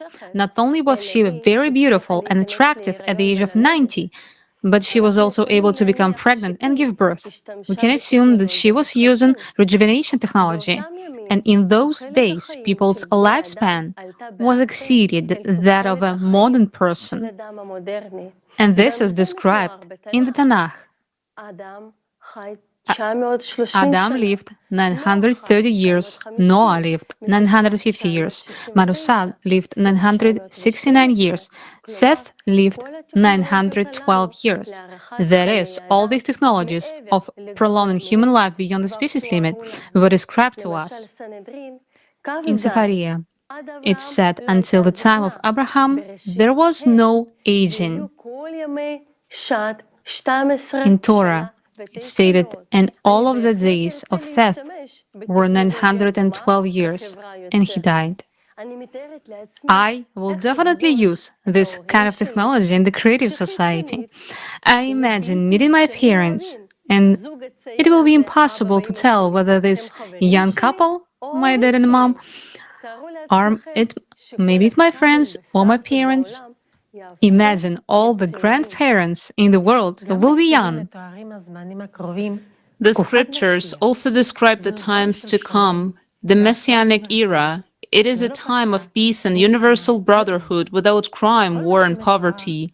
All the descriptions about the Messianic era are exactly the creative society. The technologies that are described in the Tanakh and the Torah will again be given to the creative society, but they will belong to all humankind. Only in the creative society, all the material problems that currently distract and hinder the development of inner talent and self-improvement of a person will be solved. Each of us longs for that time because it will be a pinnacle of justice, an era in which kindness, wisdom, knowledge, and truth prevail. Then the only aspiration of the whole world will be to know the Almighty. As the scriptures say, they shall neither harm nor destroy on all my holy mounds, for the land shall be full of knowledge of the Lord as water covers the seabed. And it is also reflected in the Torah. And it shall be formed from the moon to the new moon, and from Sabbath to Sabbath, that all flesh shall come to prostrate themselves before me, says the Lord. Isaiah 66:23. It will be a time of true freedom and equality with other nations. Isaiah 66:22. For as the new heavens and the new earth that I'm making stand before me, says the Lord, so shall your seed and your name stand. Yes, and in the Torah, it is described as such. In that era, there will be neither famine nor war, neither envy nor competition, for good things will flow in abundance, and all of the delicacies will be freely available as dust. Available as dust? So this is about the replicator. Let's watch together a fragment from the film about this technology. From the Global Crisis, There Is a Way Out forum. In the creative society, thanks to such technology as the replicator, each person will have the opportunity to get everything necessary for life. A device the size of a microwave oven can be installed in every home, a household replicator. You can forget about the arduous chores, cooking, washing, dishwashing, and even buying many products, because with a replicator, it will be possible to create anything out of elementary particles. How will it work? We can say that the replicator will manipulate particles, but in fact, it will manipulate what the particles are made of. that is, snakes. Moreover, in their linear state. Each particle contains a few certain types of snakes, which have a strict sequence determined by the information embedded in them. Thus, by replacing one or several snakes or their sequence in a particle at the beyond quantum level, we can create a new particle, and thus a new material object. After all, the difference between a ball and a hamburger is only in the characteristics of the snakes that make up their particles. This is a principle of how the replicator works. In order to create something from particles, we need particles themselves. Where can we get particles from? And in quantity to ensure the creation of different kinds of food and clothing for each person throughout their lives.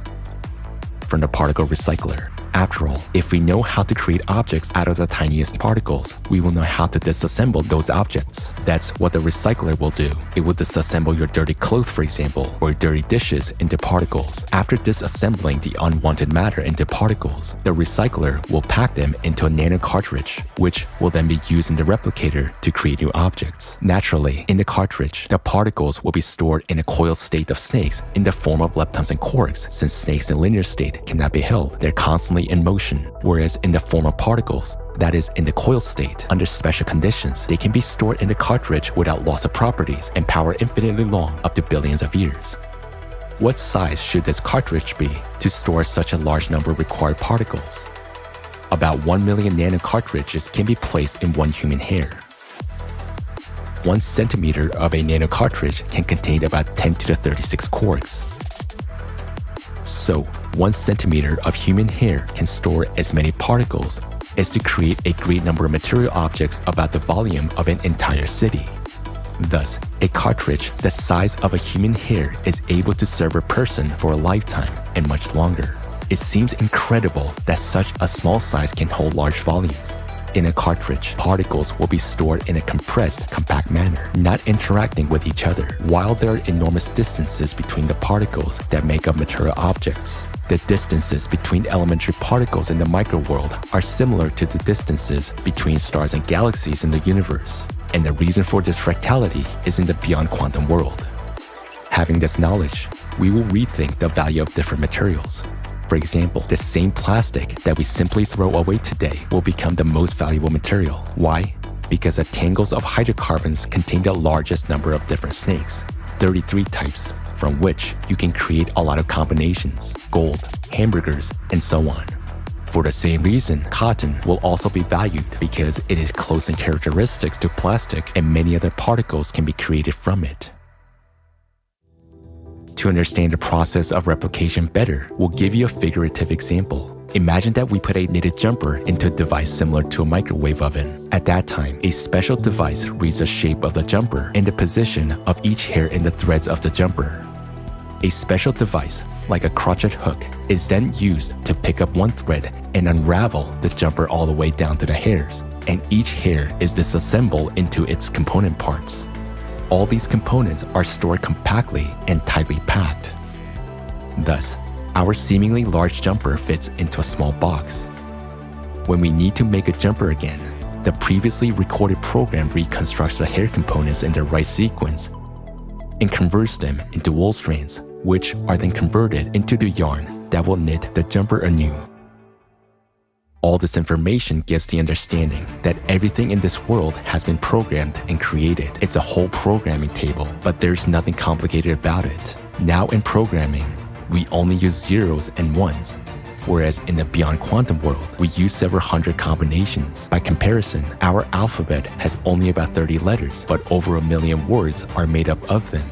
It is not difficult for a human to manipulate letters and form words, nor is it difficult for an artificial intelligence to analyze all the possible combinations of snakes, which can be quite numerous, and to analyze the characteristics of any material object at the snake level, and thus recreate its exact copy according to this information matrix.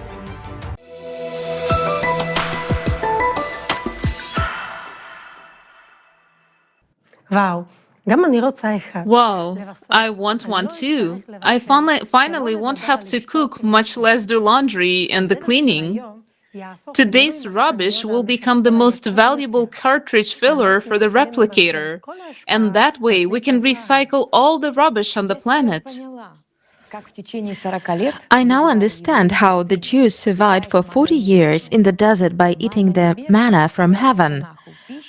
The manna from heaven, according to the Tanakh, is the food that God fed Moses and the people during their wandering after the exodus from Egypt. So the Lord said to Moses, "Behold, I'm going to rain down for you bread from heaven, and the people shall go out and gather what is needed for the day, so that I can test them whether or not they will follow my teaching." Tanakh, Torah. The legendary Ark of the Covenant is exactly an analogy of the replicator. It's amazing that back then this technology already existed, so it is real and it is possible. There was also another technology presented at the forum that will be very useful in the creative society. It has been known since ancient times as the Vajra. I suggest watching the fragment about this technology. You will be shocked at what you will learn next. The Eye of God, Vajra. Secondly, guided by the hypothesis presented, humanity will be able to use not 6, but all 32 types of energy as in ancient times. This means that such legendary technologies of ancient times, which we have already mentioned, Vajra and the Eye of God, will become available to us. How do they function, and what opportunities do they open? The Eye of God makes it possible to see and identify a person by their individual neural signal, no matter where they are, while Vajra makes it possible to remotely influence the operation of neurons. In essence, these are two components of a single technology that work with neurons of the brain and the entire human body. During their work, neurons produce a certain radiation, a signal which is yet unknown to science, and which is unique for every person, like a fingerprint or a retina. This is a kind of individual neural code that remains the same from birth throughout life. The kind of energy that Eye of God and Vajra operate with is impossible to shield. Those are signals that instantly reach each other across all galaxies. And the same kind of signals are perceived and emitted by the neurons of the brain, which has already been experimentally proven. This gives the understanding of why we actually need so many neurons and what their true function is. The Eye of God and Vajra technologies, introduced already in the transition period to the creative society, open up many prospects for us. How will they improve our lives? Safety. Thanks to the Eye of God technology, not a single person in the world will go missing or be kidnapped without a trace. Today, millions of children disappear without a trace every year, while the Eye of God is able to locate any person anywhere, anytime, no matter whether they're in a cave or in outer space. Moreover, thanks to the Eye of God and Vajra technologies, any crime will become impossible. A person intending to commit an unlawful act will be instantly identified and immediately held accountable. It's important to note that Vajra cannot read thoughts, but it can read emotions, such as fear or aggression. For example, if aggression is recorded in a group of people and a person close to them experiences fear and the threat of violence, it is evident that this person is in danger and needs help. Immediately, the appropriate measures are taken to ensure that person's safety. All manifestations of aggression will be under control, so your life will always be completely safe.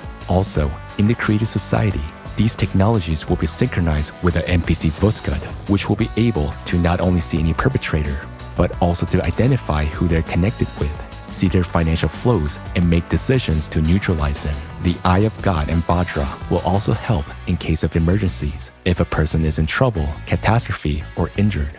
Suppose there is a major earthquake, and many people are trapped under rubble.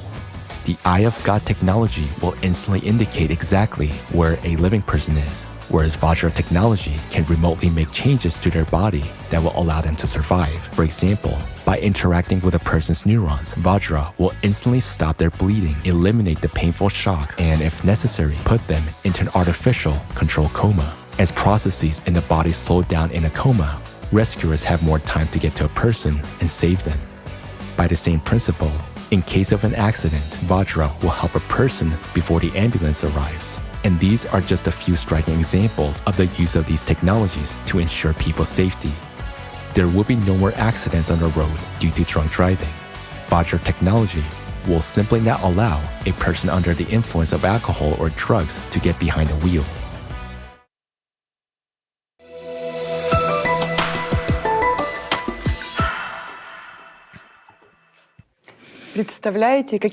Can you imagine how safe our world will become without wars, without crime? A person can be saved in any part of the world. I just remembered the staff of Moses, also called Nehushtan. It was used to control a person's life. The technological capabilities of this staff are very similar to the functions of the Vajra. With this staff, it was possible to take a person's life, but it was also possible to help a person, as Moses did. The Lord said to Moses, "Make yourself a serpent and put it on a pole, and let whoever is bitten look at it and live." Tanakh, Torah, Bamidbar 21:8. Moses made a copper snake and put it on a pole, and whenever a snake bit a man, he would gaze upon the copper snake and live.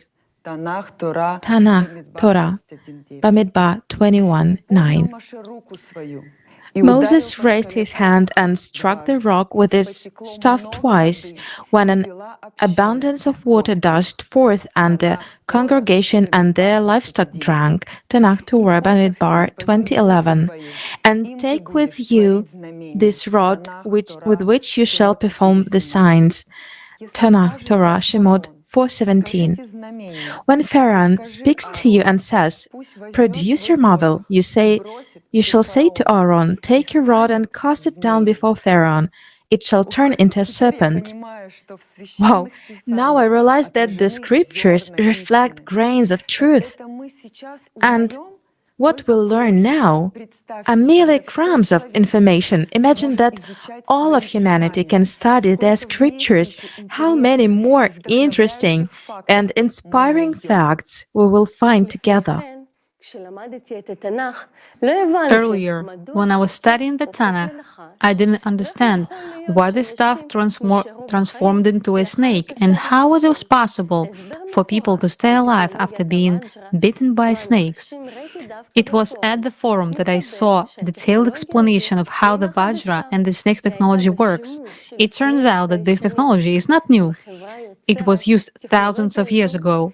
In the creative society, this technology will only serve for the good of humanity. It will help save people's lives and provide first medical aid. And most importantly, not a single person in the world will disappear without a trace. It will be impossible to commit any act of terrorism.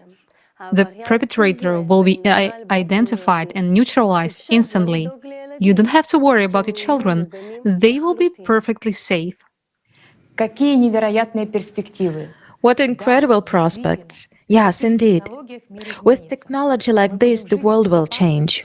We will live in safety, and we will forget what hunger is. And we won't have to worry about overpopulation the planet due to a lack of natural resources, as we are being led to believe now.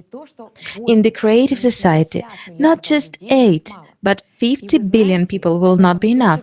And you know, that is also written in the scriptures.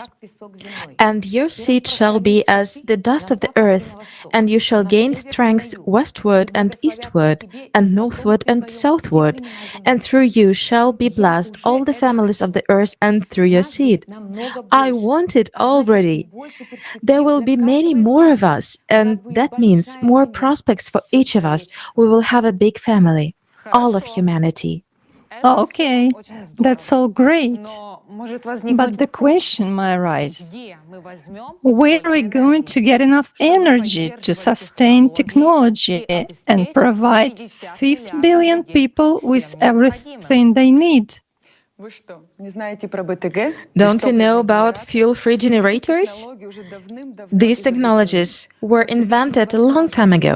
They just can't be applied in our consumerist format. I suggest watching the video about FFGs from the forum. Global Crisis. Our survival is in unity.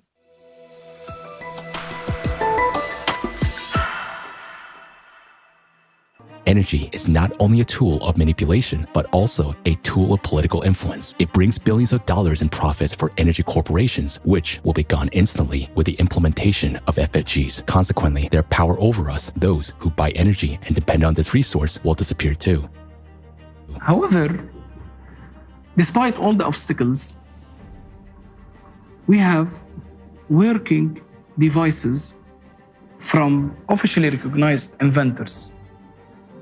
Let's take a look at some of these developments. Magnetic generator. Its original inventor is considered to be John Searle, who used custom-made magnets in his machines. Since 2019, based on a similar technology by the inventor, Dennis Danzig, a US company has been supplying power to its customers using plants with a capacity of up to 25 kilowatts. Since 2019, it's no longer science fiction. Only those who are far from science and do not monitor new technologies laugh on FFGs as a fiction. Therefore, those who make fun at FFGs themselves gave fun on others. Let's continue. A whole range of fuel-free generators was developed in Ukraine. The principle of operations of these generators was based on a looped electromagnetic gun, a pulse power system. For example, one of the systems produced 25 kilowatt of free energy on a conventional generator with an input of 3 kilowatt. The efficiency is 833%. Gravity generators. In one type of such machines, the pneumohydraulic principle is used. The generator runs on the buoyant force of water according to Archimedes' law. The output of such units depend on their size. The most famous generator of this type is called kinetic power plant. It is also known as Roche generator. Such generators are produced by a German company which has branches in Mexico, Serbia, Switzerland, and Colombia. According to official expertise, the compressor of the generator of one of its units consumes 4.5 kilowatt, while a generator itself produces 11 kilowatt of electricity. That is, the efficiency is more than 200%. How much is that? Is a typical country home power consumption. 6 kilowatts per hour. Radio wave generators. Their inventor is Maxwell Chikumbutso from Zimbabwe. He is called the African Tesla. A very compact African technology made it possible not only to create a free energy generator, but also to upgrade a car so that it could move without fuel or recharging. As a result, even a helicopter was upgraded. Recently, the inventor presented a very small 500-watt power generator. Its output allows you to power a widescreen TV from free energy. And there are dozens of less-known inventions in different countries. In the USA, Malaysia, Georgia, India, Turkey, Japan, Uzbekistan, Mexico, New Zealand, and many other countries, there are research teams developing fuel-free generators. How is that, you may ask, and how it's possible to launch these technologies? How inventors are still alive and their generators are not yet been destroyed? That's because they get energy for free and sell it to consumers for money, while the generators themselves cost crazy money. The percentage of people currently receiving energy from these systems is negligible compared to all of humanity. Therefore, FFGs that are actually working now are in no way helping all people to become energy independent. So why isn't this amazing technology available for everyone in the world? Because we are living in a consumerist format of society. If FFGs are introduced all over the world without changing the format of society, then this will result in a big disaster. Millions of people will lose their jobs. Everyone who is involved in the power industry, from CEOs to janitors. This will inevitably lead to a collapse of the economic system, growth of unemployment, poverty, crime, and chaos. But when we gradually change the consumerist format to a creative one, then a new economic system will allow us to introduce FFGs everywhere. All power plants, factories, mines, dams, oil pipelines that harm the environment and pose a threat to people will be shut down. We will use hydrocarbons more efficiently instead of just burning them. While people working in the energy sector, just like every person on the planet, will be provided with a universal basic income, they will be able to easily shift into any other field of activity, being protected and well provided by the society. So let's see how the world will be like in the creative society after the introduction of the FFGs in all the spheres of life. Humanity will have a source of free, stable, safe, and environmentally friendly energy. We don't pay for it anymore. No more energy bills and utility bills. Each home will have its own compact autonomous generator of electricity and heating. This will make us independent from the centralized energy system, which is very important in the period of escalating climate disasters. Cars will no longer need to be refueled, and we will not be limited in traveling anywhere in the world.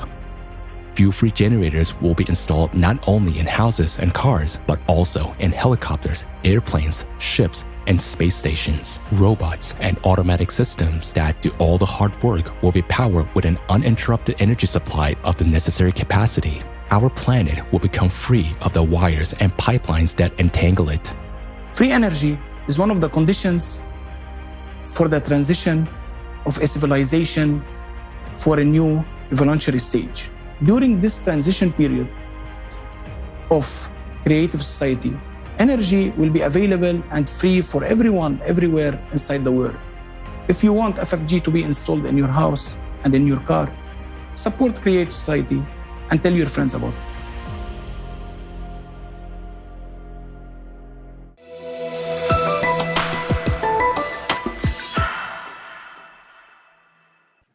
The benefits of the creative society are obvious to us, and they are all described in our scriptures. So our task is to implement the precepts of the prophets and tell the world about them.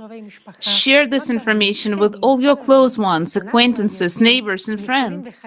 We, Jews, can and must be the heroes of our time. Unite ourselves and unite the world around us and build the creative society.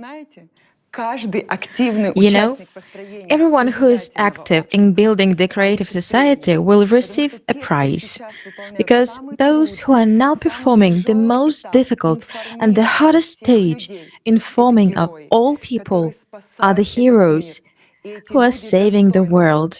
And these people deserve to receive the Peace Prize. For example, as of today, those people who inform a few people who, let's say, put "I support the Creative Society" stickers on their cars, who talk to their colleagues, friends, and acquaintances everywhere, such active participants will get $1 million as a prize. Those people who inform dozens of people. It could be cafe owners, bloggers, in other words, those who drive, tell, talk, who are not shy to talk to people in buses or in other places, who are massively, actively informing dozens of people. They will get 2 million each. Those who inform hundreds of people will get 3 million each. And those who inform thousands of people will get 4 million.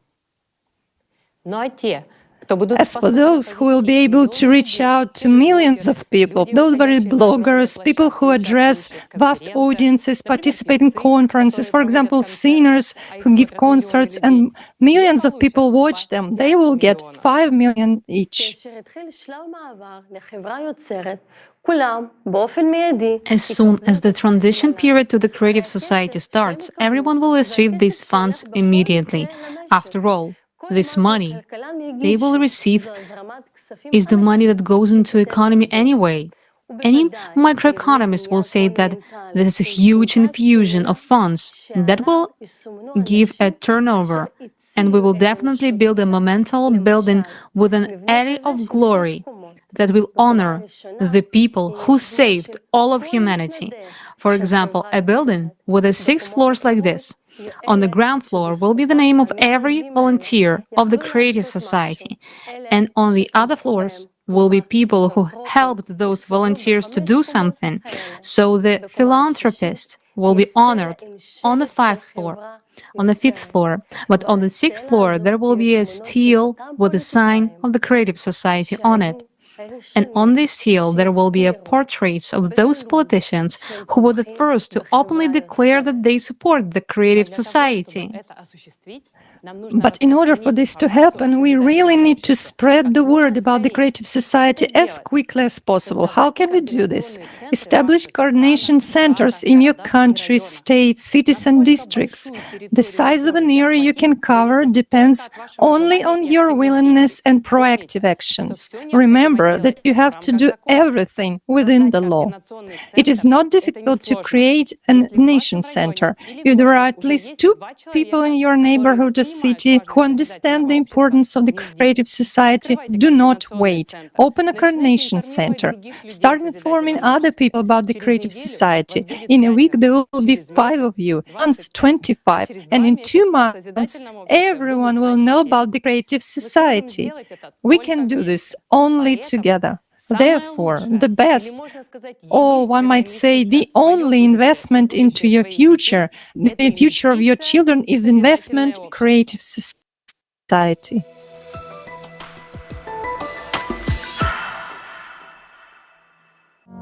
Now that you've learned about the Creative Society and understand that, thanks to its implementation, we can first of all avoid all global climate catastrophes as humanity, and secondly, gain a life beyond our wildest dreams.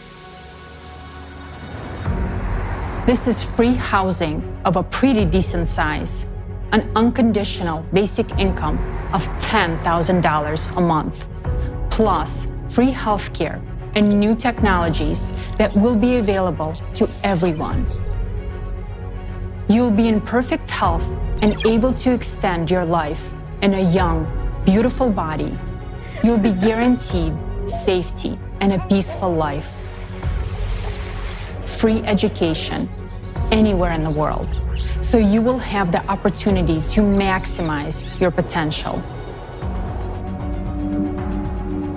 Not to mention a vast array of prospects and possibilities for every single human being.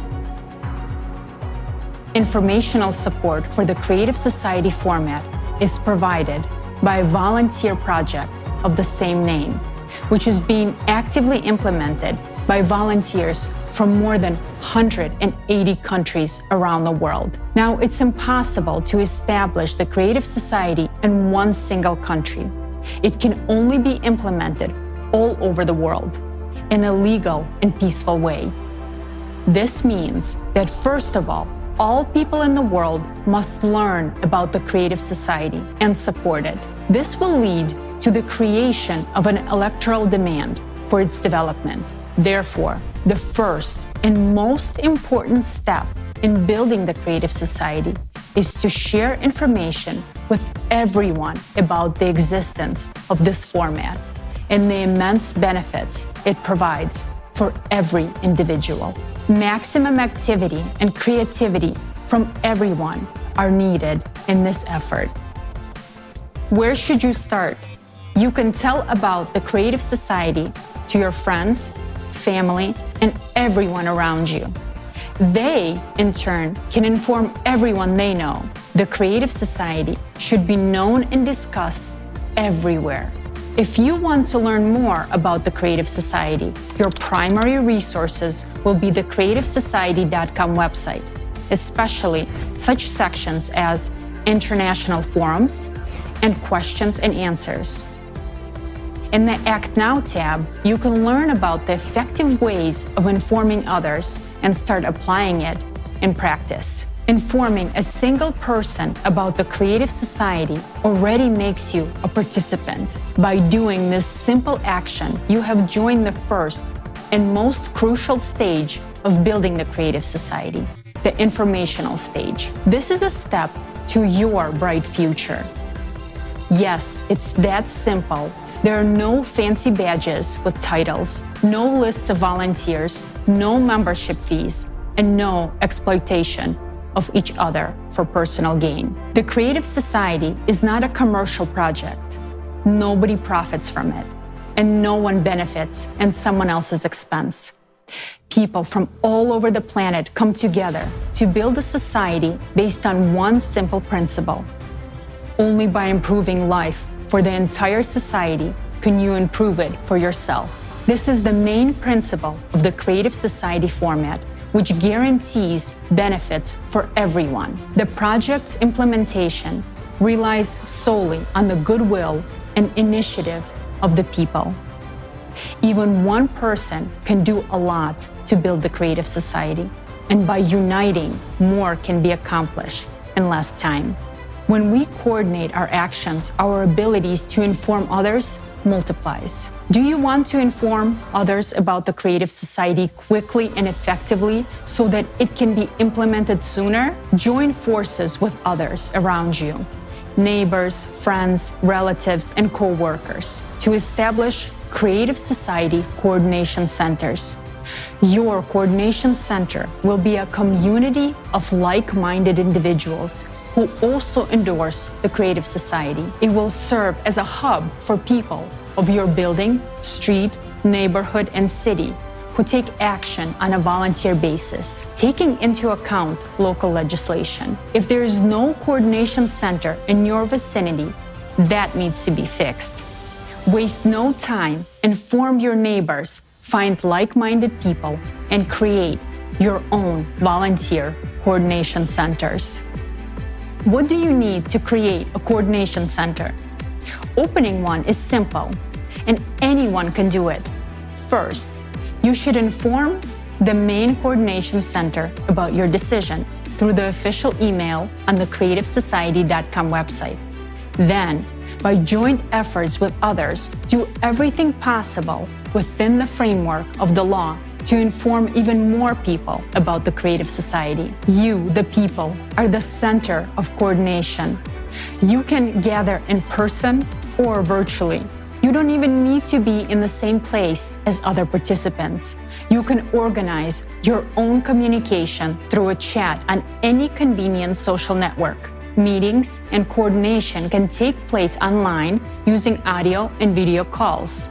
The main thing is the coordination of your actions, which means a joint agreement on how you will organize the information sharing process. If you create a coordination center, it means that you are making a platform where you can communicate, coordinate your actions to inform people about the creative society in your region or city, hold conference calls, plan meetings, discuss results, distribute tasks among yourselves, brainstorm, and look for new approaches. If you have any ideas, you can bring it to a general conference call or meeting and discuss it together on how to implement it. For example, together you can print car stickers, put the logo on clothing and products, arrange for advertising in public places, and much more. You can download the designs for free from the creativesociety.com website. By coordinating your efforts, you can inform and engage your immediate surroundings and even entire communities, groups, organizations, districts, cities, internet resources, and local media, telling them about the creative society. Don't limit yourself. If you want to, you can inform your entire country and even your neighboring countries. You can organize coordination centers based not only on where you live, but also on your sphere of interests, including various lifestyle communities, sport clubs, business networks, etc. You can also interact with other coordination centers from different cities, countries, and the entire planet, joining in a virtual format of coordination. The Creative Society is a union of all humanity, all organizations, all people, all those who want to live in the creative society, and all those who understand the doom of the current consumer format are welcome here. The Creative Society is beneficial to absolutely everyone. How do we know that the first informational stage of building the Creative Society is complete and we can begin the second stage, which is political stage? Imagine that you are walking through a city and you see the logo of the Creative Society everywhere, and all the people around you are talking about the Creative Society. All the social networks are filled with information about the Creative Society.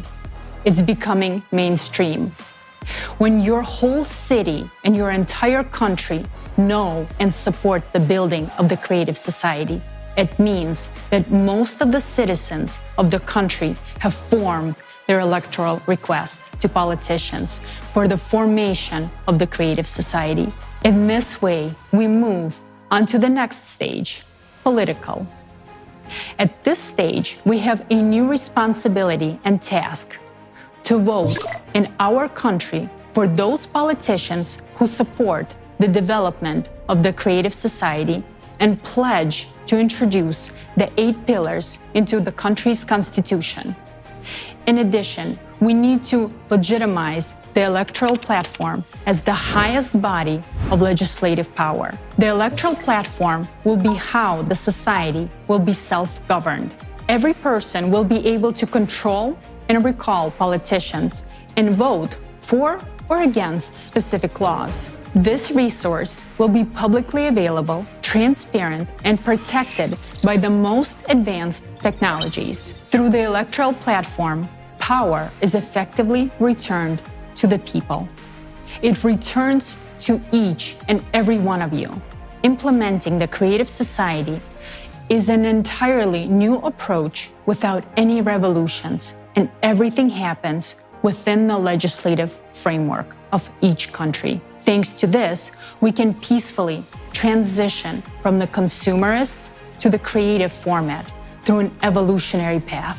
We can not only save our lives and the lives of all humanity, but also open up opportunities and perspectives that we never even dreamed of.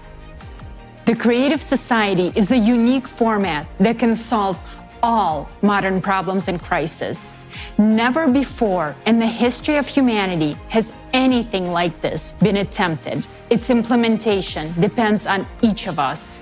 So act now. Do not wait for someone else to make your life better. Act now if you want to live the way you always desired. Act now if you want to live in a free, secure, and prosperous creative society.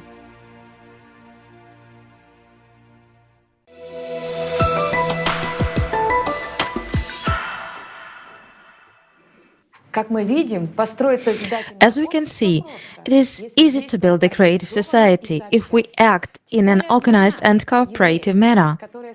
All of the more so for us Jews, who are famous for our organizational skills and unity.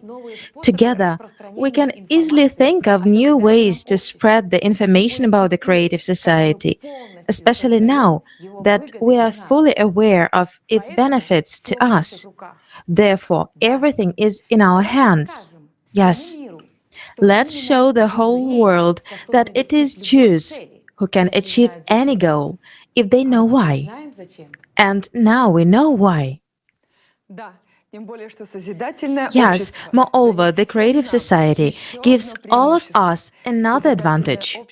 The creative society opens up for us many unexplored possibilities.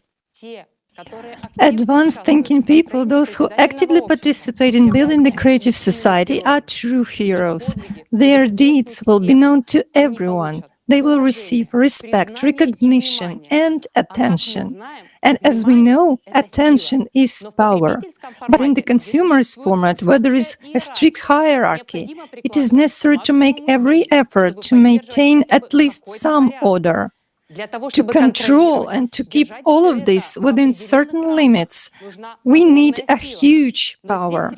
But here we are talking about not physical power and strength, but about the power of influencing the masses. In order to accumulate this power, various ceremonies and rituals are performed. But those who know about this power cannot fully understand what it is.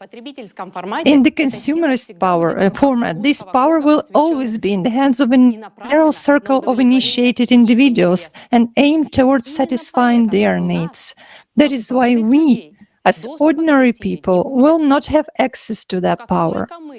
But as soon as we, as humanity, become a civilization, each of us will be able to possess this power, and it will be directed towards improving the life of every person. Thanks to this power, we will be able to manipulate matter at the level of elementary particles and get everything we need, as well as control the state of human health. Currently, we operate and manipulate energy, but not real power. We do not know what real power is and what energy is. And our science is a science of observation, but not creation. The only manifestation of power that a human being possesses in the consumerist form is attention. That's the power that truly has a serious impact on the external environment. It allows not only to change matter, but to create. And this is its major difference from energy. We can carry out various manipulations using energy, but we cannot create. More details on the difference between power and energy we will learn from the video with the participation of esteemed Igor Mikhailovich Danilov, Power and Energy. That energy which will be revealed to us if we build the creative society. It's not even energy, but power. It is the power of transformation. This is really something. Where nowadays, we as a civilization, again, we are not a civilization, as a community, where we are trying to stick our scientific noses in and to study it, right? This is the world of, shall we say, elementary particles, or the micro world.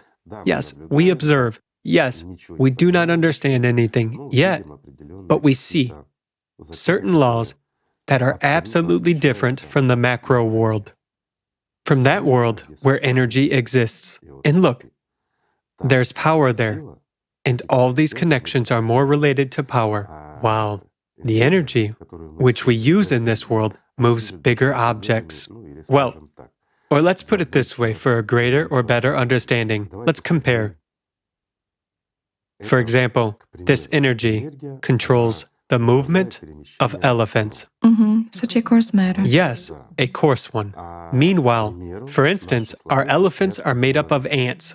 So a mass of ants gets together and builds up an elephant. It's clear, isn't it? Yes. There is such an elephant made of ants. So the power controls ants. It makes them assume one or another shape, live, and release energy by processing power. And it turns out that certain forms of life or existence, by processing power, so to say, they manifest energy. In other words, we have learned to manipulate elephants, and now we are trying to observe the life of ants. Meanwhile, do you know what puts all of this in order? Information. That's the most mysterious thing as of today. And it is nearly inaccessible to us at our level of development. Why? Yes, when we get to the first level of civilization development, we will be able to possess this power. But what is the power in? A simple question. What do you think? In information. In the ability to manipulate information. In the literal sense of the word, while possessing information is much more important than possessing power. Why? Even if we possess power, but cannot control information, power is meaningless. It's like nowadays, we do possess power, friends. We have a lot. We have prana. Our attention has a tremendous power. Indeed. And it is very important for those who know how to accumulate it, collect it, and what to do with it. But without information, we simply dissipate the power of our attention, not understanding or realizing how valuable it is. We cannot invest it in something that will bring us really positive results in the future, something that will make our life and the life of the entire civilization more wonderful. Just look, it is simply a lack of understanding of the value of information. And not knowing that our attention is valuable, we dissipate it everywhere and anywhere. You can see how simple everything is when there is a mass of people who support that. However, we can all together invest attention in the creative society. right? So that not just one person feels good, but all people. But all feel good. And then, To direct attention to this common. of course, then everything becomes balanced. And then we get tremendous opportunities and access to power. And not only to power, but to the ability to control information. That's the most important thing of all.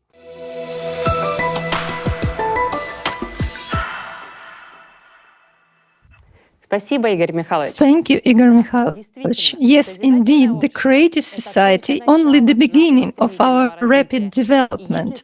And if in the creative society we have the ability to manipulate matter, then as we transition to higher levels of civilization, we'll get tremendous opportunities, access to power, and also to an opportunity to control information. And as you said, possessing information is much more important than possessing power. Unfortunately, at this stage, we do not understand the importance of information and do not know how valuable our attention is, so we scatter it wherever we want. However, it is crucial for us right now to invest it in building the creative society. Indeed, attention is a great power. If we channel that power into one goal, we will very quickly get the result which we want.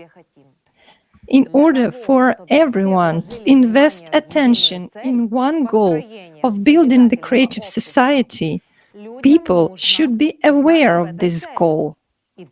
And for that, the most important task right now is to inform everyone about the creative society.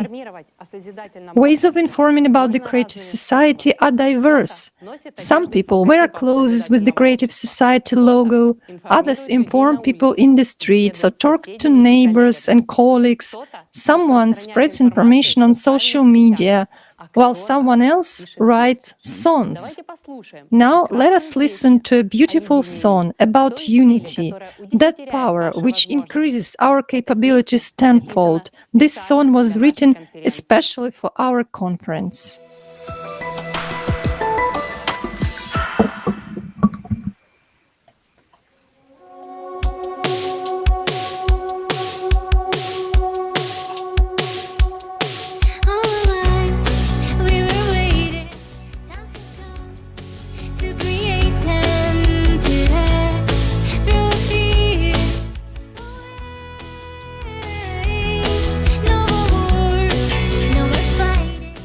Let's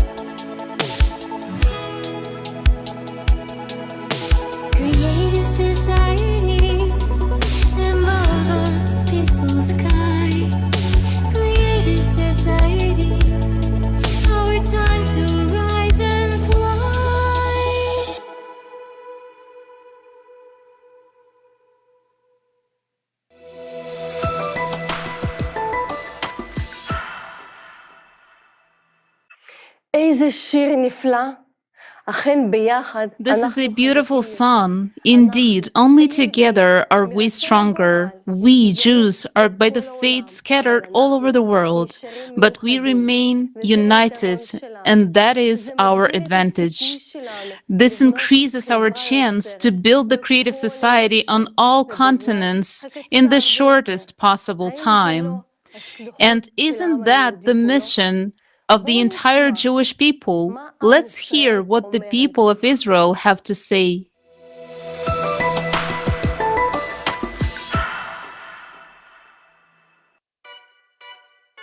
We wonder what Israelis talk, think, and dream about. What kind of world do they want to live in? Do they think the Jewish people have a special mission? We decided to take a little trip around the country, talk to people, and ask them some questions. We started our journey in a small town in the north of the country, Nazareth.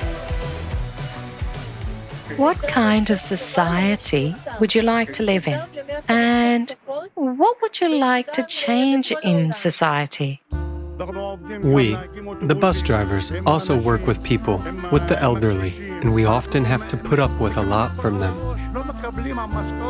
And we don't get a decent wage, but we live in a very good country, in a wonderful country, and we love it. That's the most important thing. Imagine that you live in a creative society and you have a house with no mortgage, you have free healthcare and education, and a basic monthly income of $10,000.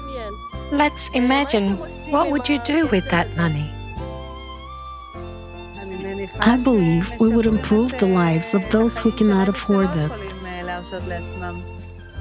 What do you think is the mission of our people?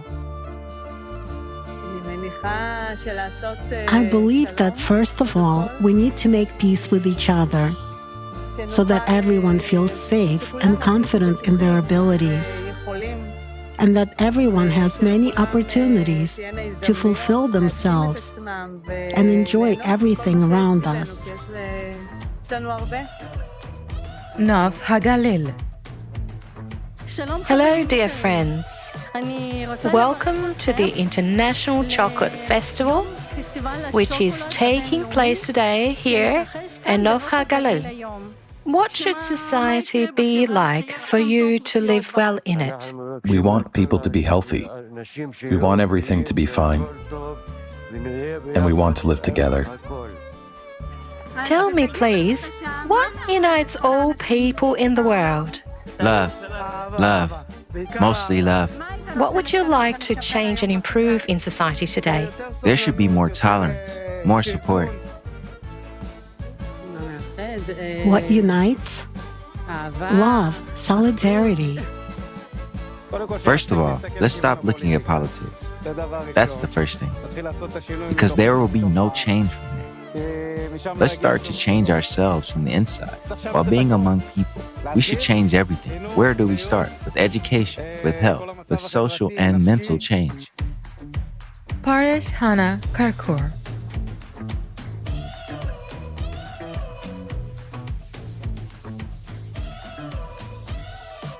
I would like to ask you, do you know that the people of Israel have a mission? Yes. I think our people are very strong. They're creative people, and they have a lot of useful things for everyone. We need to learn to develop ourselves in everything we know. We took the train to Herzliya and also asked questions. What kind of future do you want for your children? What kind of future? Every mother dreams that her children do not have to join the army, that they live in financial well-being. Of course, health is above all, and the standard of living should be high but not expensive, so that all people can receive proper medical treatment, so that education is not so expensive, and so that you can buy a house, so that people can eat good, healthy food, but not expensive, with God's help. Herzliya.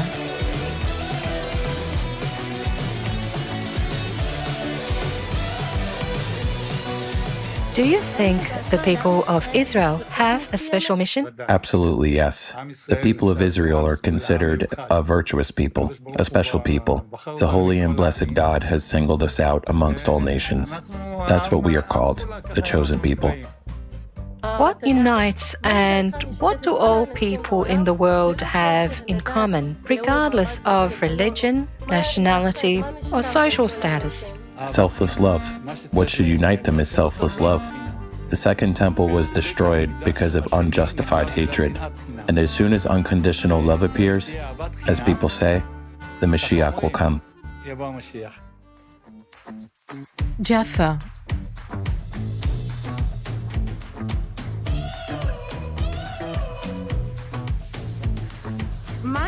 What do you think unites all people in the world, regardless of religion, nationality, social status, or politics? May life be good all over the world, including Israel, so that there is no war, and so that everyone would love his neighbor. The most important thing is you need to be happy. Everything, each and every work you do, it might be a lower class job or a higher class job, you should love it. And the wages you earn, you should live your life on that. And with other people's like friends, other peoples all around the world, love everyone. That's my theory. So love and peace, love everyone. We want the world to have as much Torah and commandments as possible, as much Judaism as possible, because it is believed to purify the world. And now it's time for Mashiach to come. Tel-a-viv. What kind of society do you want to live in? In a society of honest people, people who care about each other. This is the society I would like to live in, and I live in it. My society is people. We are not significantly different from each other, but most people are good. What do you think unites all people and what do people have in common? The desire for good, a desire to live, a desire to live together. I think it's the hope of the living, in fact. To get up every morning to live. It is love, unity. This is my opinion of the world itself, of the world as a whole. What do you think unites people all over the world? What unites is probably the whole environment, everything we see, the sea, the trees. I think that it is nature. A joyful society, modern. Ashdod.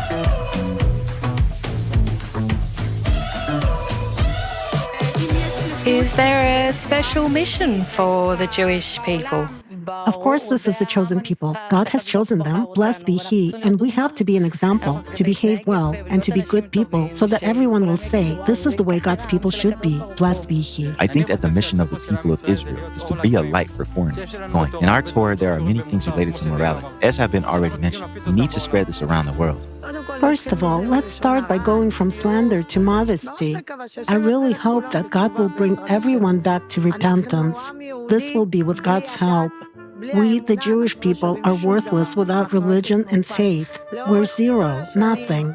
For many years since creation, only religion has supported us. The mission of the Jewish people is to spread God in the world, so that people understand that this world did not exist. It was created. Someone created it, and someone controls the whole world. Even if we think it is being done by all kinds of governments of one sort or another, it's not so, or that way. There is one who rules the world. The mission is, first of all, to reconcile with everyone and with each other, and then we will see what will happen in the world.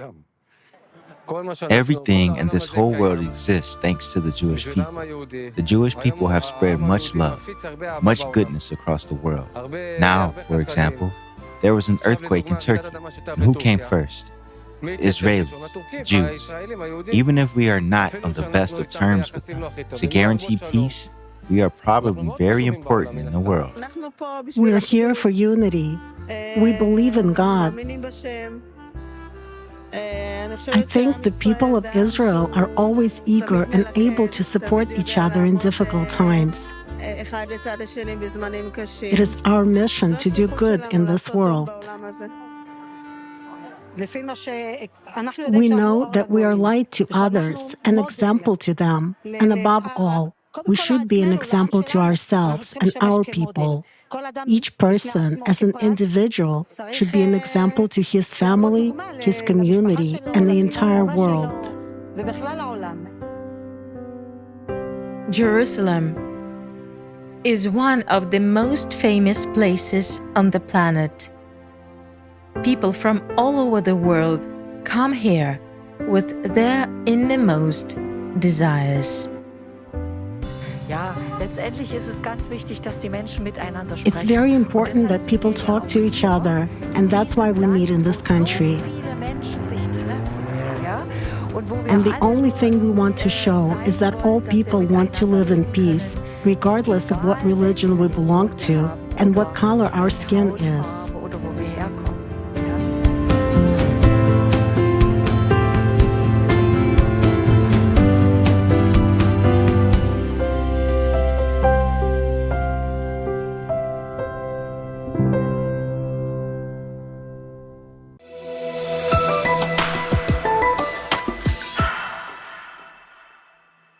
אנו רואים שעם ישראל פשוט רוצה לחיות בשלום. We see that Jews simply want to live in peace, prosperity, and love. We dream of a world where we can live in peace, unity, and security. Simply put, we dream of the creative society. What is the choseness of the Jewish people? We are the light, we are the knowledge, we are the engine of the progress. We are in charge of this world, and therefore, we are the ones who can change everything. To sum up everything mentioned above, it is worth noting that we need radical changes in all spheres of life. Who can do this within the shortest possible time? In the Holy Scripture of Judaism, in the book of Isaiah, the following is said, "And he said, it is too light for you to be my servant, to establish the tribes of Jacob, and to bring back the besieged of Israel. But I will make you a light of nations, so that my salvation shall be until the end of the earth." In order to gain a deeper understanding of the meaning of this quote, we spoke with the esteemed Rabbi Abraham Mordecai Gottlieb, a Kabbalist and teacher of the inner work in oneself. Greetings and welcome all. In general, the people of Israel come from the power of the Creator. That is, the power of giving, the desire to influence and love, pure love for one's neighbor. All manifestations of love are the spiritual root of the people of Israel. That is what is special about the people of Israel. The spiritual DNA that is capable of manifesting supernatural love, manifesting supernatural faith. Faith and love go hand in hand, because when you love someone, you believe in them. When you believe in someone, you also love them. That is what is special about the people of Israel. This essential DNA that comes from the upper worlds, that is what is found there. But it is important to say that there are malfunctions and there is multifacetedness. This means that in every man and every woman from the people of Israel, there is Israeli divine part, and there is part that is not Israeli. This means that the other part is the desire to receive, meaning this part is selfishness. The people of Israel are distinguished not only by national characteristics, but also by spiritual ones. Also, in other nations of the world, in all the peoples, it is possible to discern both the divine and non-divine characteristics in every man and every woman, because this pair of love of others and self-love, creator and creature, is like light and vessel. It is found everywhere, those in the people of Israel. The Israeli trait is stronger, and it is also found in the nations of the world. When we say, "You have chosen us out of all the peoples," we're referring to the divine part within us. But we also have selfish traits, and that is not what the Creator chose. He chose only the divine part. And if there's a divine part in other nations as well, then He chose it in them. Because wherever there's a characteristic called Israel, this word Israel is made up of two words, Yashar, which means straight, and El, God, meaning I live my life in the direction straight to God.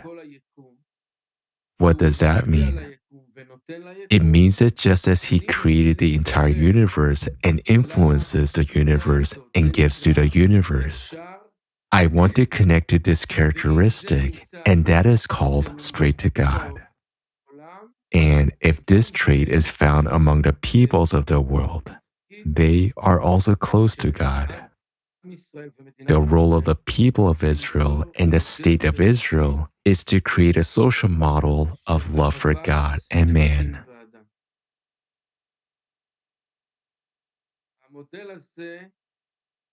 This model is a way of life that has no coercion,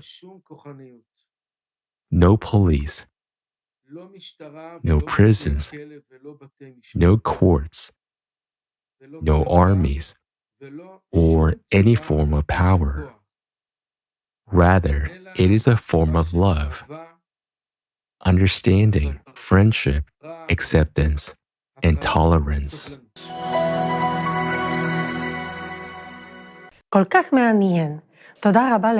Oh, how interesting. Many thanks to you, esteemed Rabbi Gottlieb, for such valuable information. To create a model of society based on unconditional love for God and for each other, that is the mission of the Jewish people and the state of Israel. As you said, a format of life where there would be no place for authority, there would be no need for army, police, or prisons, but where a form of love, friendship, acceptance, and patience for one another would prevail. This is exactly the format of the creative society. How wonderful it is to know that this is precisely the mission of our people.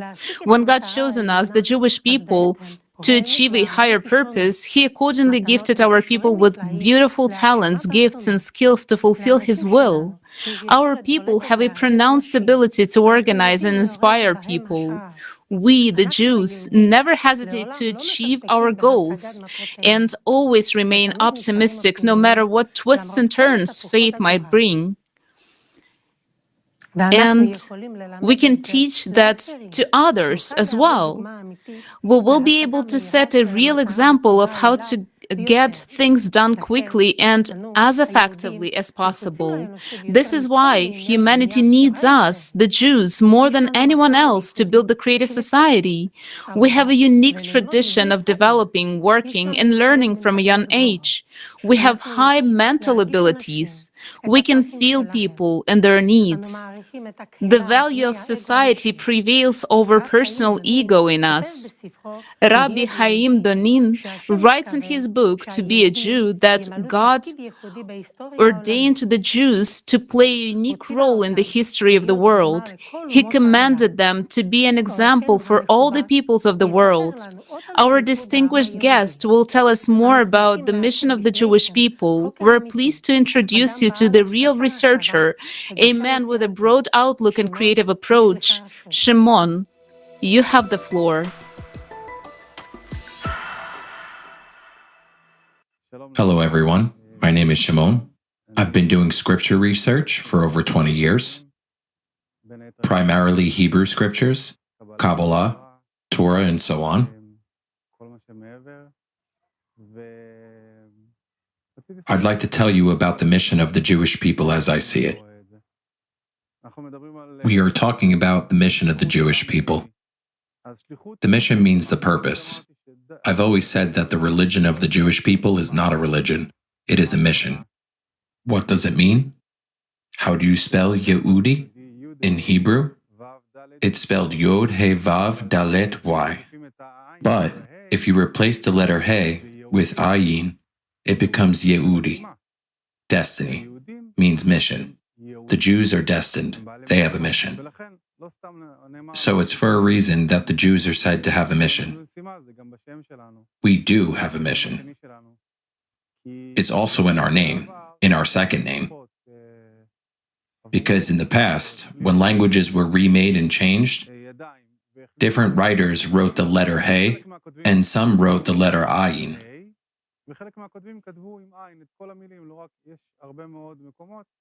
There are also many places where He was replaced by Aleph.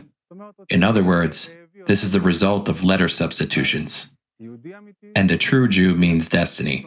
He has the mission. And what mission is that? According to foreign translation, an American or an English one, the original Jews are called luminaries of Israel, which means the light of Israel, or as we are told, we are the light for all nations. The Jewish people, who are actually the source of the light, came here for the purpose of saving the world. This world is hidden. It is in darkness. And the light of Israel came to illuminate this world. If there is no light, darkness will prevail. Even according to the official science, the brain is entirely made of electricity and light, and we have the ability to use only 10% of it. Why not 100%? Because 90% of it is in darkness. Darkness forces it to remain in the dark. That's why we use only 10% of our brain energy. This energy is actually the light. The Jews, the missionaries, are actually the source of energy for this world. If there are no Jews, the missionaries, there will be no world. The first Jews embarked on a mission to vivify space, to illuminate it, to expel darkness from it. Because wherever there is life, there is also light. Every home that is filled with laughter and noise is said to have life. This home is alive. It is our mission to keep the darkness away. We have a song that we sing on Hanukkah. We came to expel the darkness. That is exactly what we came to do here. That's why it is important to preserve the Jewish people, because there will be no universe without the Jewish people. Now, how can we know who a true Jew is? You are a true Jew if you spread love, if you are kind and compassionate, you do whatever is needed for the development of humankind, which includes building the creative society. Everything you do for the development of humanity, for help and prosperity, you implement the desire of the original God. That is what he wants. Do not look at the purpose of the Jews solely through the lens of religion, but rather look at it as the purpose of the people of mission.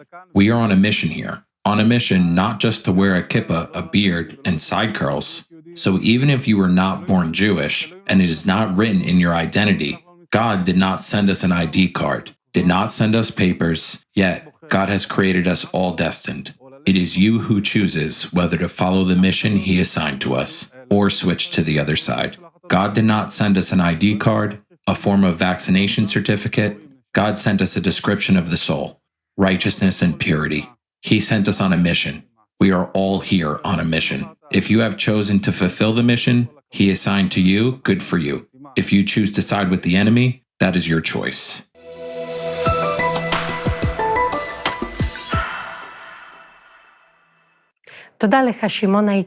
Thank you, esteemed Shimon. You have revealed interesting facts about the Jewish people. It turns out that a Jew is a man of mission before God and all mankind, one who is created to spread love and sow goodness, one who does everything for the prosperity of the world. And what is the best thing that you can do for God? It is demonstration of love towards one another, towards your neighbor. And as Aryeh Carnel said in his book, Judaism, Jewish Way of Life, God's good name is in our hands. We are God's people, the people of the Torah. Our behavior in everyday life, our relationships with others affect God's honor, affect the way other people treat Him. God has sanctified us by giving us His Torah. Now we must sanctify Him in the eyes of all mankind. A kind human attitude toward each person is one of the conditions for the prosperity of all humanity. Building the creative society begins with such attitudes. Our distinguished guest, Rabbi Mordecai Gottlieb, will tell us about the need for a new social model based on love.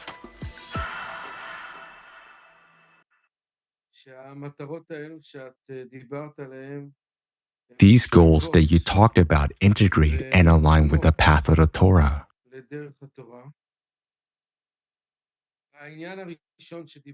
The first thing you mentioned is called the sanctity of life in our terminology, meaning that in the eyes of Judaism, life is sacred. According to the wisdom of Kabbalah, there's no doubt that we need to establish here a way of life based on love for one another, without any deceit, any profit motive, any intermediaries or confusion. We need the connection of the religious and the secular, the right and the left, the connection of Ashkenazim and Sephardim, Jews and non-Jews. The Holy Zohar talks about this and calls it 3 lines, the right and the left. That's what we have discussed. And the middle line is their synchronization in the middle. We also see that our body has paired organs, 2 eyes and 2 ears. There are many paired organs. The right side comes from the Creator, and the left side comes from the receiving force, from the created force. We need joint work. We cannot prefer one eye over the other. So we need full joint work on all sides. Joint work is called a middle line. The solution to all these issues, including the problem of global warming, is to connect us all, like the hands and the feet of one body. And as I said before, I can't prefer my right eye over my left eye. It doesn't work that way. We're all part of the same body. In fact, all of humanity is part of one great soul. And if this is a case, we, both Jews and non-Jews, need to cooperate to learn these things and start figuring out how to implement them. This means coming to the middle line, where the middle line ensures that the power of giving is slightly greater than the power of receiving. We should receive it as well. Yet, the power of desire to give should prevail. What happens without this knowledge and without learning the Kabbalah is that the force of receiving dominates on a grain scale. And then we see that the world is being destroyed, with everyone only caring about themselves. I would like to wish everyone a brand new start, meaning to start with a clean slate.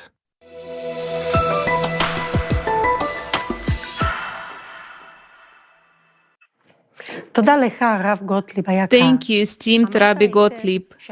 It was very well said that the way to solve the multiple problems and crises in our society is to unite people in one goal.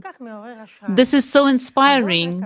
In our sacred Zorah, it is said about the importance of cooperation between people regardless of their nationality and religion, that we are all different and that we complement each other. In his commentary on the Torah, the chief rabbi of the British Empire, Dr. Yosef Hertz, wrote that on the one hand, the Jews as the chosen people can be regarded as kind of a tool necessary to achieve a certain higher goal. On the other hand, revealing the magnificent qualities of this tool in the process of achieving is a goal of itself. The people of Israel has been chosen to be a light for all generations and blessing for all humankind. The chosenness of the Jewish people is not connected with the establishment of power, honor, or privilege, but with a commitment to selfless, up to self-sacrifice service to the Almighty.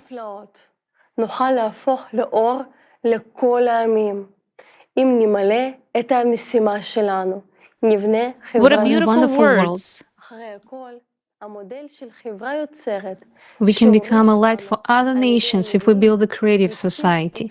Creative society, which was told by our prophets, and creative society will save everyone on the planet Earth. And this is the highest purpose of our nation. Inner need for service, every person experiences, and everyone has it in their own way. הרב איציק סנדרוי ישתף בחוויותיו מהחיפוש הזה.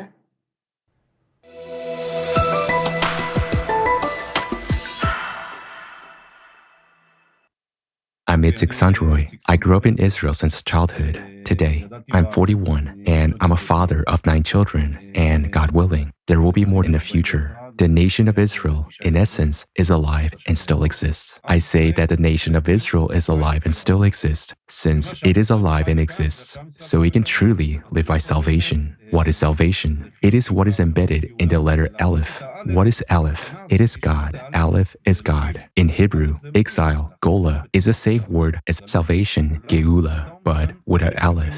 We take exile and add the Aleph, and then we get the word salvation. What does it mean to add the Aleph? Exactly to bring in this seed, God. This seed is our eyes and the way we look at reality. If I look positively at every Jew in the world, at every non-Jew in the world, at every human being in the world, no matter who they are, if I look at them in a positive way, I bring salvation. So, first of all, it starts with ourselves. We need to see the good in others. And when we see it ourselves and help others to see the good, we create salvation in the whole world. That is actually the process of salvation. So, Maimonides, Rambam, was actually saying that it is thanks to the angels. The children of Israel, meaning the people of Israel, are the chosen people.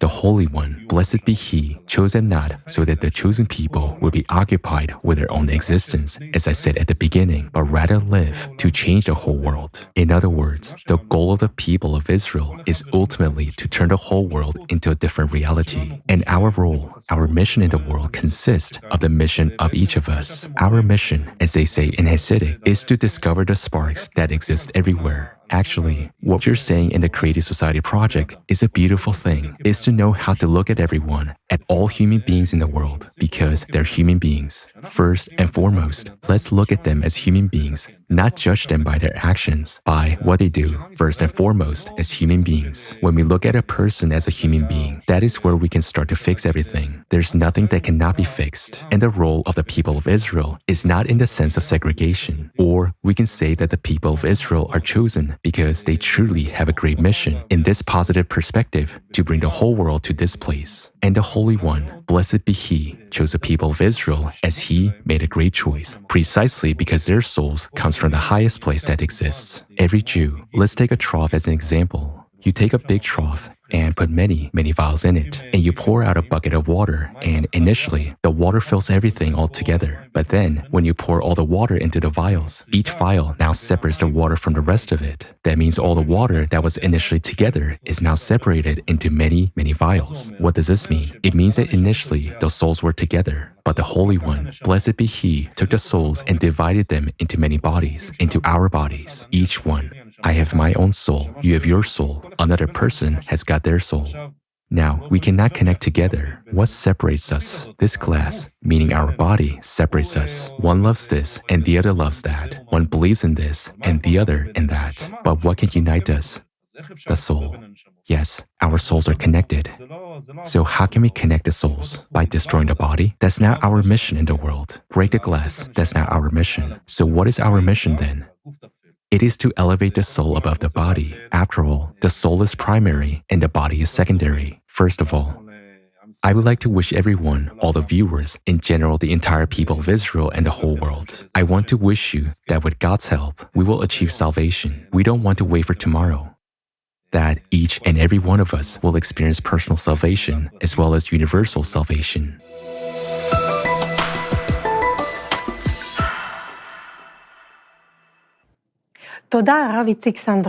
Thank you, Rabbi Itzik Sandroy. It was perfectly said that God chose us not just to exist as a chosen people, but to live.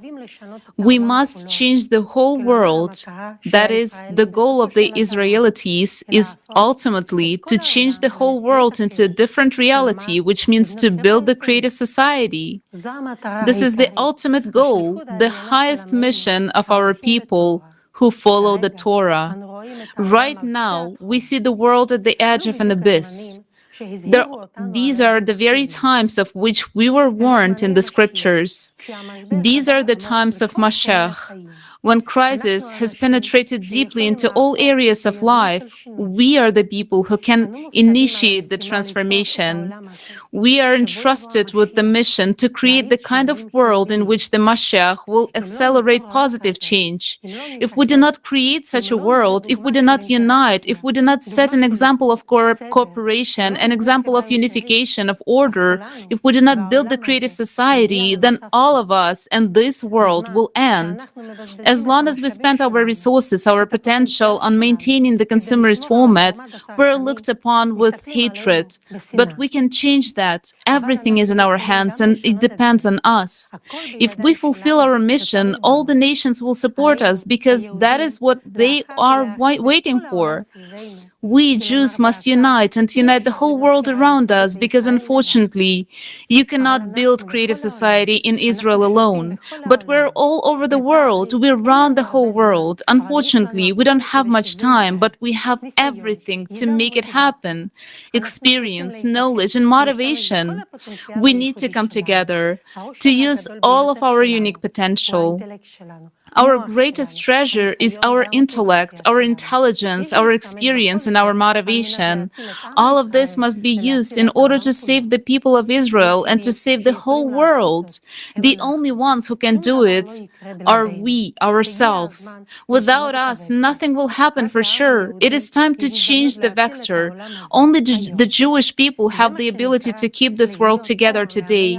This is what is called becoming a light for the peoples of the world, to set an example of unification for all, so that all of humanity becomes one, as part of one great soul, as our distinguished guest, Rabbi Mordechai Gottlieb said. Along with being chosen, we also have a responsibility. We cannot shift this responsibility to others. We, the Jews, must create a world that will be worthy of the coming of Mashiach. Each one is waiting for his coming.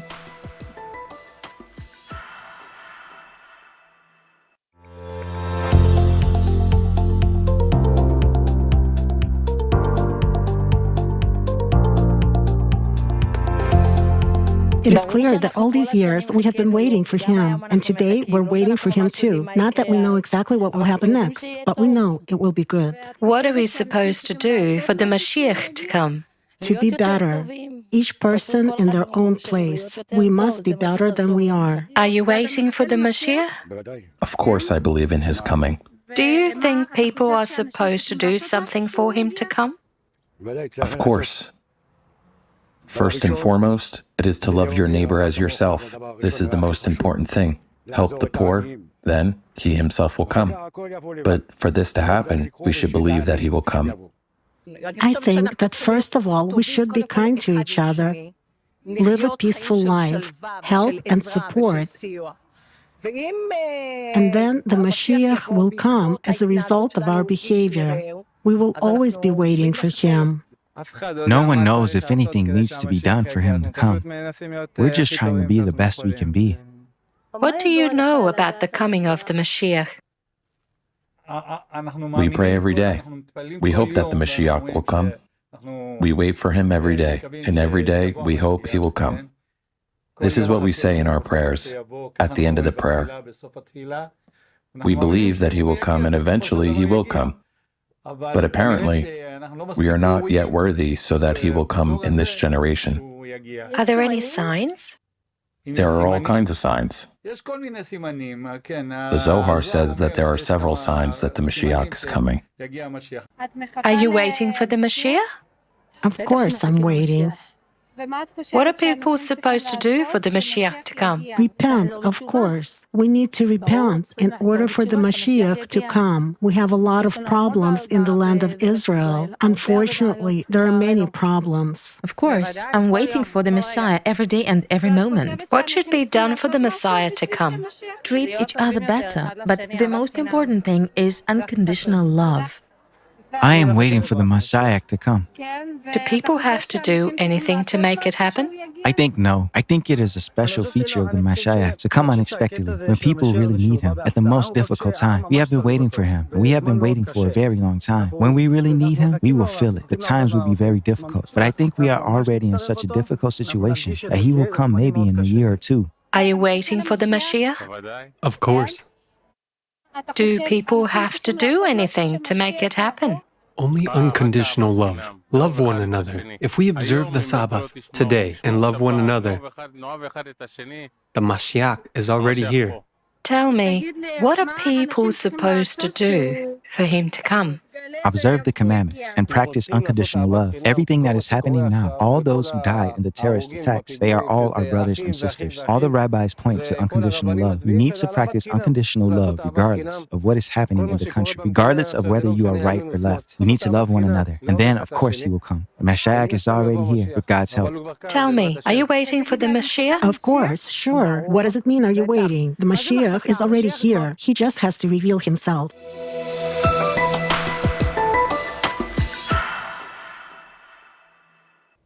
כפי שהראה סקר חברתי, כולם מחכים למשיח. האמונה בביאתו As היא... our social survey showed, everyone is awaiting for Mashiach. And של היהדות. אני מאמין באמונה שלמה בביאת המשיח, ואף על פי As the 12th principle of Judaism says, I believe with complete faith in the coming of Mashiach, and although he may tarry, nevertheless, I wait every day for him to come. The time of the coming of Mashiach is spoken of in Isaiah 60:22. In its time I will hasten it.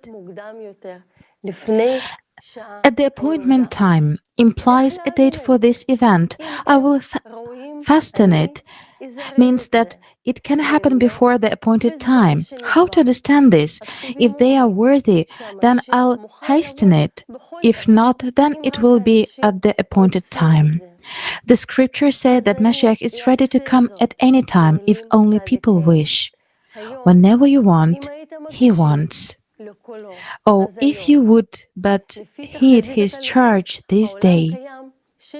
According to the Talmud's prediction, the world has existed for 6,000 years and should have changed as early as 2 millennia ago. The Mashiach should have come as early as the 4th millennium because, as it says, the world is to exist 6,000 years. The first 2,000 years were chaos. The next 2,000 years are the period of the Torah, and the following 2,000 years are the period of the Mashiach. Through our many sins, a number of these have already passed.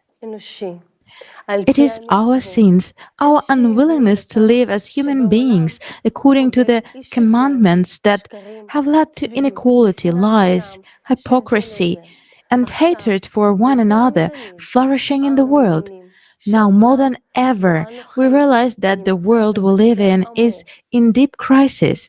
There are many wars, a decline in the economy, an increase in people's diseases and fears, strife and quarrels, and society is on the brink of an abyss. This is another sign of the end times, the moral decline of all mankind. This is a time that is also considered to be the time of the coming of Mashiach, as it is said in Tractat Sanhedrin 98a. If you saw a generation whose troubles inundate it like a river, await the coming of the Mashiach. The Torah also describes the time when Mashiach will come. In the footsteps of the Mashiach, insolence will increase and honor dwindle. The vine will yield its fruit abundantly, but wine will be dear. The government will turn to heresy, and there will be none of them reproof. The meeting place of scholars will be used for immorality. Galilee will be destroyed, Kablan desolated, and the dwellers on the frontier will go about begging from place to place without anyone to take pity of them. The wisdom of the learned will generate fewer degenerate. Fearers of sin will be despised, and the truth will be lacking. Yes, youth will put old men to shame. The old will stand up in the presence of the young. A son will revile his father. A daughter will rise against her mother. We all see that what is written millennia ago is happening right now. Also, the scriptures talk about the restoration of the temple. But let's try to work it out together. Should we build the temple first and then will Mashiach come? Or will he come first and then we will build the temple? The reason for the destruction of the temple in Jerusalem and the continued exile to this day was divisions, injustice, hatred, and disunity. The sages say, every generation in which the temple is not rebuilt is like the generation in which the temple was destroyed. But which temple are we talking about? The main functions of the temple are to be the receptacles of the Shekinah and unite the chosen people. According to the book of Rabbi Judah Loem ben Bezalel Netzach, the main functions of the temple are to be the receptacle of the Shekhinah and to unite the chosen people. The religious philosopher, theologian Nahman Krochmal referred to the Shekhinah as a pure spiritual force. In the earliest work of the Kabbalah, Sefer Bahar, translated as Book of Bright Light, the Shekhinah or Malkut is described as a princess, a daughter, a feminine principle. In Jewish encyclopedias, one can also find similar information. The Shekhinah is the female divine principle, the source of the created world and the power that sustains it. She is the guide of the divine light that preserves the entire created world. Meaning, in the original understanding, the temple is the receptacle of God, the receptacle of the source of divine light, His pure spiritual power, which both creates the world and sustains them. What should this temple be like? In Judaism, there is a view that the temple will be rebuilt by Mashiach in a miraculous way, and this temple will not be a material place, but an invisible abode of this pure creative spiritual power. It is a temple built in the heart of every person, and this is the main condition for the manifestation of the Mashiach in the world. What does it mean to have a temple in your heart? It is to live with God in love and in harmony with all people. People shouldn't fight. They should live in peace. And this is also what the scriptures say, that we should always be together and listen to the voice of God. The radiance of the Shekhinah strengthens the angels in heaven and the writers in Olam Haba. By the way, Olam Haba is the name of the world to come, which is to come after the transitional period, the Messianic era, Yemei Mashiach.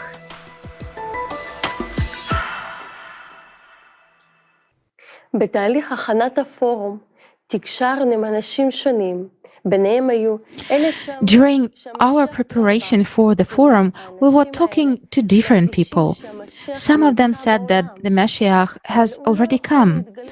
That is, these people feel that the Mashiach is in the world, but he cannot reveal himself because the conditions for him are not created. For Mashiach to reveal himself, we have to put our own house in order. All nations have to stop the enmity. Then he will rejoice and make our world even better, for he will come to all nations. It is also mentioned in the scriptures. For my house shall be called a house for prayer, of prayer for all peoples. People will bless themselves with him, he, Mashiach, and he shall speak peace to the nations.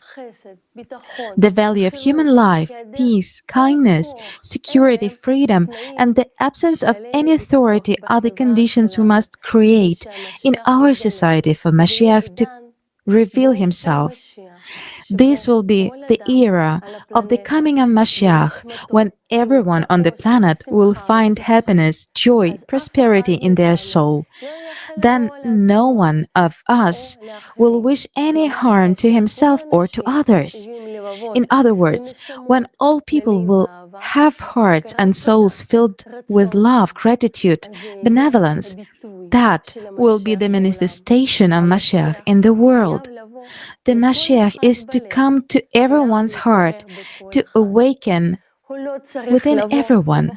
He should not come from outside and tell us something, but awaken within us through our responsibility for ourselves and the world, through our good thoughts, words, and deeds. Mashiach must reveal himself in us through our desire to save the world, to survive and to live like to live a life worthy of a human. And as the scripture says, the year of the Mashiach will come when there will be no envy and no disputes. The ultimate liberation will apply not just to one nation but to the entire world. The return to the promised land for all humanity will be transformation of society itself, a change in the way of life, when people themselves will create the conditions for the coming of the Mashiach, building a society of peace and prosperity, the creative society. They will welcome the guest not with wars and strife, but with unity and building a world that will make him want to stay longer and feel at home. The Mashiach will come when we, humanity, build the creative society. And when that happens, the world will be changed. The Tanakh Old Testament says that the days of the coming of Mashiach will be the era of cross-national and social positive change. And they shall beat their swords into plowshares and their spears into pruning hooks. Nation shall not lift the sword against nation, neither shall they learn war anymore. When you see the nations defending each other, look in the direction of Mashiach's feet. The days of Mashiach mean that the time has come to pull us out of our selfishness to the level of love for our neighbor. Mashiach, from the root mashah, to pull, to attract, refers to the power that pulls man out of his selfishness, out of his desire to use everyone for his own benefit, towards a sense of oneness with all people, as one man with one heart. The times of the advent of the Golden Age are described in the Tanakh as follows. May the righteous flourish in his days. May there be an abundance of grain, and they will blossom forth from the city like the grass of the earth, and they shall neither harm. What is this chosenness, and why do our people have a special responsibility to meet the Mashiach and build a peaceful creative society? Our distinguished guest, Shimon, who has been an expert scholar of the scriptures of Judaism for over 20 years, will tell us. I'd like to tell you something special about the conference Global Crisis, the mission of the chosen people. So, there's a secret that I've been studying for quite some time, and I want to share it with you. It has to do with the Jewish people. You should know that everything starts and ends with the Jewish people. Again, look at Judaism not as a religion, but as a mission goal. We are all here with a mission, all human beings. Many people wonder what we are doing here, why we exist here. We are all here with a mission. We are all sent here to revive the universe, to illuminate it, and to sustain life in it, because that's what the Creator gave rise to. It is our mission to sustain life here and keep it going. We are in a very difficult period right now, a period that has seen a lot of turmoil, a lot of hardship. Many people whose belief systems have been undermined are starting to lose the line between reality and imagination, beginning to lose ground beneath their feet. What happened? 3.5 years ago, before the coronavirus, everything used to be stable here. Everything was running its course. And suddenly, everything changed and turned upside down. So what really happened? We are in the time of the arrival of the Mashiach. The period of the manifestation of the Mashiach spans over several years. I don't know exactly how many, but from the information I have, it is 7 years. And during that time, the whole world, and especially the Jewish people, will go through upheaval and move from place to place. We will literally turn around 180 degrees. Whatever we think is good will seem bad to us, and vice versa. As the verse says, Woe to those who put darkness for light and call good evil. Everything has turned 180 degrees. Our belief system is changing. We no longer know what is true and what is not. Many people ask questions and have no answers. They live in anxiety, the level of which has risen. Pressure has risen. Nerves are frayed. Things are getting worse. We don't know where we are going. Everything is in the hands of the Mashiach. It's going to be a period of upheaval for 7 years. And we can easily understand this since our ancestors already told us about the unfolding events. The symbol of the Mashiach is the crown, La Corona in Spanish. It's already been 3.5 years of the Corona, meaning we have already lived 3.5 years of the Corona and of the times of the Mashiach, and we still have another 3.5 years to go. So, as you may know, the world is not going in a positive direction. Everything is going in a negative direction. Everything is intensifying. Everything is aggravating and gaining momentum. Everything is getting worse. And it is time for the creative society to stop these confrontations, to stop this darkness, to unite and connect the light between everybody. Otherwise, this world will cease to exist. I would say that now, if not yesterday, is the right time to unite. And I believe that the Creative Society Project is establishing the exact conditions to do so. Another very important thing for the Creative Society is the unification of the Jewish people. And as you may have noticed, the abbreviation of the Creative Society is Chet and Yod, equaling High. High is a symbol of the Jewish people and one of the names of God, which means the way of the Creative Society is right and pure, and has one goal: to bring everyone together. Unite everyone and the Jewish people, which is really everyone. Everyone is called. I repeat, everyone is called. Judaism is not a religion. It is a mission. We are all here with a mission. Every living thing, every human being is important. So it is forbidden to commit suicide. It is forbidden to take away life.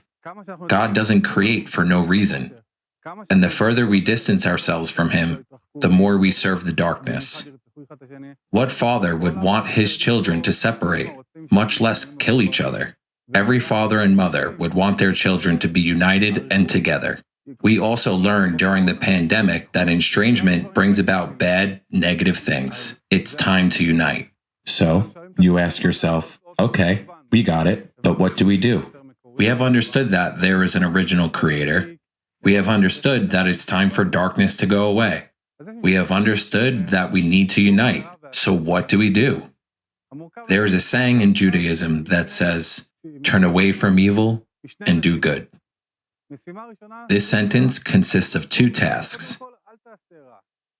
One task is, first and foremost, turn away from evil. Do no evil, harm no one, curse no one, even at the level of energy. Start with turning away from evil. Don't do evil. Be honest with the light. But that's not enough. You also have to do good. You have to do good deeds. It's not enough to sit on the sidelines and think that if I don't do bad things, then all is well. Because as soon as you don't move, you let the darkness integrate and take over. And at some point, it will come to you as well. Whether you want it or not, you can't be idle. You have to be active in doing good. That's our goal as the Creative Society.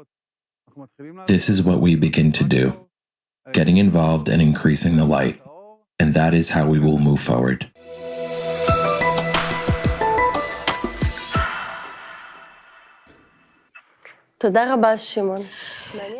Thank you very much, Shimon. It is very interesting to know that the acronym CO, in Russian meaning Creative Society, is an important word for our people and has many meanings. It is one of the names of God, life, living community, and the 8 pillars. And this is very symbolic. You also said important words, We are all here with a mission. Every living being, every human being is important, and that mission is to sustain life here and keep it going. And for that, we need to unite and act. Now is the time to do that, and the Jewish people must be an example of such unity. They are to help Mashiach change the rest of the world at the end of days, to be an example to all the other nations. And this is what the ancient sages said.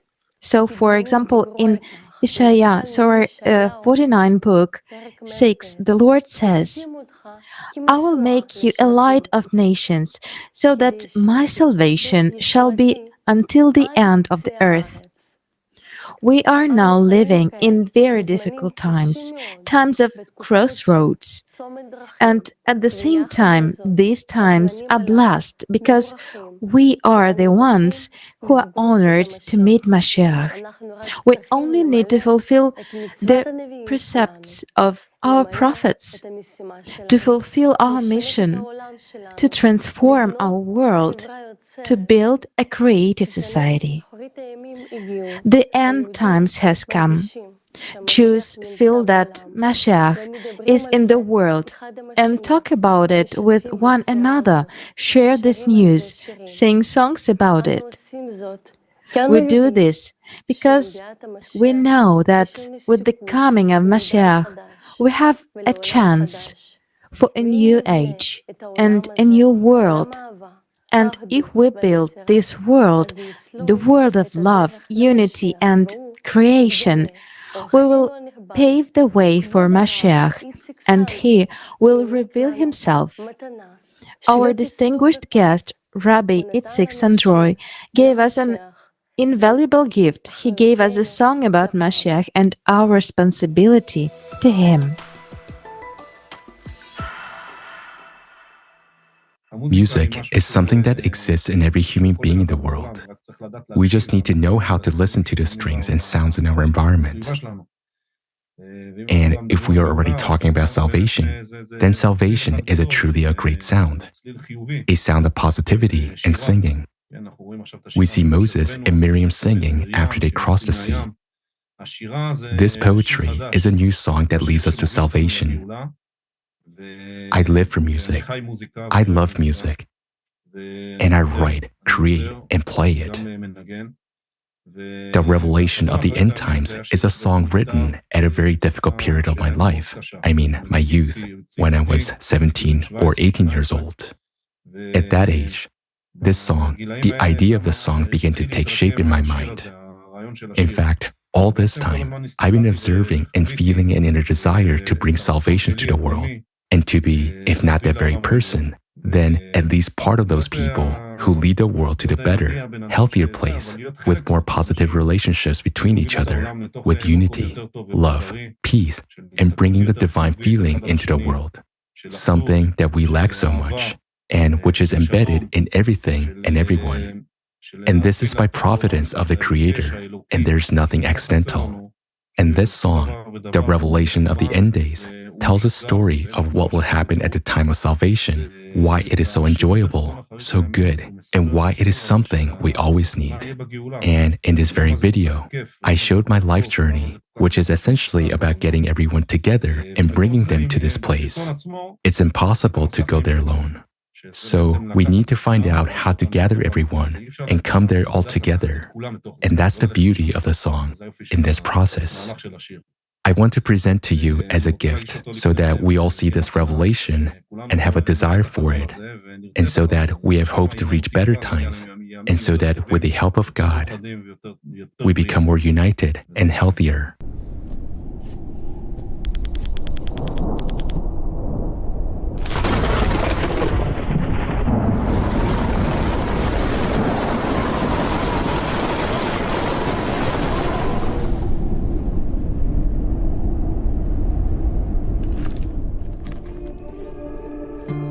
ילד משתובב צחוק על פניו, אמא עומדת בצד ושומרת עליו, ירוק פורח מרחבים של שמחה, מרחבים של אור, של התחלה חדשה.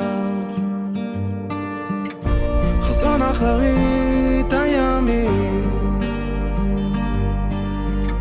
שלום ואהבת חינם בין כל העמים.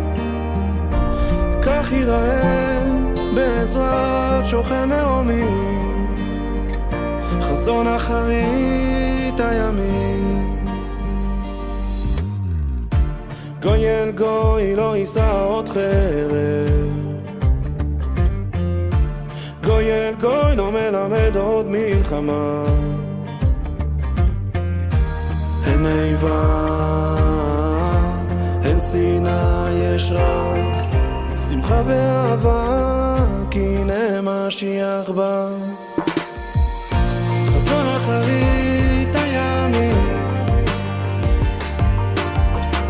שלום ואהבת חינם בין כל העמים.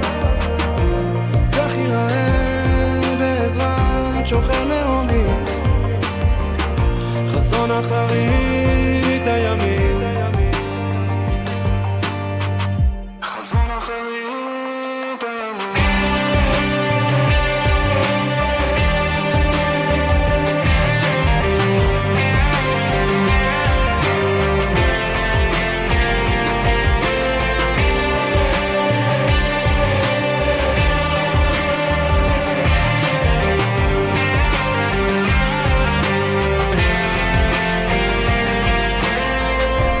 בית המקדש נוצץ, צופה על ישראל כאילו, מכריז ואומר קדימה אחי. מגיע גואל, לווים בשירתם, כהנים והדרם, כל המתים קמים, קמים מקברם, גאולה באה לעולם.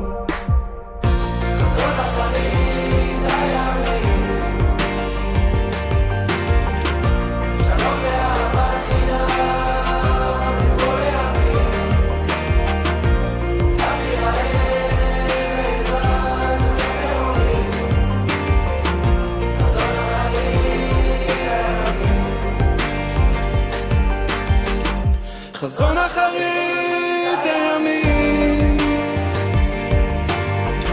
שלום ואהבת חינם בין כל העמים. העמים כך ייראה באחד שוכן מרומים, חזון אחרית הימים. חזון אחרית הימים.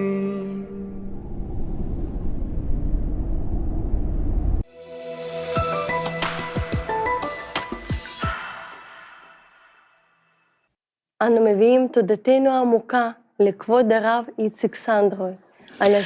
We express our deep gratitude to the esteemed Itzik Sandroy for the touching song. Thank you so much for the wise words and the bright message of this song.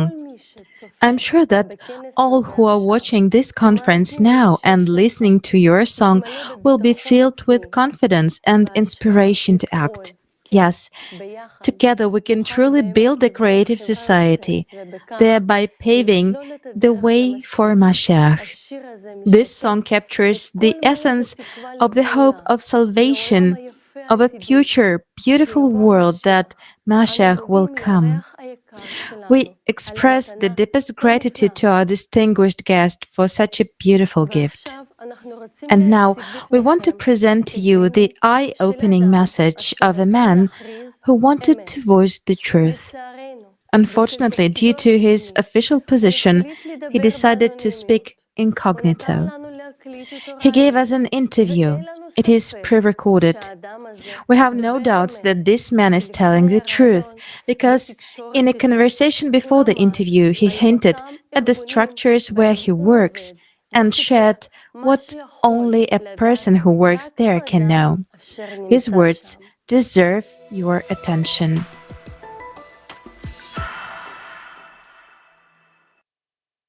Greetings. Please pardon my anonymity, a precaution I have to take due to the work I do. In the line of duty, I interact with the power players of the global financial world, including their high-ranking representatives, and I am compelled to remain incognito. I was brought here by your forum, Global Crisis. There is a way out. I carefully watched and analyzed it. I was particularly intrigued by the solution you proposed for the serious climate threat that humanity is facing today. Honestly, for the first time in a long while, I felt hopeful that we can address this issue. Your mathematical model projecting climate catastrophes until 2036 certainly presents a worrisome reality of the present day. And perhaps you believe that people are unaware of this. But in reality, that's not the case. Those who need to know are well aware and preparing for it. Throughout my career, I've been working for the global elite who control all the economic processes on the planet. These are incredibly intelligent individuals capable of managing macroeconomic processes. Despite being involved in designing the world's economic processes, to these people, I'm just a clerk or a regular executive. I often attend their meetings, and over the past year, I have noticed a growing pessimism in their assessment of the global economic prospects. I'm not in a position to make definitive statements about the awareness of political leaders regarding ongoing processes. However, I can confidently assert that the financial elite has no illusions about the imminent economic downfall and anticipates the collapse of the global financial system by 2030. Within these circles, there is a clear understanding that by 2030, conventional forms of currency will lose their functionality and value. Traditional financial assets, such as investments, stocks, and even precious metals will become essentially worthless. A total collapse of the banking system is predicted. My responsibilities include working with financial documentation on an international level, and unfortunately, I can confirm that current financial models and strategies are not being developed for decades as they were before, but rather with a focus not later than 2030. And thank God, we still have time before that. The top financial elite fully understands that our planet is on the brink of destruction and is already abandoning long-term plans for bunker construction, despite actively investing in such projects just a year ago. Over the past year, bunker construction has been put on hold. There are no options to leave the planet either, despite the fact that money, as you may understand, poses no problem for people within their circle. They can clearly see that the current level of technological development will not allow them to leave Earth. Today, instead of bunker construction, they're occupied with something else. Take note of how prominent financiers have been rarely seen leaving synagogues lately. Many of them have suddenly become deeply religious and actively visit sacred places. What is the reason behind such behavior? The answer is simple. They know and fully comprehend the real magnitude and catastrophic nature of the current situation. It's true, they don't inform people. Indeed, they don't. But why? When there's no understanding that there are real alternatives, what good does such information serve? If I hadn't learned about the creative society, that there is a way out, I wouldn't be having this conversation with you today. I was in an extremely oppressed state until I came across your forum. Honestly, it has been very inspiring for me. I even tried to share this information with one of the representatives of the highest financial circles to show him your forum. But he declined, saying, "Oh, 12 hours. Where can I find the time for that? Then, of course, I tried to briefly explain the essence of the matter to him, to which he replied, I'm glad that there are still intelligent people in this world who understand reality, but unfortunately, they're too naive because they don't even comprehend the scale of the approaching disasters. What can we do against these catastrophes? How can we stop them? Humanity doesn't have the means to do so. That is why we won't have time to do anything. They simply don't understand the magnitude of the impending disasters. You see, they're not particularly interested in listening. They're not interested in other people's opinions. Moreover, their mentality shapes an approach where they rely solely on themselves without expecting help or counting on others. Other people simply don't fit into their frame of reference. Nevertheless, I'm confident that we still have a chance to succeed. With God's help, we can overcome the challenges ahead, but we can only do it together as united humanity. The question is not about who or what is hindering us. The question lies within ourselves, within people. As I said, representatives of the financial elite perceive the entire situation through their own prism of perception, based on their familiar thinking paradigms. They overlook the potential that each of us as individuals possesses. Why? Because to them, we simply don't exist. In reality, they don't even consider us as full-fledged human beings. They never take our intellectual capabilities seriously. As an example, I hold several degrees and titles, but in their eyes, I am at best an ordinary assistant and perhaps even comparable to a character from your movie, The Idiot. Everyone is entitled to their own opinion. However, today, they realize that bunker construction is futile, and instead, they dedicate their time to visiting synagogues, holy places, and the like. They have simply given up on themselves and humanity, accepting the impending catastrophe as inevitable. Contrary to this, I am convinced that the current situation can be changed. You are absolutely right. Only people are capable of overcoming this, and now it truly depends on each and every one of us. Remember the lines from Deuteronomy, Mishneh Torah. I have set before you life and death, blessing and curse. Choose life so that you and your descendants may live. God Himself implored us to choose life, which means we can do it. We can come together and choose life, and thus create a creative society. Let us recall what was said in the Holy Scripture, that peace and salvation can only come through the Jewish people. Therefore, all my hope lies in my people and our ability to unite. Of course, to the best of my abilities, I also try to inform my acquaintances. However, as you understand, due to my professional situation, I cannot actively and openly engage in this.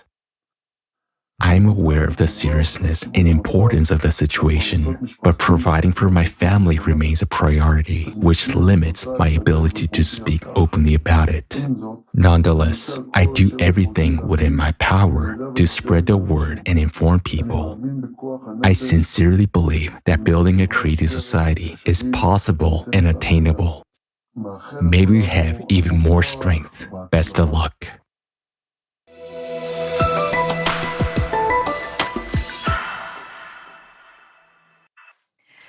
Thank you very much, esteemed speaker, for revealing the truth, which not many people dare to voice today. This is truly shocking information. We have now heard that neither the global elite nor the financial elite are able to save humanity from the climate catastrophe. They are powerless. The fact that the highest financial circles are expecting a complete collapse of the economic system by 2030 unfortunately confirms that climate catastrophes are growing exponentially, and that by 2030, life on the Earth will be unbearable. The climate report presented at the forum, Global Crisis, Our Survival is in Unity, provided an economic forecast based on a mathematical model that takes into account the increasing progression of climate catastrophes. And according to this prediction, a complete collapse of the financial system will have occurred by the year 2027 and the end of all life on the earth in 2036. The fact that the financial elite are aware of this information and their figures are close to ours is supposed to be reassuring. But as we heard from the speech of our esteemed speaker, the situation is unfortunately the opposite. They receive only pessimistic forecasts, which do not include any variance of solution. And how can they know about the solutions if they hear reports from those who cannot do anything themselves? So, although those at the top are fully aware of the monstrous threat to all life on Earth, they see no way out. It is ridiculous that those of lower rank continue to build bunkers, discussing financial prospects and hoping for some kind of rescue, not realizing the real scale of the upcoming disaster, while their masters have already frozen all shelter and bunker projects. The higher elites are no longer hopeful because they know better than anyone else the state of our modern science. They see how science is divided. There is no unified potential, there is no motivation, and under such conditions, it is impossible to achieve a scientific breakthrough that we now need to address the climate threat. So those representatives of the upper echelons believe that they, like the rest of humanity, are doomed.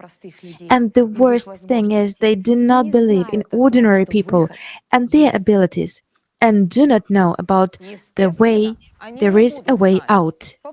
Of course, and they will not know. Try to get through to them, and even if you manage to get through, you'll have a maximum of 5 minutes of their attention. Try to explain within just 5 minutes the entire concept of the true way out, which was discussed in detail at the Global Crisis Forums. That's what our much respected speaker, whom we've just heard, tried to do. And he was confronted with the fact they do not want to listen. The elites have their own mindsets. They are too busy to listen to our solutions. And do you know what the paradox is? Those very people who have enormous resources and influence, free access to all the world's mass media, and they have the ability to unite all of humanity in a matter of seconds. They can accelerate construction of the creative society and thus unfold the scientific potential that will help eliminate this threat looming over our planet and over our lives. However, they show no desire to do that. Although it is difficult for us people to unite on our own. Why? Because we simply do not want to hear and listen to each other, to understand and accept each other, because we have been divided for 6,000 years. As a result, we are losing precious time. And it turns out that if we leave things as they are, the entire world will cease to exist. There will be no future, either for us or for our children. Just think about it. Why are we not uniting? Simply because someone at the top is not familiar with this information and doesn't want to get acquainted with it, because it requires 12 hours to watch the forum and then spend time analyzing and thinking over the information. You see, it is too long for them. It turns out it is easier for them to lose their lives and hundreds of years of potential life in a young body than to watch a 12-hour forum and that talks about the real way out. After all, in the creative society, thanks to the regeneration capsule technology, everyone will be able to rejuvenate their bodies and extend their lives up to at least 1,500 years.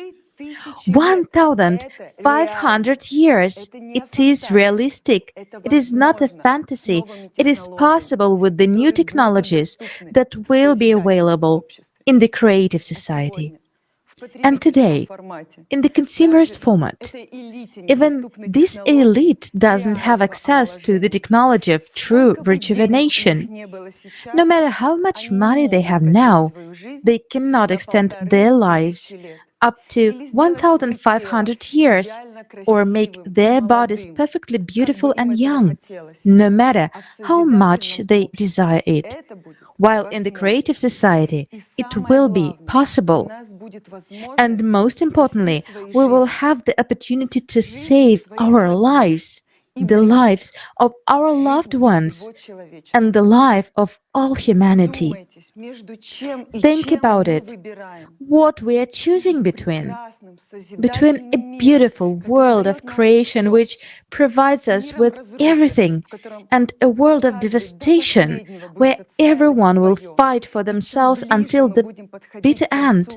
The closer we get to the end and see the global nature and settlement of this situation, the more everyone will try to move somewhere else, to flee, just to live for a week longer.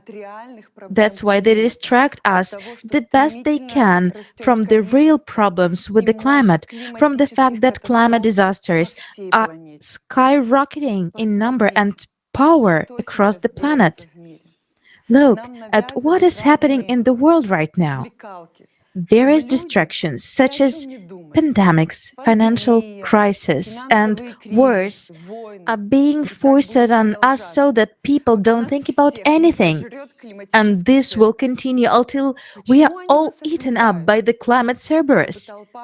Why are they distracting us? To keep the crowd in the dark, so that people don't start rioting. This cannot be allowed to happen, because if people really understand what's happening to the climate, what will happen then? People will run from one place on the planet to another in billions, pushed by dreadful climate cataclysms. One can only imagine the level of panic and chaos that will ensue. Everyone will try to prolong at least one day of their existence, but it will already be pointless running around. Basically, we can conclude that the more serious the climate situation becomes, the clearer and more apparent that this is the end, the more the elite will rise the level of absurdity, which they'll try to use as a cover-up. Idiocy and madness, pedophilia, cannibalism, divisions and confrontations. All this is already being artificially introduced by the elite, just to keep people busy with something else instead of looking around and seeing the climate disasters already occurring worldwide and the terrifying rate at which they are escalating. And yet, we can live differently. What wonderful prospects of life were shown at the forum, Global Crisis, There is a Way Out, and we have discussed them today. Among them, this is Regeneration Capsule, a replicator, a world without wars, and where everyone feels financially and physically secure, where every person is provided with all benefits. And we can live like that. All we have to do is to unite and build the creative society. The quickest way to do this would be through social media. But as we have seen today, neither the elite nor the world media will help us, because these media don't publish anything without a blessing from the top. They can only say what they are commanded to say. Therefore, we have to use other methods. Since we cannot rely on those at the top, the only ones we can rely on, are ourselves, are clever and brilliant people. This is our way out. It is us, our people, are the way out. And it is paradoxical that we don't see it. We kind of ask God for help. It comes, but we ignore it. It reminds me of a joke when a man was drowning and asked God for help, and God sent him a boat 3 times. But the man refused 3 times, saying, God will save me. He ended up drowning, and when he arrived at heaven, he asked God, why didn't you save me? God replied, I sent you a boat 3 times. And today, the situation in the whole world resembles this joke. We are our salvation boat. In fact, we have to be honest. If our nation does not understand and doesn't support the creative society, then it's the end for all of us, because others cannot do it without us. Let's look at it honestly. Representatives of our great nation, the Jewish people, are present everywhere in the world today, holding many leadership positions, key positions, if not the leaders of countries. Then they are close to them as advisors, diplomats, and scientists. And we are all endowed with talents, insightful minds, unique organizational skills, and more importantly, a special sense of chosenness and unity. We are the smartest nation on the planet, and we have the opportunity to unite the world around us and to build the creative society. If we don't engage in making these changes, they won't happen. It is our responsibility to reach out to all people, and it is up to us to think about how to do it. Then we will truly become heroes. We will become a nation of heroes for all humanity. We can do it. We just have to be responsible. If the world is in our hands, we must be responsible for it. Don't wait for Mashiach to come and save us all. Mashiach has come to our heads, to everyone's mind. Mashiach have to wake up in each of us. It is our striving to live and our responsibility. Today, we appeal as Jewish people to Jewish people, to those who have intelligence and understanding. Let's act. What is happening to our planet today already concerns everyone. And we have something to change for, a world that is coming to its end, for the wonderful world of the creative society, where we will be able to cure any disease, including genetic diseases, and prolong our lives in a young body up to at least 1500 years. Yes, in the creative society, we will not have the power of few individuals. Instead, we will have life. No one will take our religion away from us. Actually, there will be no power in any scenario. Either the climate Cerberus will destroy us, destroy everyone, and then there will be no power. Or there will be no power because together we will build another format of society where everyone will embody the power. The creative society is the only opportunity to come together and really save this world. It is a chance that should not be missed. And now, the main idea and the main question for us is to find ways to reach out to people. After all, we are the Jews, the smartest people. We have all the skills, abilities, and networks to make this come true. If we don't solve the task of uniting the whole world, no one will. Our people are everywhere. The entire scientific world is infused with our nation. Everyone knows that, and it is time to act. Our intellect, our talents, our abilities allow us to find unique solutions which no one else can come up with. We need to come up with what we can do. And it's worth it, because we have what to lose. Let's recall what we can gain in the creative society: a comfortable life in wealth and security, health and youth for 1500 years. And this is not a fairy tale. Research in the field of the life extension for humans is already actively underway, and there are numerous developments. It is important to understand that technologies allowing to prolong human life to 1500 years can be implemented only in the creative society. Why would these technologies can be impossible to implement in the consumerist format? The first reason is overpopulation. In the consumerist format of society, the elites are fighting overpopulation not because Earth cannot sustain a large number of people, but because they cannot control a large population. The problem lies not in resources or ecology, but in the complexity of control. Under the current consumer system, effective control is possible over a maximum of 1 billion, or preferably 500 million people. With 8 billion people, chaos is already evident, and when the population reaches 10, 12 billion, it is completely spiral out of control. You understand this perfectly well. It's elementary mathematics. And that time is not far off.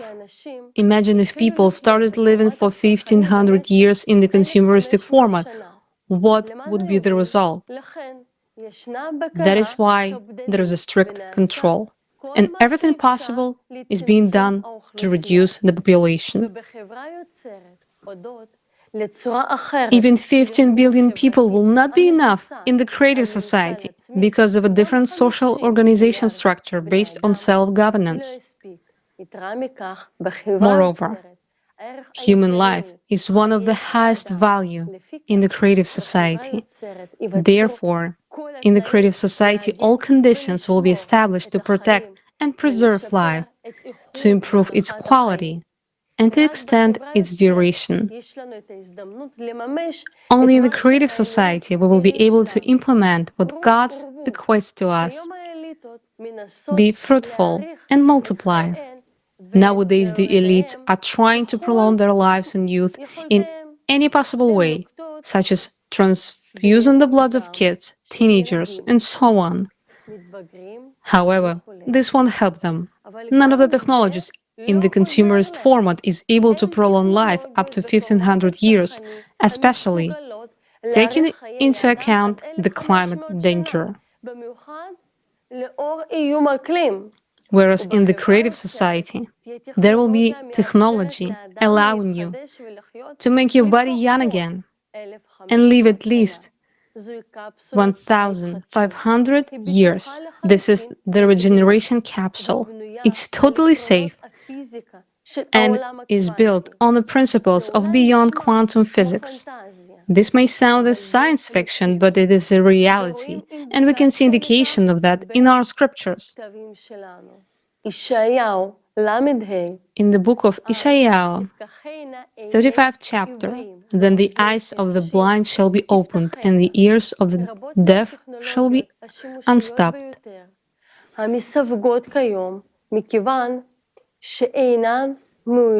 multitude of highly useful technologies, which are currently classified because they are not beneficial for the consumerist format of society, will be available for everyone in the creative society. We appeal to you, our brothers and sisters, our great and magnificent Jewish people. We have something to change for. We all need the creative society.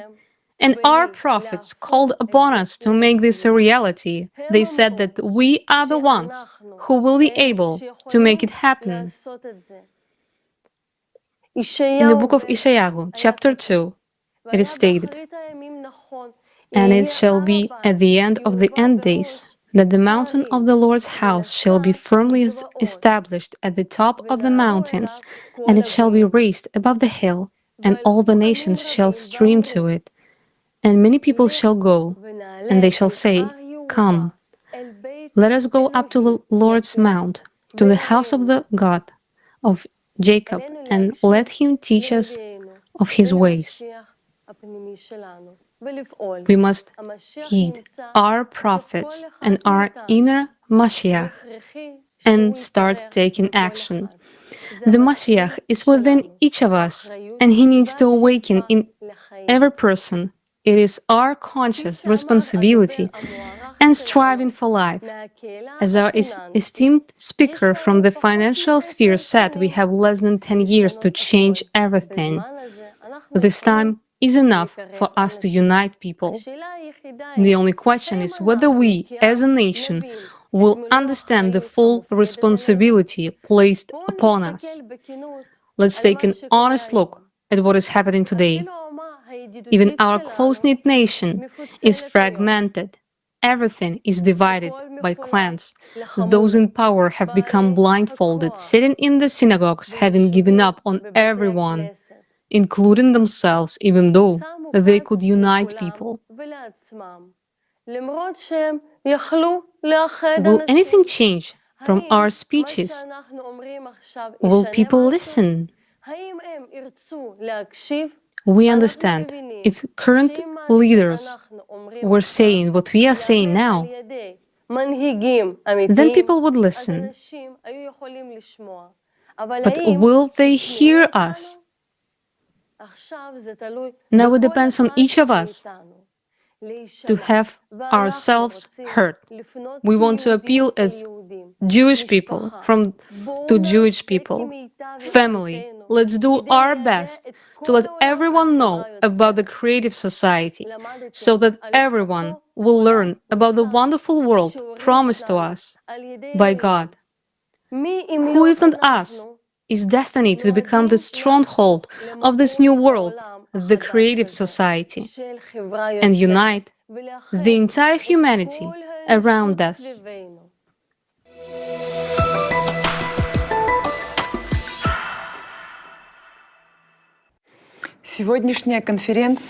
Today's conference is dedicated to the mission of the Jewish people, their wisdom and talents.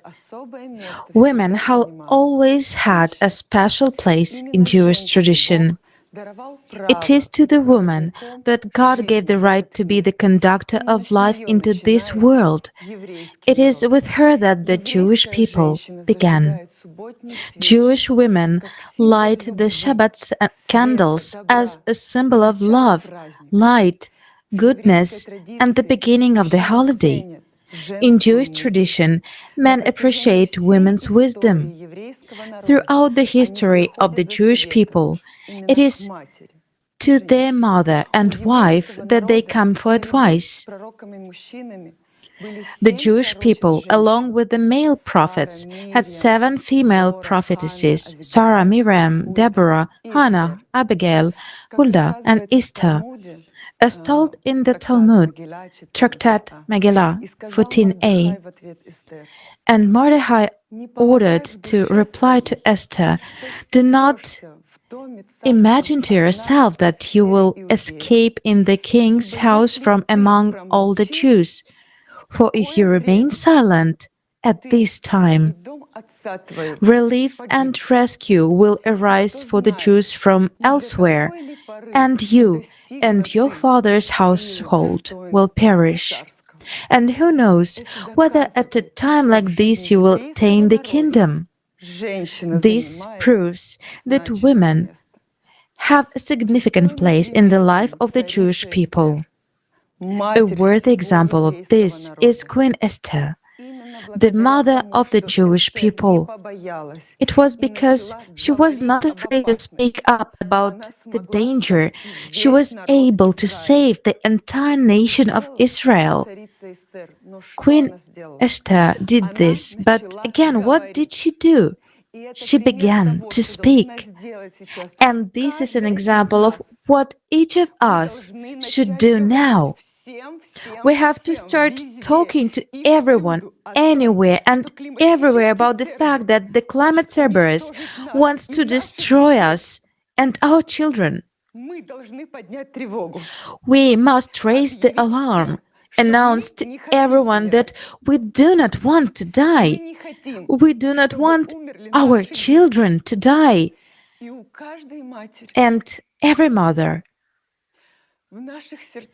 in our hearts, there is a place for all peoples, because we are the ones with whom this world begins. Every mother dreams of the best future for her children. Today, we, mothers, work on a part with men only to provide our children with the best. We pay for expensive education, we pamper them with gifts, we save up money to buy an apartment for them so that they have a happy future. But what is it all for? What are we wasting our time and energy on if tomorrow may not come to us and our children because of the climate Cerberus? It is no coincidence that today's conference was initiated by Jewish mothers, because every Jewish woman is first of all a mother, and not only for her children, but a mother for the whole world in the broadest sense of the word. Who, if not we, women, mothers, can raise the whole nation? And now we see that all of us, and therefore our children, are in danger. In our world today, there seems to be a lack of a feminine touch, a feminine spirit that can unite everyone into a friendly family. After all, women by their nature strive for integrity and order. More than once, the survival of an entire nation happened precisely thanks to a woman, thanks to her wisdom and ability to master the world. And now, it is a question of survival of our people and all of humanity. The creative society is a format of life that is native to the Jewish people. Just as Queen Esther gained the power of speech when she began to speak in defense of her people, so we must begin to speak in the defense of all humanity. We do not know which Jewish woman's words will save the world, but I wish it were all Jewish women. After all, our future depends only on our decisive actions. Mothers of Israel, now it's up to each and every one of us.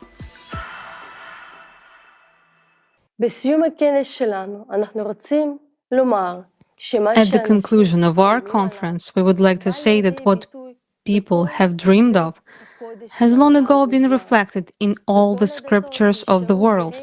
In all religions, there have remained grains of knowledge that the creative society is the only way to save ourselves and all of humanity. Whether it's Islam, Christianity, or other religions, these grains are presented everywhere, because this is the essence and the foundation. Much have changed, but in all religions there remained knowledge of how we should live, of our relationship with each other, and of the society we must build. Creative society is the only option for everyone to survive. Otherwise, there will be no one left. But whether we will accomplish this or not, whether we will build a creative society or not, depends on us. As it was said in the chapter 30 of Tanakh, you shall choose life, so that you and your offspring will live, to love the Lord your God, to listen to His voice and to cleave to Him, for that is your life and the length of your days. God offers us a choice. Let us choose the creative society and we will be all saved, because if there is no creative society, there will be no one left at all. How many grains of truth have been preserved? Today, we have heard how many of them have remained in our scriptures about the kind of society we should have, the relationship that should be between us, and clear instructions of how we should act. We either choose one path or the other. There is no third option. Either we start living as a civilization or we all perish. People of Israel, we all want to survive and live. Let's do everything possible and even the impossible to tell everyone about the creative society and build a world worthy of the advent of Mashiach himself. We are the Jewish people. We are the ones who can and must make this happen. We must be the light for the nations. We were chosen for this.